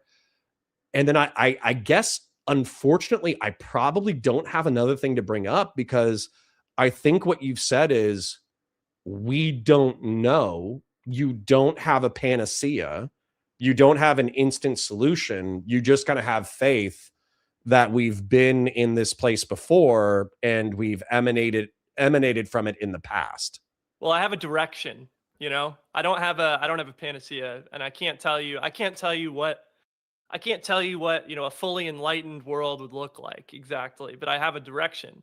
And I feel like that might be more important. I feel like I have a direction that I'm aiming towards. And Historically, absolutely. Because if we always codify these systems and personalities after in history. So yeah, so like we refer to like Alexander the Great and the Hellenic dynasties. We refer to Rome and imperial Rome versus republican Rome. We refer to the Enlightenment, but we also refer to the Dark Enlightenment in the modern context. But oftentimes, the people who are leading these movements themselves, or their political figures themselves, they don't have like an exact, you know, specifically codified playbook that they're executing. yeah. They have I a mean, direction that they're pushing for. yeah, I can tell you my utopia looks like a world where people are free, equal, and, you know, have some sort of social bonds holding them together in a way that makes them feel fulfilled. And this gives What them the ability to perfect themselves. I want to ask you about equality though, because I feel like what a lot of Republicans, conservatives, Yeah, they, I'll speak for myself.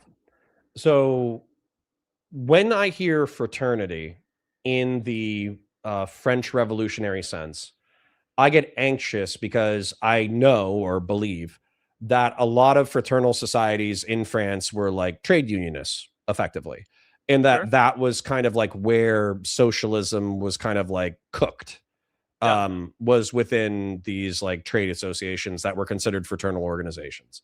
And then same thing with equality.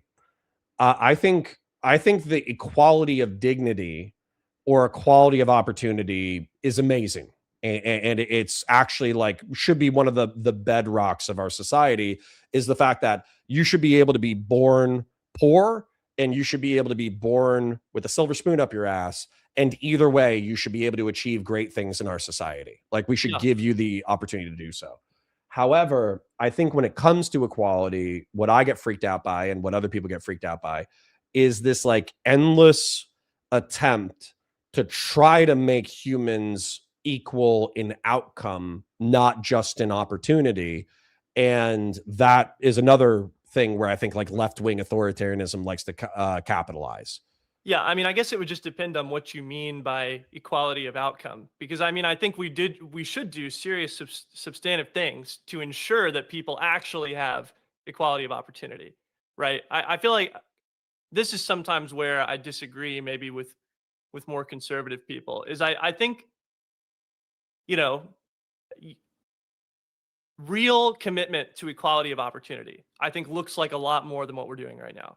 You know, Oh, for real sure. commitment to equality of opportunity looks like better opportunity for education than a lot of people have now. It looks like a world where you're not locked in to your employer because you can't leave or you'll lose your health insurance.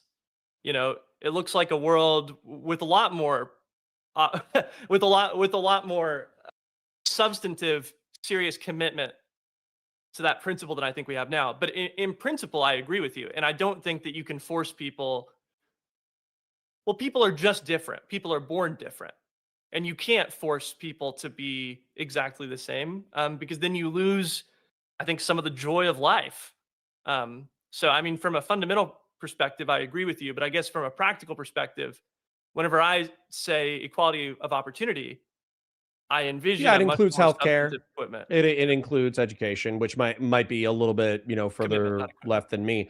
But the only reason why I say that is actually isn't because of like a technocratic, or excuse me, it's not because of a moral objection. I Yeah. should put it that way.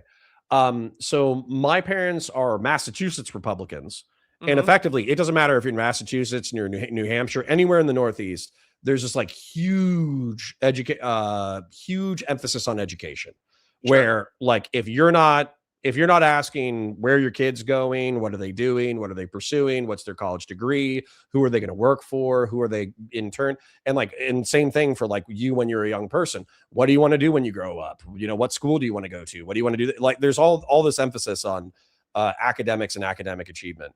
And so that comes to me very easily. And also, I think when we're talking about systemic issues, when we're talking about the Black community or Hispanic immigrants, I think a lot of the things that we're talking about with like either crime or cultural integration, public schooling is not the enemy. Public schooling is the solution.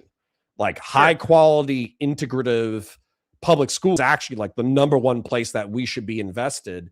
And what pisses me off about modern conservatives is their total retreat from education. Their total scorn for education actually pisses me off. Yeah.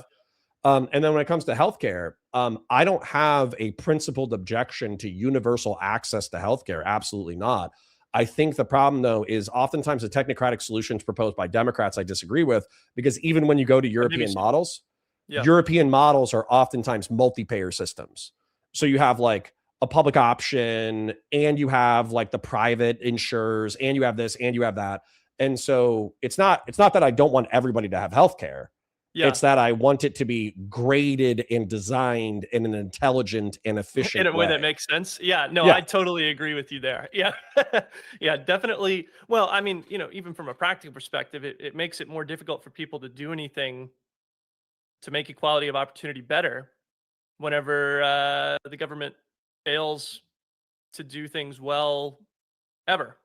You know, whenever the government does badly at doing something, it makes it more difficult to do things in the future because people won't trust you. Well, that's kind of why I was hoping that abundance would be a thing that would actually take off, is because like if liberals, if Democrats actually proved, like in California, which California is a physically beautiful place. Yeah. But a lot of people argue about the city and county and state government taxing the fuck out of everybody and being ineffective in their spending and ineffective in their programs. If abundance liberalism was able to cut through California's red tape like a hot knife through butter and reinvigorate the economy and reinvigorate the culture and birth this new generation of entrepreneurialism and infrastructure, then I would be like, this is my dream. Like my dream would be technocratic governance issuing in a massive American infrastructure that in turn enhances the American economy and entrepreneurial spirit to new heights of wealth. But that's a beautiful idea. Can you execute it? Did you read Abundance? I didn't read Abundance. I just heard Ezra Klein talk about it passionately, and I was like, this sounds based. Well, I'll tell you, the best part of Abundance is the very beginning. And I don't expect everyone to agree with me on this because it's been kind of put down. But the very beginning of Abundance is this almost utopian sort of vision of what an abundance world looks like. And, you know, it isn't exactly my perfect utopia or whatever, but it is something. It's a vision of the future. And unfortunately, the rest of the book just becomes, you know, policy proposals. And, you know, that's valuable, but it's nothing that I couldn't get from reading columns or whatever. But the beginning of the book, where it lays out this like utopian vision, I think that felt like a breath of fresh air, even if it wasn't my perfect, you know, how I would describe things, because liberalism has been lacking that sort of thing for a long time. And so, the thing that keeps resonating with me, that you said previously, that I'll regurgitate, is liberalism has become this like technocratic managerial self-perpetuation machine. I might have phrased it differently, but I think that was what you were getting after. Yeah, same thing. This like perpetual motion machine, basically. And so what's ended up happening is it's lost its allure, its futurism, its ideas, its boldness. And if you look at the early 20th century, I mean, there was all sorts of things that were kind of incredible that we were doing. Now, bear in mind that some of this is FDR, but like the highway project, right? The highway project was huge. San Francisco's Golden Gate Bridge, that was amazing. Even the trains in the 19th century, the Transcontinental Railway. When we're talking about like space travel, like we did the preliminaries to space travel, but we never followed up on it.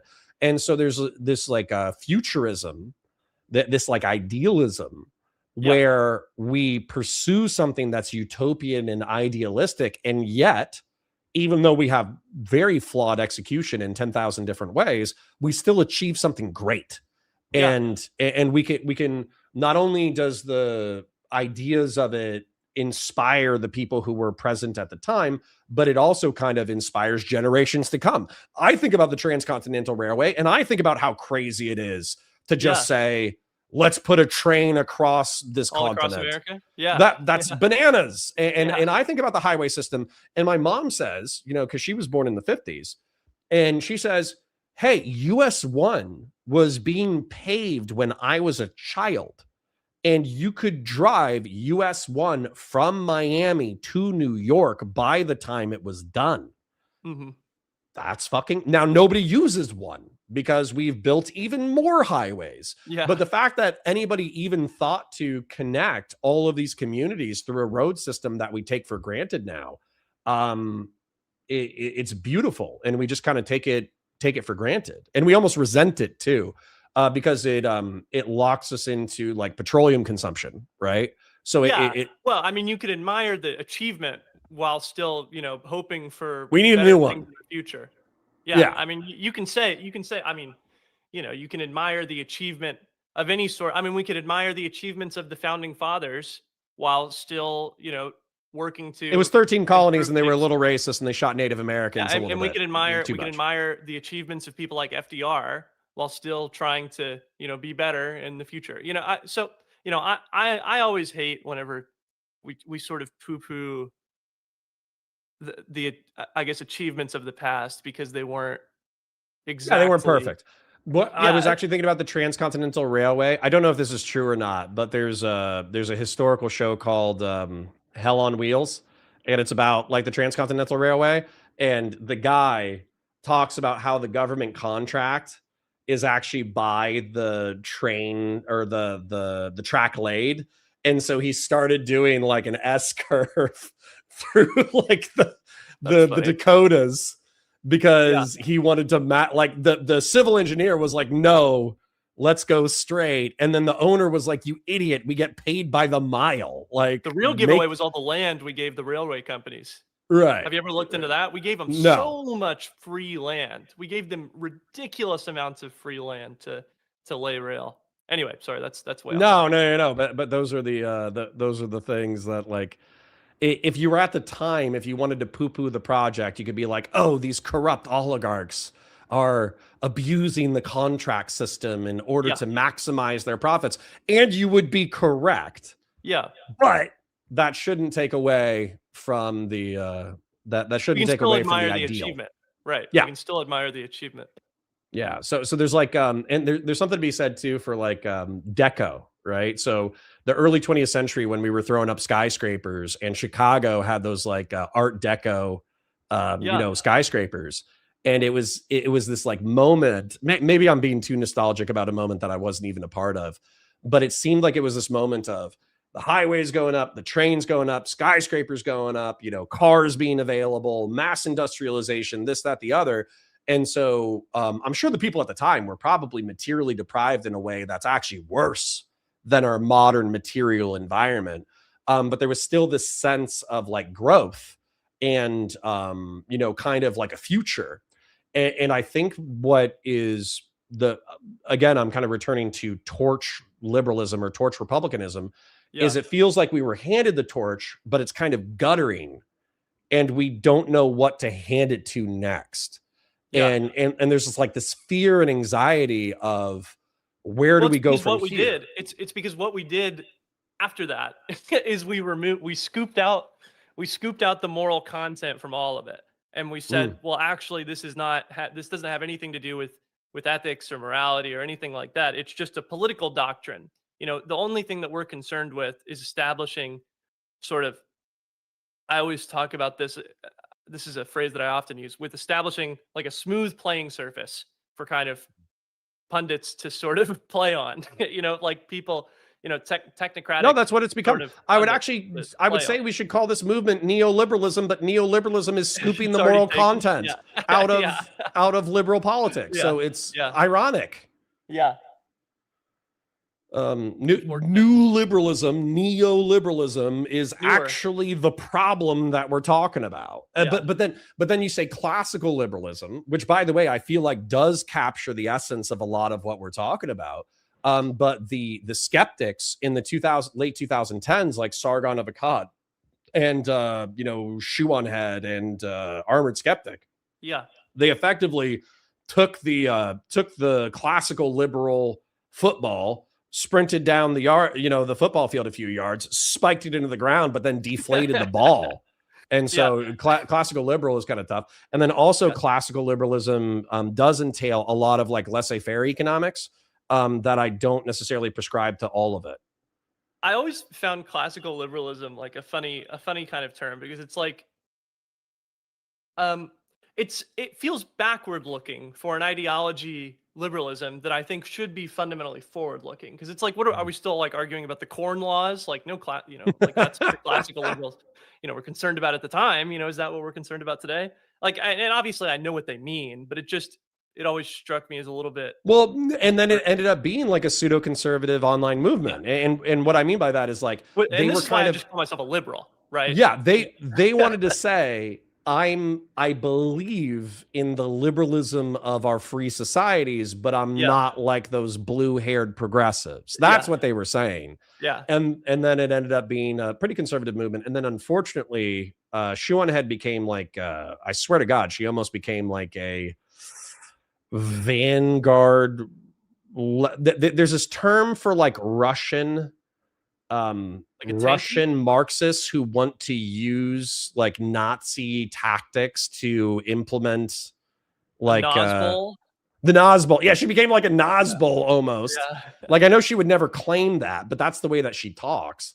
And then she became a Nazbol, and then Sargon of Akkad became like a neo-monarchist, and I was like, what the fuck is happening? What happened to you people? Dude, they lost it. They got online, they attracted a schizophrenic audience, they started catering to their schizophrenic audience, and then they catered to it until they were in a schizophrenic political sphere. That's what happened. Guarantee. It was like it was two of the worst examples of audience capture I've ever seen in my life. Interesting. Yeah, I was never I feel like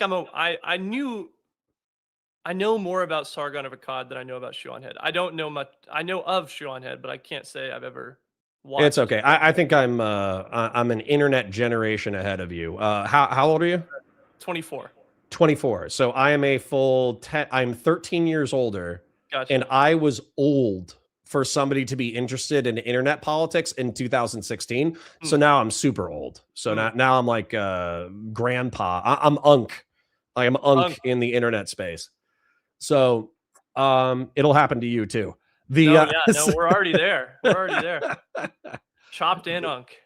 Yeah. So but the point being that, like, okay, so we agree on all these things, we understand each other. It's not something that we're going to solve overnight. I've been like bouncing around in the internet. I would swear to God, for probably the past like 2 to 5 years. Number one, trying to be the solution that I wanted to see in the world and failing. Yeah. And then also looking for someone who had a panacea. But weirdly enough, there was this thing that Jordan Peterson, back before he lost his mind, there was something that he said. He was saying that, like, we are rational creatures, yes, but we're also irrational creatures. And part of maturity is recognizing that you might have irrational beliefs sometimes. Yeah. And that actually it gave me breathing room, where I think liberalism can be like overly it can be like overly technical, where like it Yeah. wants to have like an objective explanation to everything. Whereas sometimes like the explanation is like people are stupid and they believe in irrational things, right? Like Yeah. that's the explanation. And so being able to say, hey, I'm stupid and I'm irrational sometimes, it gave me like a lot of like catharsis.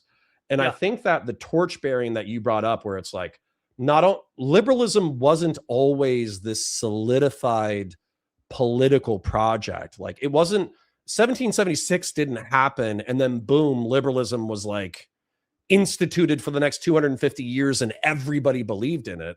It's like, no, like in 1850, a lot of the things that we think are good in society were reverted by, like you said, like monarchists and dictators and theocrats and all that kind of stuff. And so it's been stomped out before, but it came back. Yeah. And so that's kind of where I think I'm really attracted to Torch so far. Yeah, no, I like it. Yeah, I'm gonna think on this. I've been Yeah, please asking sort do. of my community to think about like things, these sorts of branding questions, and whenever this video, I'll send it to them and I'll say, ideate on this. Yeah, because the number one, the fact that you can tell your audience to ideate is already great. but the torch, I think it says we're carrying the light from something that came before us, and it's something that can gutter in our hands, but it's our responsibility to pass it to the next thing. And so it's simultaneously like past oriented in principle, but it's future oriented in execution. And I feel like a torch captures that. Captures that concept. It's a powerful symbol, that's for sure. Yeah. So at least it could be like a symbol in the background. It doesn't have to be the label, but it could be a symbol. Yeah, no, I agree. Yeah. The All symbol right, cool. that I always use in all my, and I use the Phrygian cap. I have this.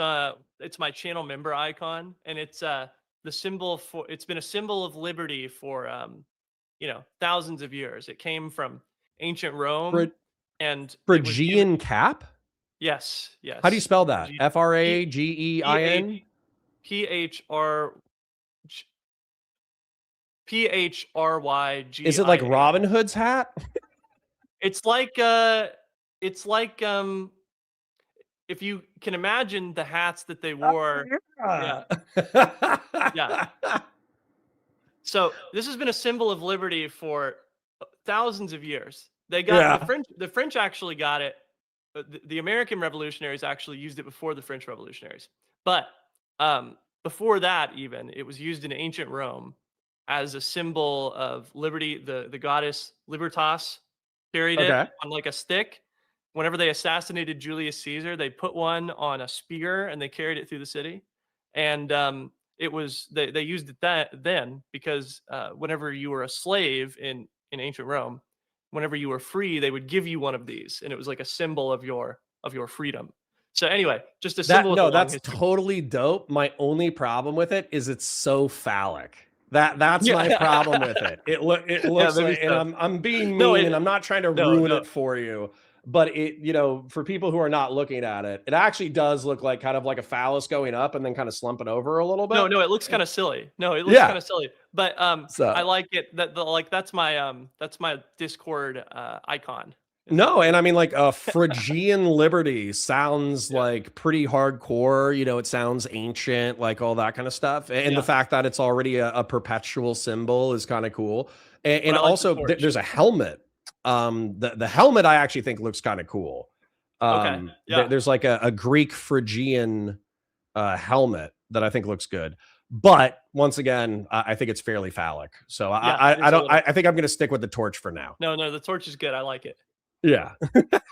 All right. I could probably talk to you for another 3 hours, but I don't want to force it. I do have other things that I need to do today. Absolutely. I normally cut off at 2:30. It's 2:28. So I had a brilliant conversation. I love it. I hope that you do in DFW what I'm trying to do in Central Florida. And then I hope we have an excuse to bump into each other in the real world. But in case there are people who are watching this who do not know who you are, can you tell them who you are, where they can find you, what you're working on, that kind of thing?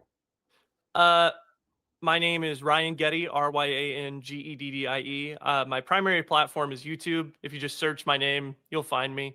We're getting up we're 1,000 subscribers away from 20,000. So we're trying to get there. I do streams. That's a new thing, but we're trying to do it. I mostly do videos though, video essays talking about what we've been talking about here.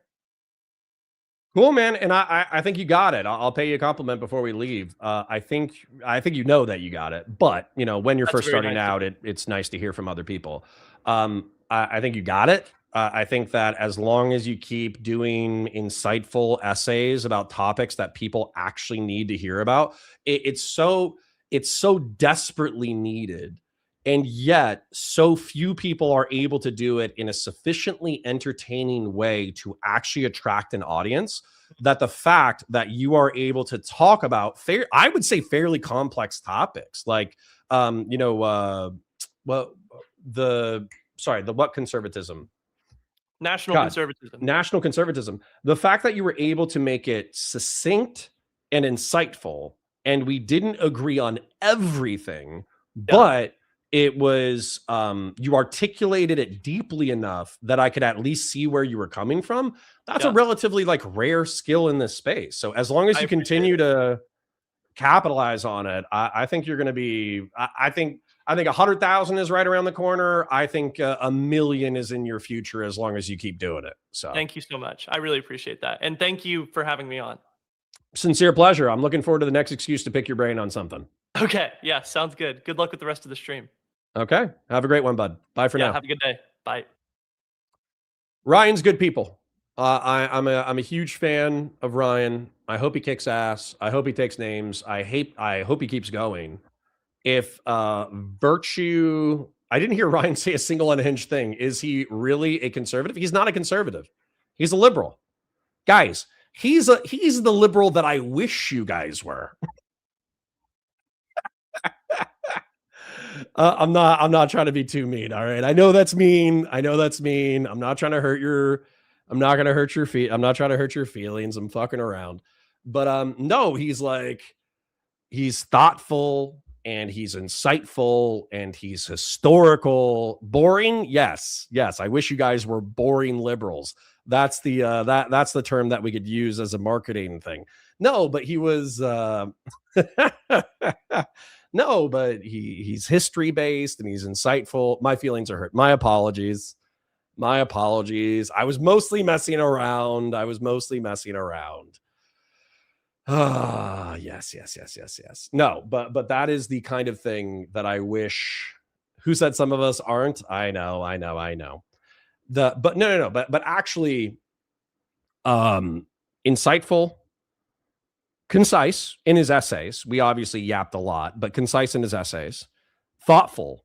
And even what was really interesting is he has not been corrupted by the internet space. I said, hey, we need something like grillhotism is great. I love grillhotism. Okay. And I'm happy that we have conservatarians who actually like the Republic. And I'm happy that we have liberals who think that liberals are soy sometimes. I'm happy we've been able to cultivate this community. However, I am looking for something stronger. I am looking for something that's marketable. I'm looking for something that you could, the way that MAGA has an identity around Make America Great Again and the America First movement. I want something that captures that vitality. And so, dude, you say radical centrism, and dude, I would 100% go with centrism. But when I went on radical alt-centrist utopia, which was a Facebook group that I use, buy me a Pharyngean cap. I will 100% wear it old school. Thank you for the donation, by the way. But when I go on to radical alt-centrist utopia, which was a centrist Facebook group 5 years ago, 10 years ago, they're Jew posting. They're Jew posting. They're literally like, this is a parasite on all nations, and it's a tick with a Star of David on it. All the centrists have become contrarian Trump cultists, and it's repulsive. So for me, centrism is poisoned. Classical liberal is poisoned. Republican, I think, is descriptive if you think about it philosophically, but Republican basically means, Trump cultist these days. And also it means I have no principles and I will betray them I will betray them in a heartbeat as long as I get a ounce of social media clout. So republicanism, unfortunately, has taken a huge optical hit in the past decade. The only reason why I think republicanism probably won't die as a label is because there's like 200 or like 130 years of history before it. But if we were analyzing history, or if we were analyzing the Republican label just from the MAGA movement, I think Republican would be dead as a label. What about the USS Liberty? you want to name our political movement after the ship that Israel attacked in like 1967? I don't know if that's going to be a unifying symbol, General Balsack. Nice. Okay, well, I had a brilliant time. We stayed up through 100 through a majority of that, and then I think we dropped off because Steven went live and it's the DGG Awards or whatever. So can the right not steal every effing symbol? Yeah, I'm with you. Yeah. Fellrunner says we need a Destiny Connor IRI Geddie weekly panel show. That would be fire. Like the way that they do live and learn, we should do like cope and seethe. And it should be me, Destiny, and Geddie. All right. Let me thank the people who donated and let me get out of here. We did hit 2:30. I probably got stuff to do. Old School, thank you for the 2. Anonymous Chatter, thank you for the 10. From the Ashes, thank you for the 5. Hold on real quick. I need to read these because I didn't read these previously. And thank you for the 100 ARS. Real Serious says, it sucks to say, but the rebrand and marketing of liberalism is a big thing. This is partly why Trump succeeded by pivoting the party more to MAGA than republicanism. Their own say as much. Well, dude, I would unironically just do a MAGA. AMAGA. Actually make America great again. I would do torch liberals, torch Republicans, a MAGA. Boom, done. But, nobody's listening to me, so it's okay. Old School with the 2 says, Cotter, I'm going to buy you a pharyngine cap. I'll wear it. If you get me a beanie with a little phallic overhang on it, I'll wear that. That doesn't look that crazy. Anonymous Chatter for 10 says, I don't care if it's anti-capitalist. Make a system where people who want to get educated cheaply and easily think of the dollars left on the table by gatekeeping education. I think it's pro-capitalist in a lot of ways. From the Ashes for 5 says, ignore the previous super chat and put the 1,000 suns in the Dyson, you degenerate. Heap your praises upon your beneficent grandfather. Well, thank you for the super chat, King. It's just obvious as 1,000 Suns are the best chaos faction. I'm going to go with, like I said, Iron Empire. I'm going to do Iron Warriors as a core of the army. But I'm also going to get World Eaters, some, what do you call them? Emperor's Children, and some Luna Wolves, and some other people. And I'm going to paint them in their original Legion colors. And maybe I'll give them all the silver arm. I haven't decided how I'm going to do it. But effectively, I want to make Chaos Death Watch that are a part of an Iron Empire that's trying to make it, they're trying to build their own Iron Empire separate from Chaos and separate from the Imperium. That's what I want to do. Fellrunner for 5 says, not all liberals. Chips for 3/4 of the Gnome review. I'm sorry that I didn't get all of it, Fellrunner, but thank you. Real Serious with 100 ARS says multiple shots fired as long as it's not multiple mag dumps is standard as far as I know. That's true. Imagine if police had to count the amount of shots while they fire at a guy, charge him with a knife. Yep, it's not a thing. Thank you for the super chat. Grassroots for the $10. And any other self-defense situation, you fire until the target is incapacitated. If the target is not incapacitated, they still represent a public threat or threat to your person. Right. I think what Pisco said was interesting, but I don't know if it changes the calculus. Him saying shooting the driver doesn't mean you're not going to get run over. I don't know how that changes the legal case. I need to go look at the actual statutes as written for lethal defense or lethal self-defense or deadly force in Minnesota.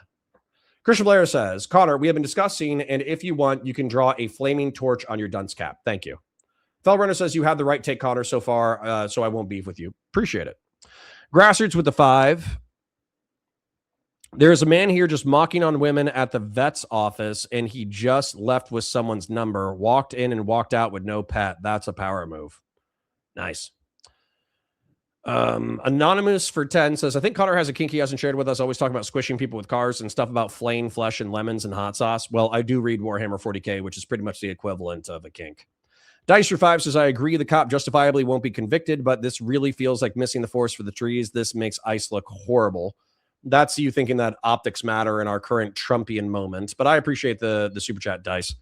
Anonymous chatter for 5, even at 25 miles an hour, I cannot see anywhere near enough pushing off their vehicle out of the snow by ICE officers. Interesting. Knife Mall for 5 says, justified shooting or not, we can all agree the real arslers are Christy, Dogslayer, Gnome, and Dictator Don for their response. Sure. The Melody for 2 says, you think he gets away with this if judged by jury? Yes, 100%. Bearded Pinecone says, it doesn't matter whether or not it's a lawful detainment. It feels like it should be in this context. We're presuming that it was lawful, Bearded Pinecone. Thank you for the 5. All right. Then Anonymous says for $2 is, what did you say? Melody for 2 says, I asked ChatGPT and it said you were wrong. Politics for 10 says, I wish there was more officers on the force like you. I'm a little bit behind. I think after that, I started reading it. So thank you to everybody who donated past that. And then thank you to Old School for the 5, Anonymous for the 5, Melody for the 2, Vazraka with the gifted, Grassroots with the 5, Bulbous with the 5, Grassroots with the 20, Fashion 40 with the 5, Anonymous with the 10, Grassroots with the 20. And in total, we got 28 super chats today. So I didn't really set a goal, but if I had set a goal, I did set one goal. You guys got 7 out of 10 on it. But realistically, if I had set a goal, we would have done 2, maybe 3 goals today. So thank you for your viewership and thank you for your financial support. Fashion 40 says, I do be chipping. True. Christian Blair says, have a good day, Connor. In chat, see you next time. See you tomorrow. So what's Connor's view on the shooting I just got here? Rewind the VOD, buddy. Rewind the VOD. Anyways, parasocial, love you guys. Catch you in the next one. Bye for now.